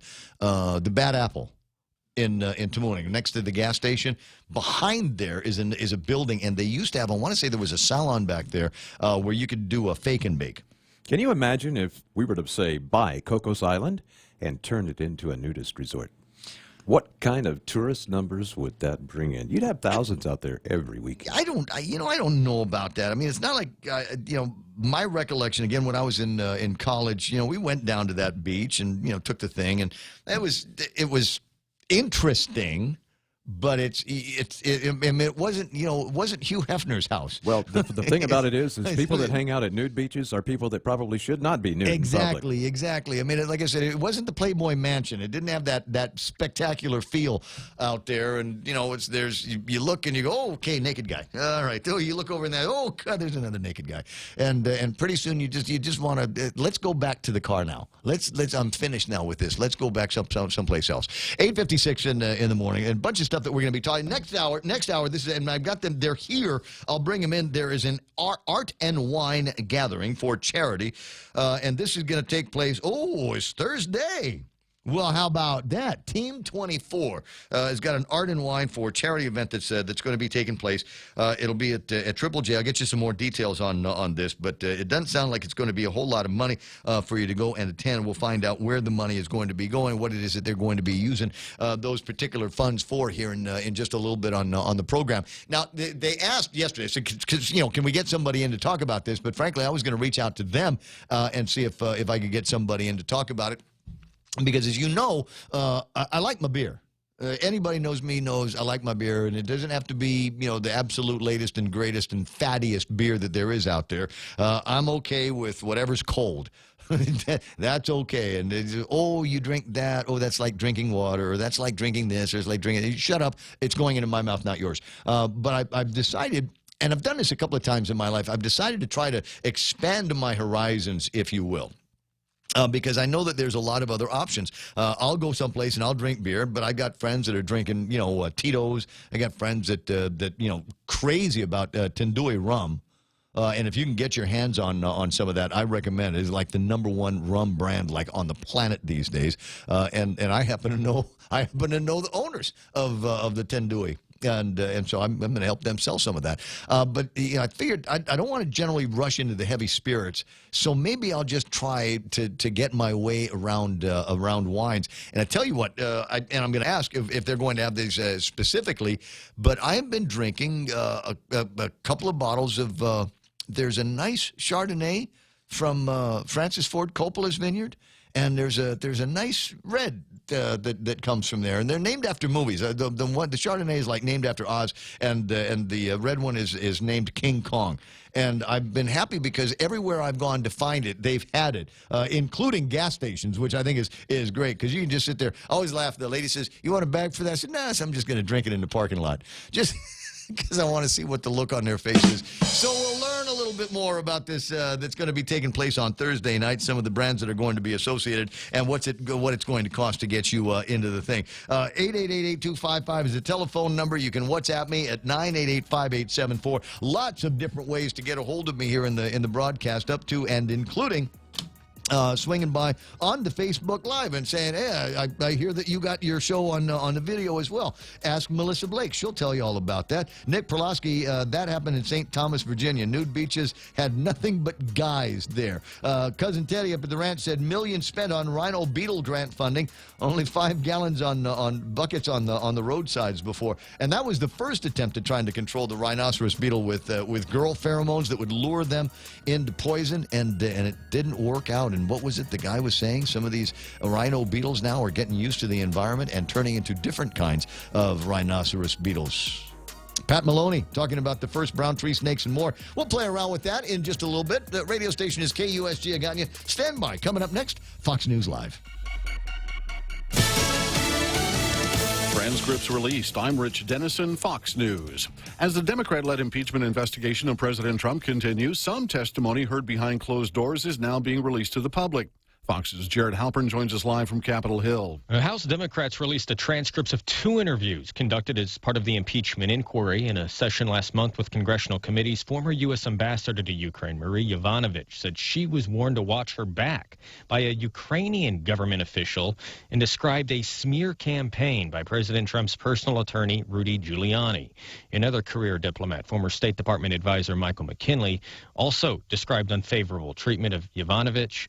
Republicans say the testimony does nothing to provide evidence of a quid pro quo allegation at the center of the impeachment inquiry. Rich. Jared, the President Trump again today calling for the release of the identity of the whistleblower whose report sparked the impeachment investigation. I think that the whistleblower gave a lot of false information, and you have to see who the whistleblower is. Attorneys for the whistleblower say their client is willing to answer written questions from Republicans, but that offer has so far been rejected.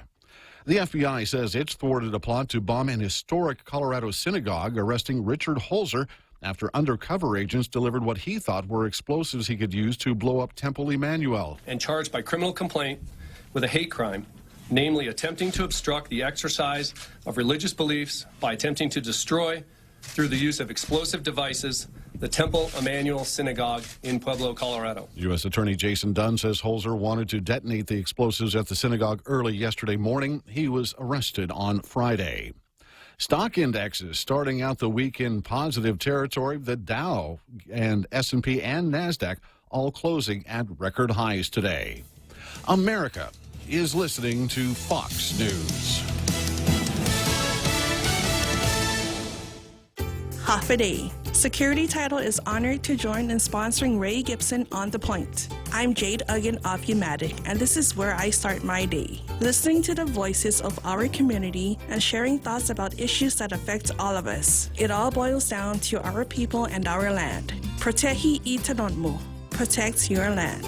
When purchasing or refinancing your home, remember to call the professionals at Security Title, just like you call Ray Gibson in the morning. In life, we all have the ability to make a difference, to make an impact on someone's life. As we look around us, time never stops, but we are filled with endless moments of gratitude. The art of giving is incorporated in so many different ways. At Guam Gift Baskets, we want to be able to express your gratitude and love to those who you care about. Show your appreciation with a gift made with love this holiday season. Visit our website at guamgiftbaskets.com. See the smiles, touch their hearts, feel the experience.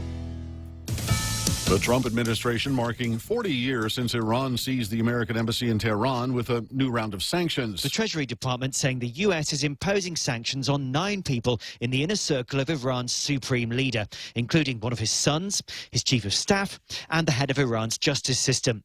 The White House saying it will continue to impose crippling penalties until Iran changes its hostile behavior. Simon Owen, Fox News. Iran today celebrating the 1979 embassy takeover and the subsequent 440-day hostage crisis. A writer who claims she was raped years ago by President Trump filing a defamation lawsuit. Elizabeth Jean Carroll filed suit saying the president damaged her reputation and career by claiming she was lying about the rape allegation. Carroll says she was sexually assaulted by the president back in the 1990s in a department store dressing room. The president has responded to the allegation by not only saying the account was false, but also that she was, in his words, not my type. Carroll said in a statement to Fox News she's filing the suit for every woman who's been assaulted and shamed for speaking out.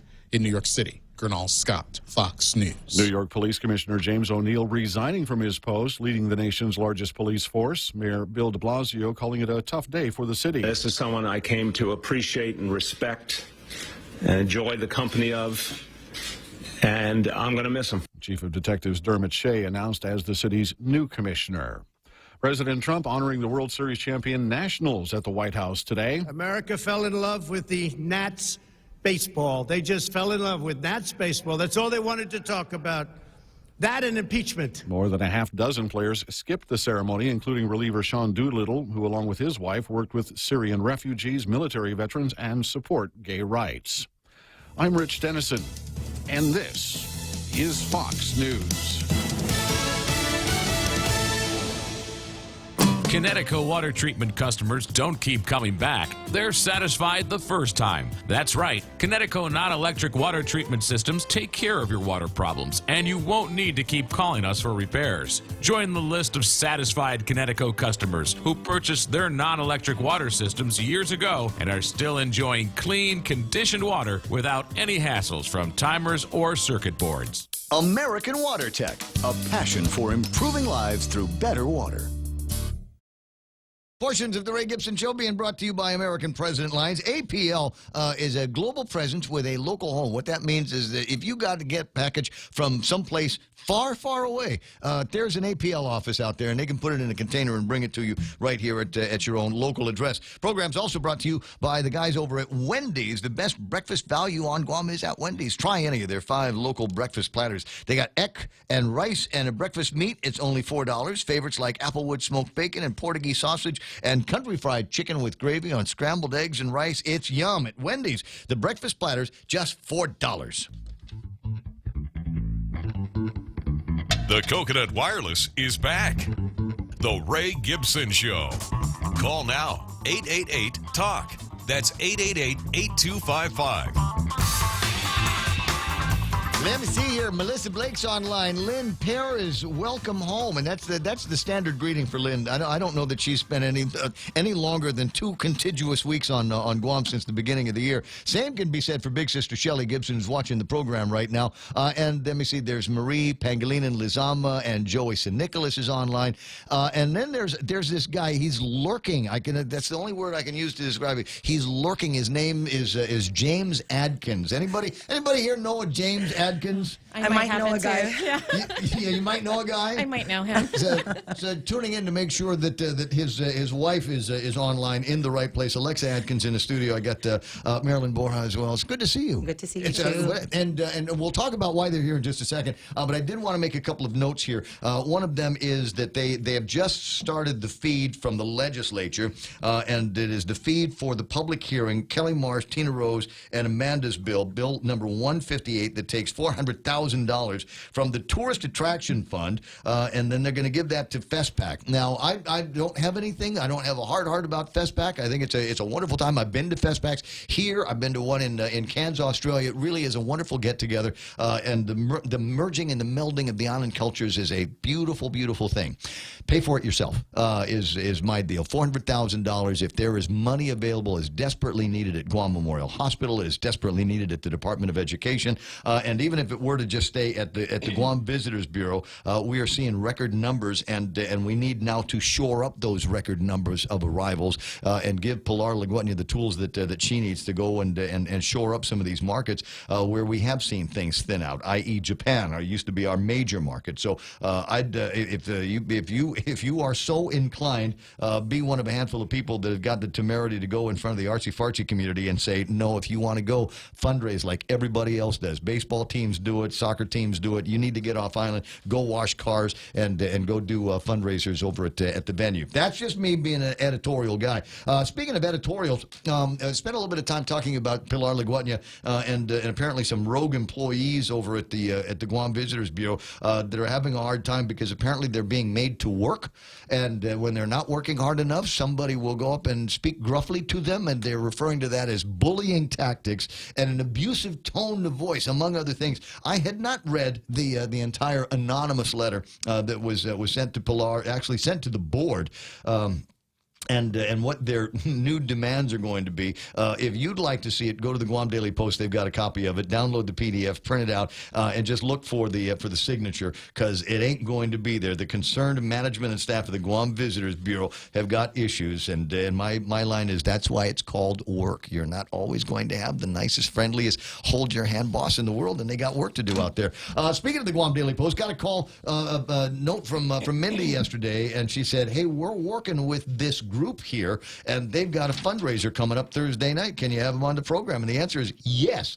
Generally, when Mindy asks, the answer is yes. But if it's an opportunity to hang out with a couple of pretty girls in the morning show, then definitely yes. Team 24 presents Art and Wine, and as I said, got Marilyn, we got Alexa in the studio to talk about this, and so. But you guys, the two of you are Team 24? We are two really? of 33 plus team members that went through this amazing course.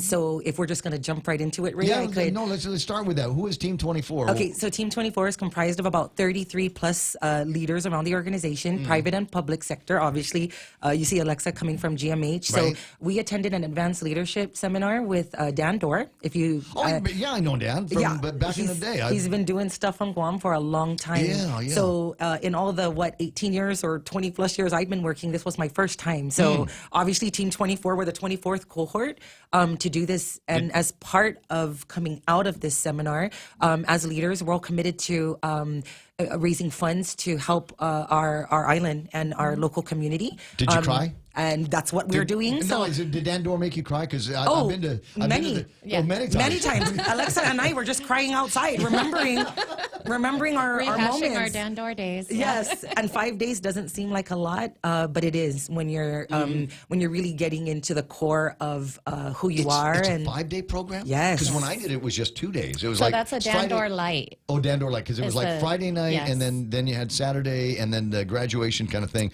on Sunday. So that was equivalent. So I have a few friends also that went to that equivalent of what you I did. see. So this is a more extensive one. Yeah. So it was amazing. I'm so glad I finally got to experience that. People had tried to make me drink the Kool-Aid many times before, but I think you have to go through it to understand. No, you absolutely do. I'll tell you what, and I to this day I keep it. It was the beginning of one of the things. I'm going to sound touchy-feely. I might even crack up a little bit here. But when I took the course, there was just so much in it that I was worried that I was going to miss things. So I started writing it down. So I took real copious notes of what I was hearing, because it seemed to me about every 5 minutes I was getting hit with another kind of truth or another kind of enlightening topic that I knew I wanted to reflect on later. And that was the beginning. I just bought one of those journal books like you get over at the bookstore. You know, just no lines, just blank pages and stuff like that. And that was the start of a couple of years worth of going out and trying to find truths. Yeah. And you know, whenever something would come up, I'd start writing it down, a song lyric or a line from a movie or something like that would be written down in this book. And you know, it's funny, you put it away over the years, and I recently picked it up again and going through the book, and it was like the 1996 version of Ray Gibson was writing instructions to the 2019 version of Ray Gibson. It was just really incredible, and you know, things that you didn't think that you would need then, but I'm going to put it away just in case. All of a sudden, became real meaningful, relevant, and resonant in where my life is today. So I can truly understand how great that process was. The only other thing that I can add to that is when I was doing mine, the rule was you had to take your watch off. And now the rule is you have to leave your phone. Couldn't do it. And there was no discussion. I work for Docomo. You have to leave your phone. You have to put the phone away and be on time and sit in your chair. Yeah. So now, what do you do for a living? You got scrubs on. I have scrubs on. I am a pharmacist in the intensive care unit at GMH. So I was one of 4 that Miss Lillian sent over to the advanced leadership. Oh, how seminar. about that? How about that? But wasn't there a drag on things at the hospital? We need people. We need more people in the ICU. Yes. I'm lucky enough to have a good team. Okay, so you had somebody to back you up while you were there. While I'm here doing this for the Team 24, you know, I have a solid team behind me at the hospital taking care of business. So what was it about Team 24 that got you guys to form up and say, you know what, we're going to go and raise money for charity or whatever? What was it? What triggered you to say and especially you, Marilyn, you are already somebody in the community. You sit on more boards and committees than anybody I know. So number one, where are you finding the time for this? And number two, what was it that got you guys into? So they plant the seed definitely for the camaraderie that we form as Team 24 within I'm going to call it the 4 walls, because you really are for 5 days. You are confined to a space and you're with these same people. I mean, call it cheesy or whatever, but we had like withdrawal issues like after it was completed. So they plant the seed basically on how as a team we can continue this. And so they open up those doors, you know, for us to have avenues to be together still. And one of them is getting together like this and doing things to raise money. And that's exactly what we're doing. And you have a lot of aspiring people in this group. So we all want to win the prior team. So for any prior teams out there, our goal is to raise more money. Well, that's just a salesperson, I guess. So we've got online Dave Torrey, and anybody that's been through these programs will recognize this phrase, check 13. Check 13. Dave Duenas enjoyed the MPP seminars. Dan did. Check 13 from Dave Duenas as well. Shelley reminding me that I did not do mastering the peak performance. Nate Horn says Team 17 here. Awesome. Yeah, nice. And Dave waving at you, doing a hi Maryland deal.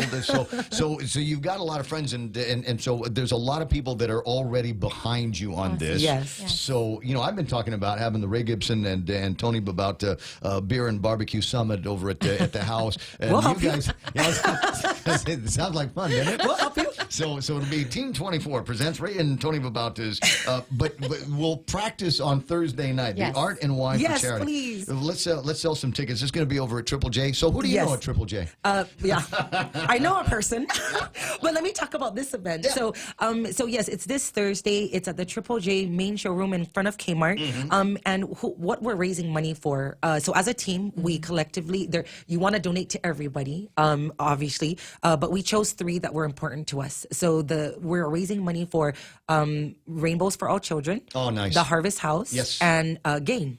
So we are raising money, and all proceeds will go to these organizations. And so we have an artist's daughter on our team. Yes. So we have Mark Muir's daughter, Andrea, on our team. Okay. And so she had the wonderful idea to do an art and wine silent auction.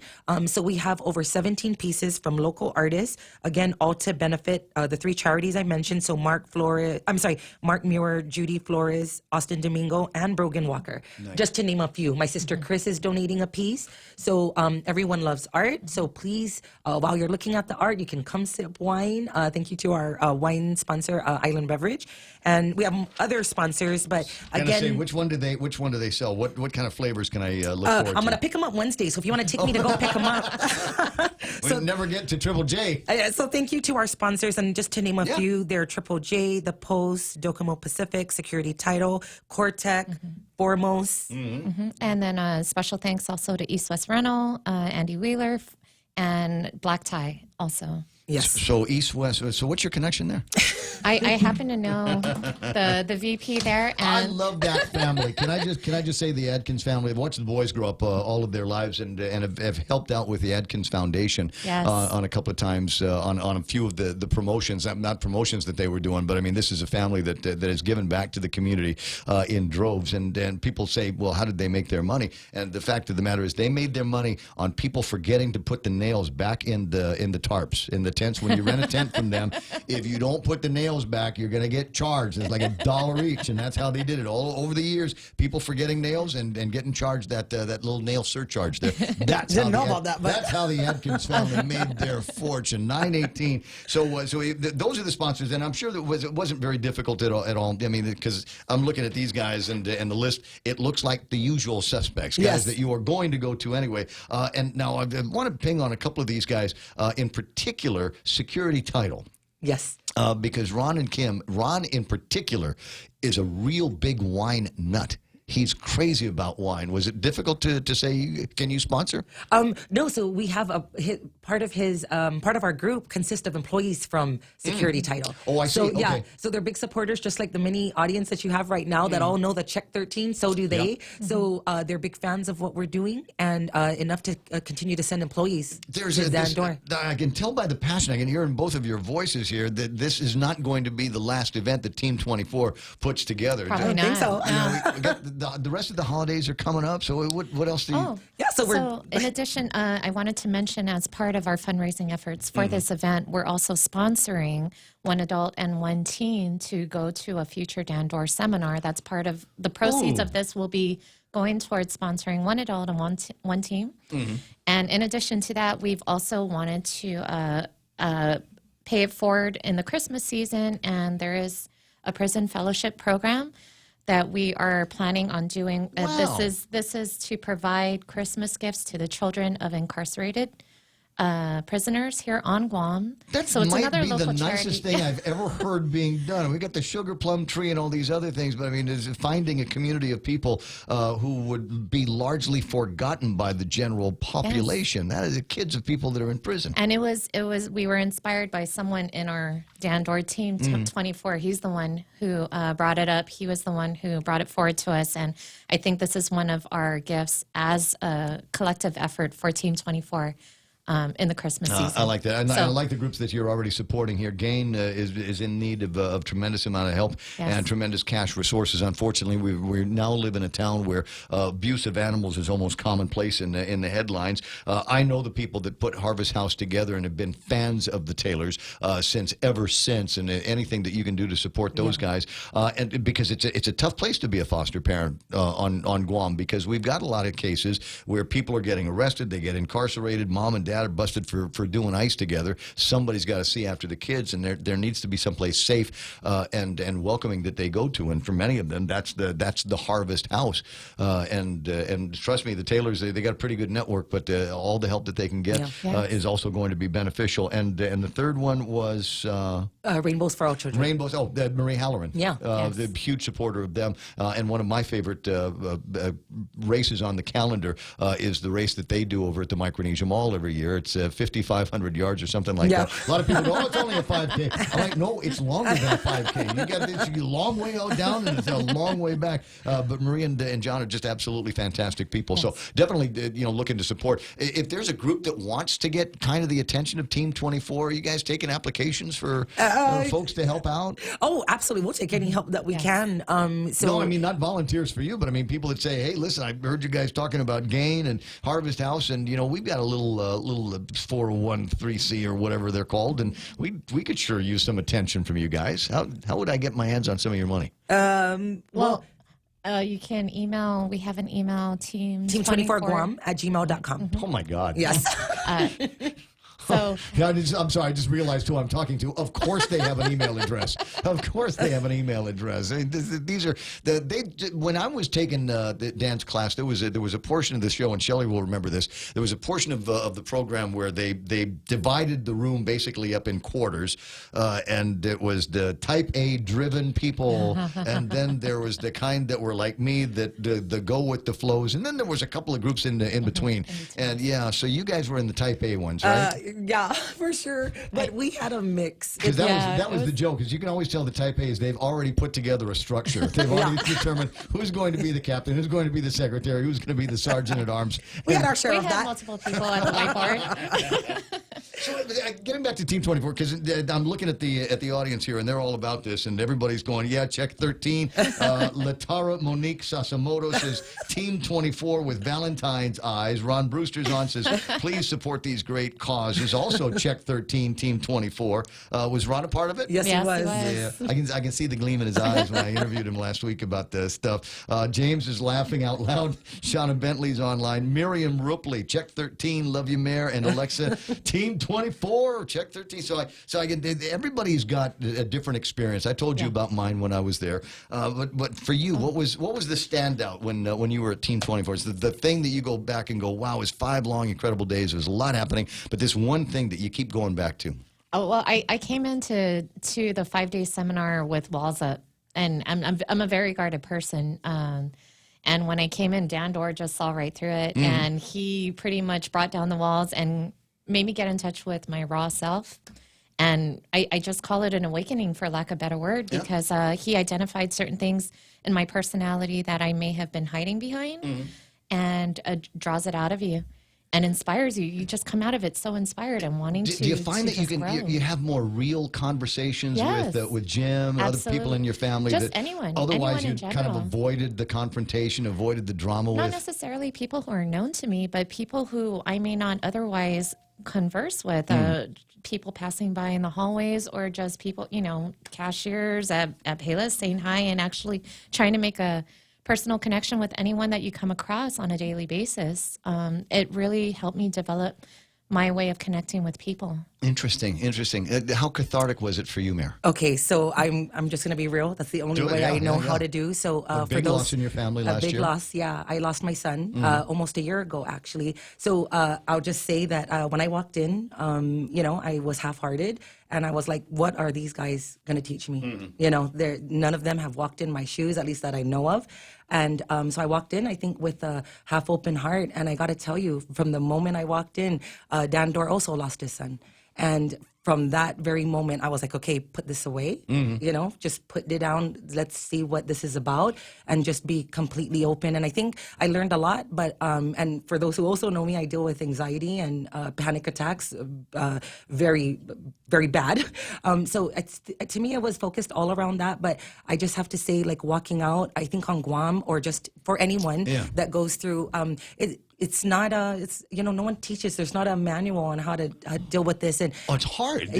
All kinds of stuff happen. And, in some cases you just have to, they say just tough it out and get past it. But in a lot of cases it's really hard to tough it out and get past it, especially when there's other people in your life that are counting on you to be the strong one. Exactly. I have 3 other children, which I'm still very blessed. But I think just, again, walking out of Dan Dorr, I think the biggest thing was the support that I got from this group. I mean, who would have thought that 32 people saw me at my worst, even to where my husband and my children haven't seen me like that. So it's okay. You know, it's okay to get support from other people outside of the confines of your four walls in your home, and with my husband and my children. So I think to me, it spurred up something that I think I want to be, not necessarily an advocate, but maybe be an example, you know, and that it's okay to not be okay. And this group was instrumental in that for me. Well, and it's not grief counseling. I mean, there's so many different components to it. And again, I didn't take the mastering. I got a lot out of the weekend that I was there, and never looked back from that, and try to use those lessons to this day in my life, because it's stuff that stays in your head, and it's this common sense thing that all of a sudden somebody shows you through an open door, and you're going, wow, was this here the whole time? Was this so everybody and so everybody will have a different takeaway from it. I think with the 24, your team 24, with the 30 some odd members that you were talking about, everybody will have a different opinion and a different takeaway. Absolutely. If I were to ask the other 30 people what they got out of it, I think I'd get 30 different answers. You from would. them. I think you absolutely Which would. is part of the beauty of the course. Dan's not online right now that I'm aware of, but do you know when there's going to be another one? I believe he's here he is here doing some work in November. I mean, I was amazed at how often he comes back to Guam. So I think just adding to I him. usually see him in Deanna over at Moses, so I guess that might be the He's answer a to the local, question. I think. But I think that was what made me so attracted, I guess, to the program, is that he's invested in Guam. Very much. You know, so definitely February is the next one. 2020 is the next one, the Advanced Leadership Seminar, and I think he's also offering a youth seminar sometime summer. next year. Well, kids need it for sure. But if you go on his website, dandor.com, you can find out more information about the schedule and what seminars are being offered. The Dandor Light, the 3-day seminar, the full 5-day advanced leadership I say go seminar. for the 5. Yeah. Go for the 5. It's so surprising, and you just come out of it never expecting to get that kind of I gotta be here. experience. There, you can see the light, and I've purposely left the camera on the two ladies the entire interview, because I want you to be able to see the light that's shooting out of their eyes as they're talking about this shared experience that they want to have with you. Because I think that's part of it. Is now that you've been through the 5-day course, for the next couple of 5-day courses that are going to be coming up, they're going to be looking for people to back them up in the room. So you guys, I've already volunteered. Volunteered, to be a part of that. We have. Yes. We want to be part of other people's experiences. Yeah. So you want to learn more about Team 24 and their adventures, or maybe you just want to drink wine and enjoy some art on the fly. Come join us. Be at Triple J's headquarters. This is at 6 o'clock until 10 o'clock Thursday, as in day after tomorrow. Correct. Thursday night in Upper Tumond. It's $15 at the door, or you can give them it's $20. Wait, $15 per person. Right. $20 at the door. So if you can get it in advance, You can pick up otherwise tickets. don't be a cheapskate and just show up with a couple of $20 bills and go in there. Yeah, you could show up at the post. We're selling tickets there. Again, our email is team24guam@gmail.com. But you can definitely show up at the door. All right, and if you want more information on Dan Dorn, things like that, we've already gotten the website for you. So I'd go and have a good time. It looks like there's a very, very connected crew, and they want to help you learn to help yourself with the deals. I don't know that it doesn't feel like it's a full blown pitch for Dan Dorn and his deal as much as it is. This is a great opportunity to help out in the community as an extension of what you've learned with Dan. So we've got the Gain and the Harvest House, and I keep forgetting the Rainbows for All Children. Rainbows for all children. I have to put my glasses back on to read the darn thing. So definitely check them out. It's going to be taking place again Thursday night. Thanks so much for coming by. Thank you for having us. Thrilled to have you here. And James, you can stop lurking now. You can stop lurking. Oh, Shelley Gibson, of course. Shelley's got the this is the one that stood out there, the candle ceremony. And I don't know that they still do that. We didn't have that. You did not have a candle No. ceremony. Maybe the next one. He'll bring it back for you. 9:29, let's call that iConnect. What do you say, producer? Swing by the nearest iConnect and learn what you can about a fantastic new job opening for you. You know what? Corporate sales in the telecom industry, that's fun, isn't it? Yes, Mayor says that's fun. Well, we've got an opening on the telecom side over at iConnect. Swing by there. They're looking for self-motivated, energetic, outgoing folks. And if you've got all of those skills, maybe some sales experience, communications, working as a team, send your resume to hr@iconnectguam.com or visit iconnectguam.com for more information. iConnect is an equal opportunity employer. When's the last time you looked at your homeowner's insurance? We buy a homeowner's policy and never give it another thought until something happens. Life brings changes, and our coverage needs can change. The smart thing to do is get the answers and level up our insurance to make sure we're totally protected. That's the Insurance Extra Point. Get out there and make something good happen today by calling Guahan Insurance Services at 475-1162 or visit us at the Camacho Landmark Center in Tamuning. Did you know that home loan rates have plunged again? Would you like to take advantage of these lower rates to help lower your monthly payments? Refinancing doesn't have to be for another 30 years. It can be for 10, 15, or 20 years. It's up to you. Reduce your monthly payments. Pay off your loan earlier. At Bank Pacific, where we're open to closing your loan in a hurry. Bank Pacific, where others put branches, we place roots. Equal housing lender. Credit conditions apply. Mezcla Chamorro Fusion Bistro brings you island hospitality with a true taste of modern Chamorro cuisine. A bistro look that feels like home. Their menu features local and traditional flavors with a twist. From their famous Calaguan Hafa to fresh ahi poke salad and their award-winning barbecue ribs. Mezcla takes your favorite local dishes and serves them with extra flair that you'll only find at Mezcla Chamorro Fusion Bistro. Stop by their newest location in the Grand Plaza Hotel in Tumon. For reservations, call 969-2652. Mezcla, a true taste of Guam.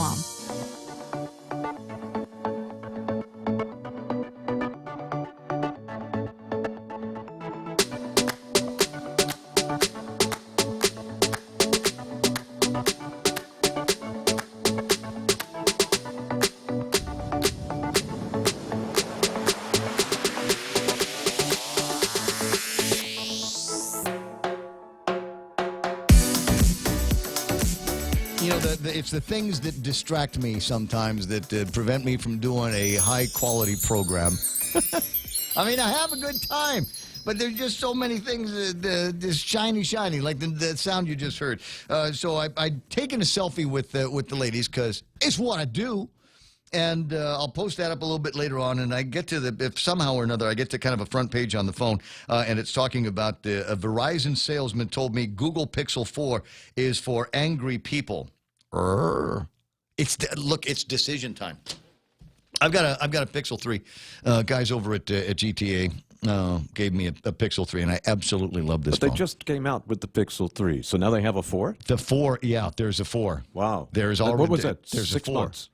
The Pixel 3's been around for a while, and different iterations of it, but they're following the same schedule as everybody else is, and so I don't know. It's interesting because I'd read a couple of reviews of the Pixel 4, and they're kind of disappointing.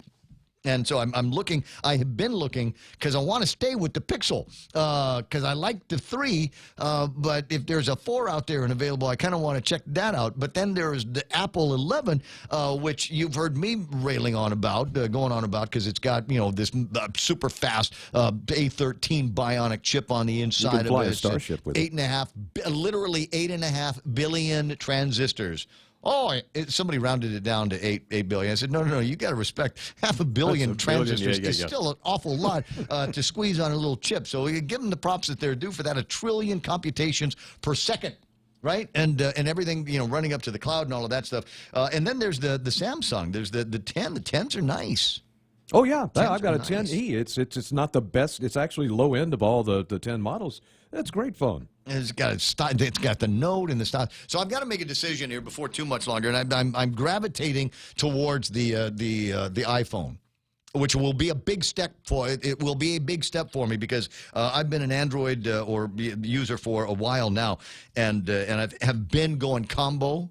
Sometimes when you see me, I've got 2 phones, and it's not because I think I'm somebody. It's just that I've got one phone that has all of my Apple-y stuff on it, and then I've got another phone that has my basically WhatsApp on it, and it's the Pixel, and it's nice, and I don't want to get rid of either one. But I think I've got to make a decision soon. At any rate, so I'm looking around for excuses to stay inside the Pixel family, but it is possible that the next time you see me, I might be sporting an iPhone with 3-camera lens on the back of it because it's nice. 9:35. Though, you want details on that? Just go to GTA. Go check out the Experience Center. That's the idea, is so that you can go and test these things out, try them out, put them in your hand, see what they feel like. CT McJohn's online. There's Deborah Wise, Carl Leon Guerrero Blas, Rita Camacho Hugo is hanging out. I love this. I have Mare and Alexa in more often. I get these new names. Latara Sasamoto is online. I've seen Ron Brewster before, but not often online. Very pretty Miriam Ripley is there. Dave Torrey, who's been gloating about the only unbeaten team in the National Football League, which is the San Francisco 49ers. Who are they playing next week? Who's it going to be that San Francisco is going to be playing? I'll have to look that up and find it for you.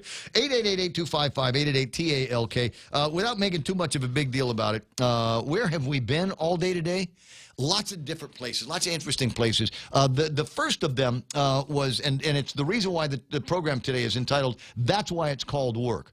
I am offended as somebody that has been in the working world virtually all of my adult life. I've always had a job. And I have not always worked for the nicest people in the world. I have been growled at in my time. I have, like all employees and all people of a certain age, questioned the authority, questioned the wisdom of the people in authority. And whenever I've had an issue, I write it down. I put it down on paper and send it up to the boss. And it did not always go my way. For God's sakes, I worked for 13 years for Lee Holmes.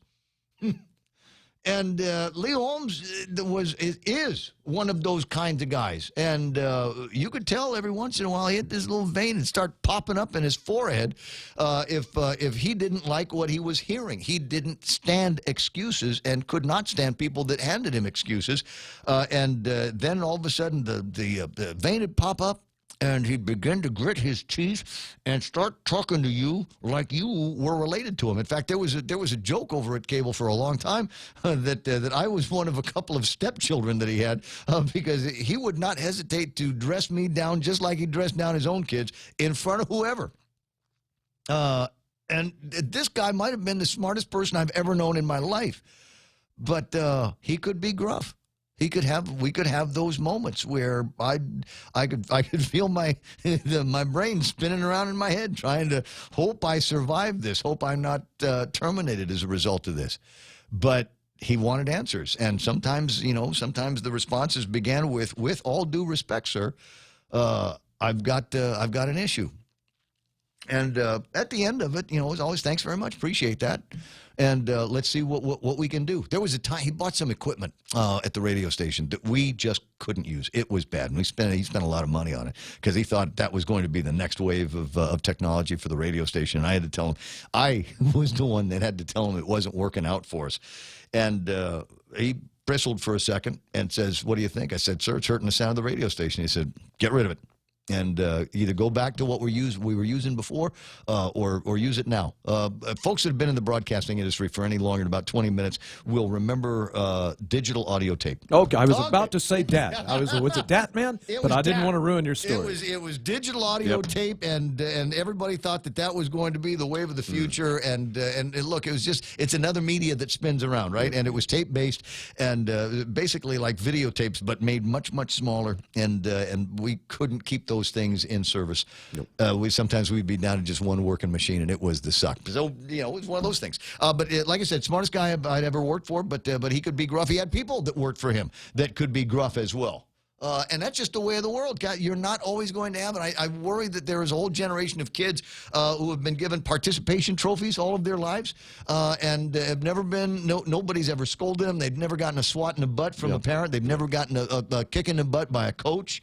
And as a result of all of this hand-holding that they have had, unprepared to work in a working environment. It really is a problem because many of these people have never actually learned the art of taking direction.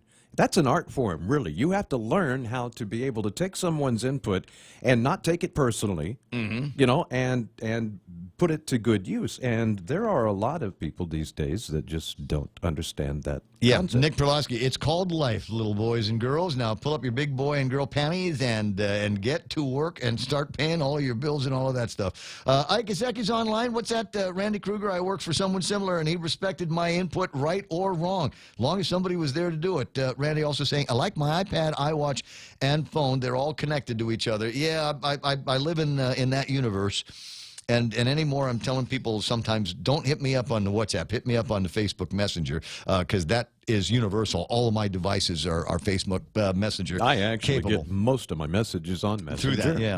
But the other thing that I was railing on this morning, and I'm going to do it again. They're in session right now over at the legislature. It is expected to be kind of a longish session. They're talking about this ridiculous bill. Take $400,000 and give it to a bunch of nose pickers that go off to Festpac. I'm sorry, they're not all nose pickers. I'm sure that there are some that are truly deeply into their art, into their craft, like into their truly culture. madly deeply. And if you want to go off and do Festpac in Hawaii, more power to you. Can you do it without my money? No, in fact, I'll give you money. I will give you money. I'll support you. Tell you what, you do fundraisers. I got this from a fan. Says, just a thought, if all these baseball teams, soccer teams can raise money for their trips, why can't the 100 people going do the same thing? You got a year to sort it out. Clifford Guzman, back in the 90s, was tasked by Governor Carlin raising funds for the South Pacific Games. If memory serves me right, Clifford raised $1 million. I think that's right for the event. Nevertheless, they raised funds, maybe with some government assistance, but not to the tune of $400,000. That is probably close to being correct. So if you want to go, I'll give you money. I'll show up. You can wash my car. You want to do a fundy over at Venue or Franny's Place up in Manila? I'll be there. Yeah, you just gotta team up with the organizations that will benefit from the Festpac experience and anything that comes from it, and work with them to get these fundraisers going. And before you know it, you'll have enough money to go. You know, and they're saying, well, it's arts money to begin with. Well, we don't have money. We don't have. This is not the time to be investing. You know, again, I love the arts. We're going to do an art and wine festival in another night here, a night and a half over at Triple J. Okay, great. Go support the arts over there. Go and actually buy something from an artist. You know what I have at my house? And I haven't framed it yet. I'm gonna, famous last words. I have a print from Ron Castro, and he did a print a while ago. The most beautiful red plumerias. Artist rendition of red plumerias. Now, my mother and I had a fascination for red plumerias. Not dark pink ones. Yeah, I haven't even red. Yeah, I've never even seen them. Hard to find around here on a living tree. White, yellow. See them all the time. Yeah.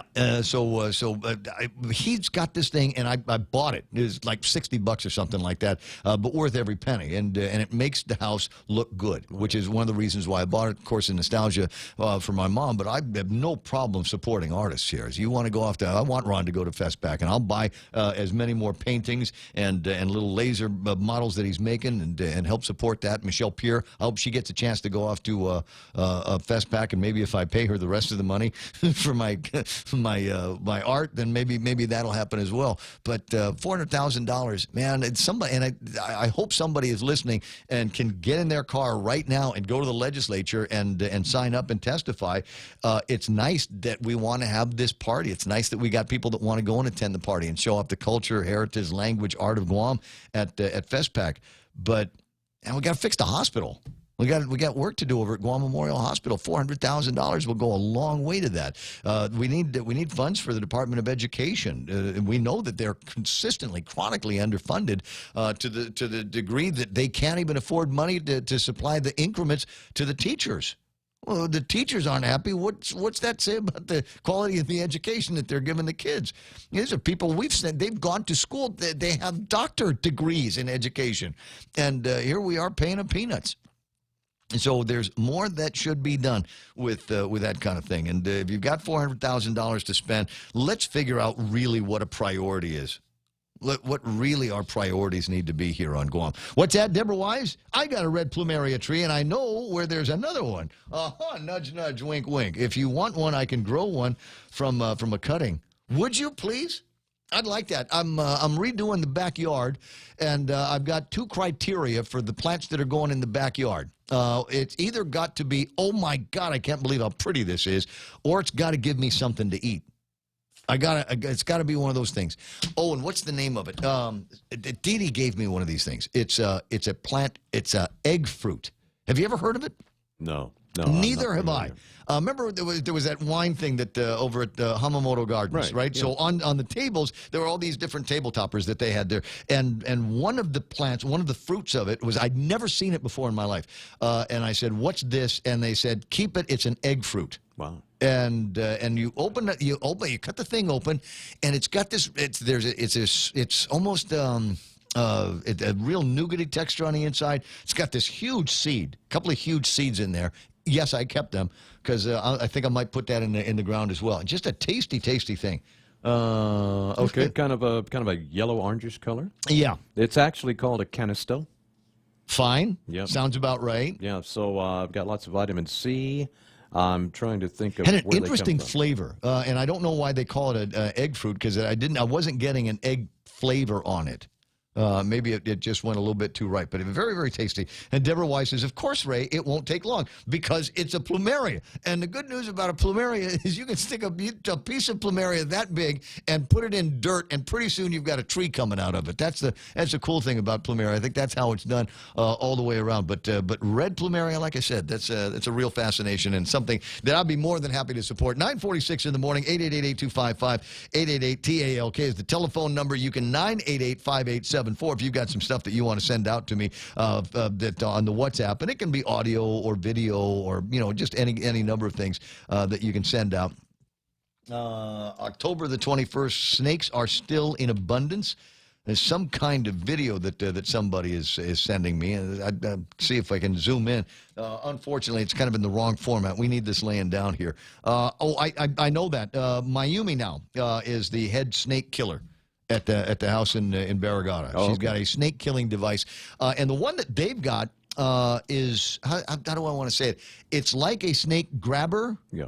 but instead of a grabby part. It chops their head off? It's like a scissor. You can use it to prune plants, but you can also use it to dispatch snakes. And the idea is that you get the ring around a snake and it grabs it, and then you've got another device that comes and actually decapitates the snake.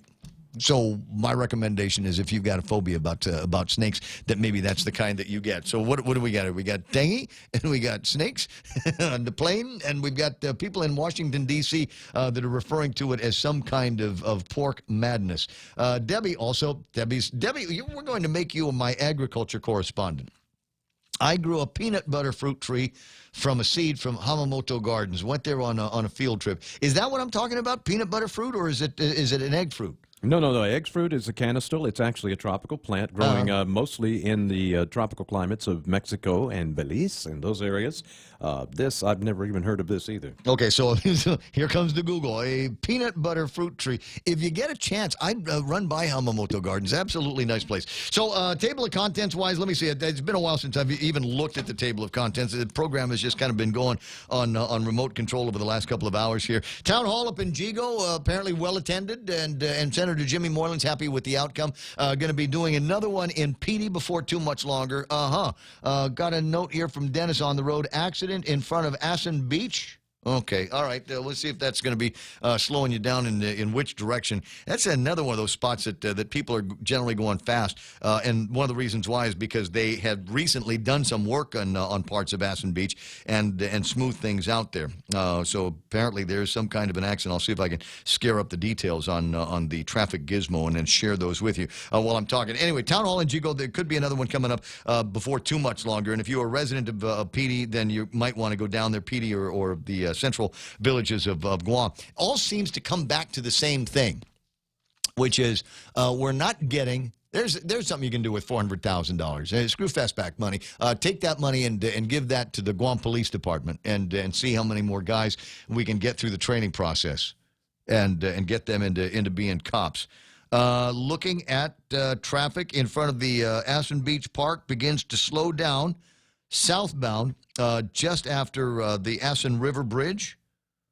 So expect it to slow down there. There's also a slowdown. Let me see if I can get a street name here in the opposite direction.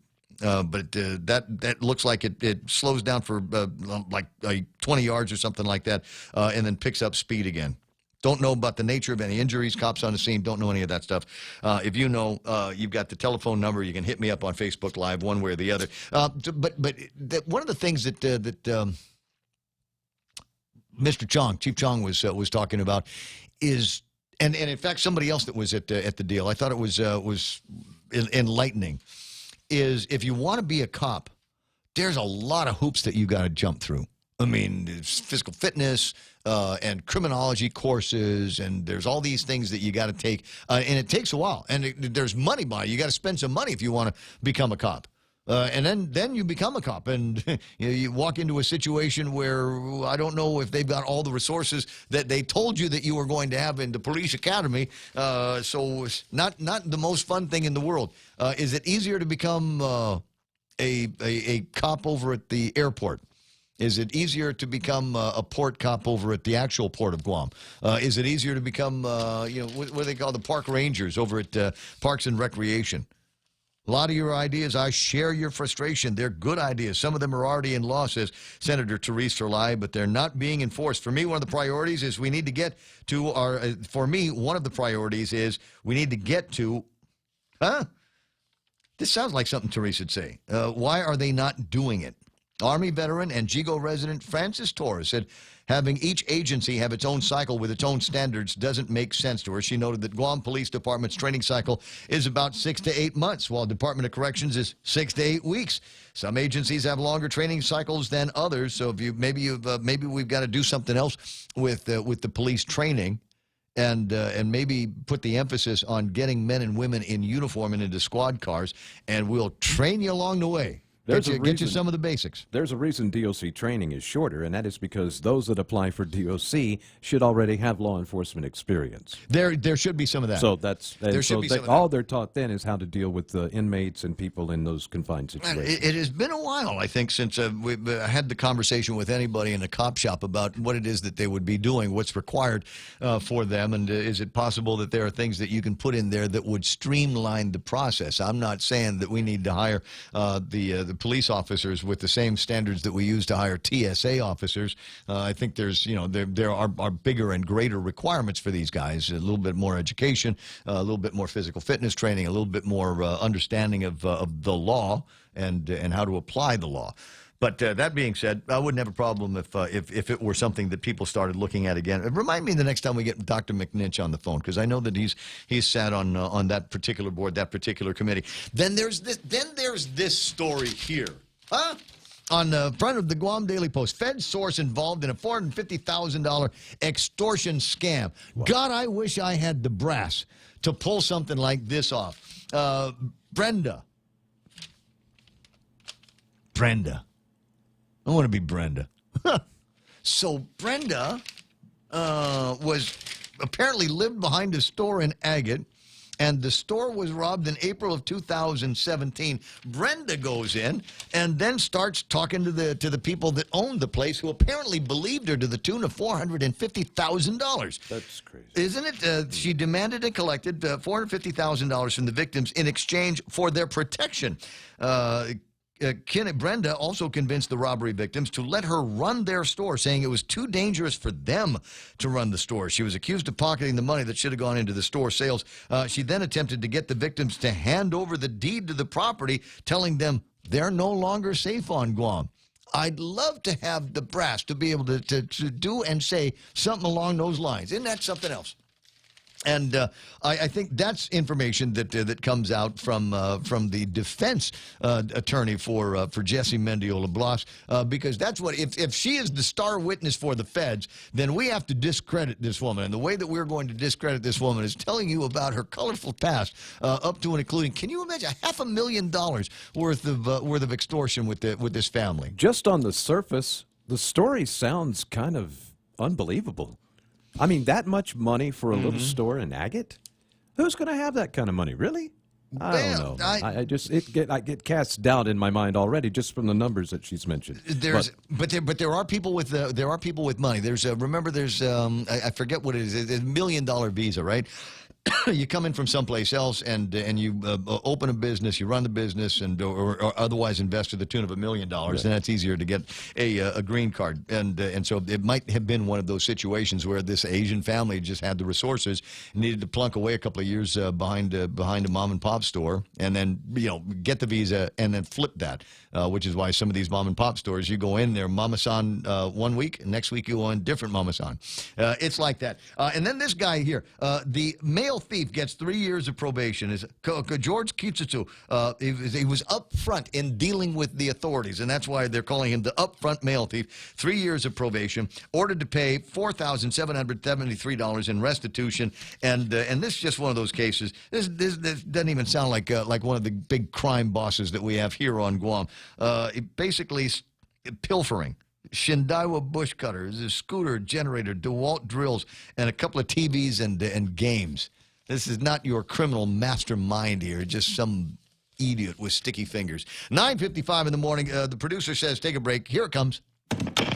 Hi, welcome to this Subway ad for the all-new Pit Smoked Brisket. How would you like it? I'll take a man who knows what's what. Y'all know what? The all-new Pit Smoked Brisket at Subway is smoked slower than a slug going up a down escalator, that's what. I'm talking tender, juicy brisket, naturally pit smoked for at least 13 hours. What's more, it's got layer after layer of smoky flavor. Smoked cheddar and barbecue sauce on delicious Italian bread. Subway, make it what y'all want, what not. Limited time only at participating restaurants. GRMC's Neuroscience and Neurology Department treats a wide spectrum of disorders associated with the nervous system, spine, and brain. Some of the more common disorders include seizures, epilepsy, dementia, sleep disorders, migraine, and stroke, which is one of the leading causes of death on Guam. GRMC's neuroscience team is equipped with the latest technology and the finest neurological doctors. To make an appointment, contact GRMC Specialty Clinics at 645-5500. Go green, go hybrid, go to Nanbo Insurance, and your next power bill is on us. Insure your hybrid car at Nanbo and get up to $350 towards your next power bill. That's instant savings for keeping our island clean and green. Nanbo has been providing Guam with over 50 years of reliable and affordable auto insurance. At Nanbo, it pays to go green. Terms and conditions apply. Visit nanbo.com or call 477-9754 for details.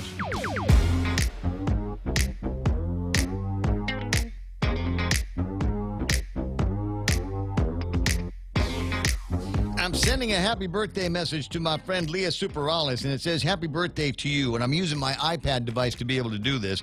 And one of the things that they think is a major innovation over at Apple, which I absolutely hate, is if you press a button, it will give you a comma. And if you want the exclamation point, you can either shift up to it or you kind of dab the key. So like you're scrolling down. And I never get it right the first time. Absolutely never get it right the first time. One of these days, right? But anyway, happy birthday to Leah. There are a few other people celebrating birthdays from over at the Hagutnia Restoration. Lasia Casil is celebrating a birthday today. So happy birthday to you, Lasia. And wondering how come I didn't see you on Sunday over at the place doing your spinny thing. Just wondering.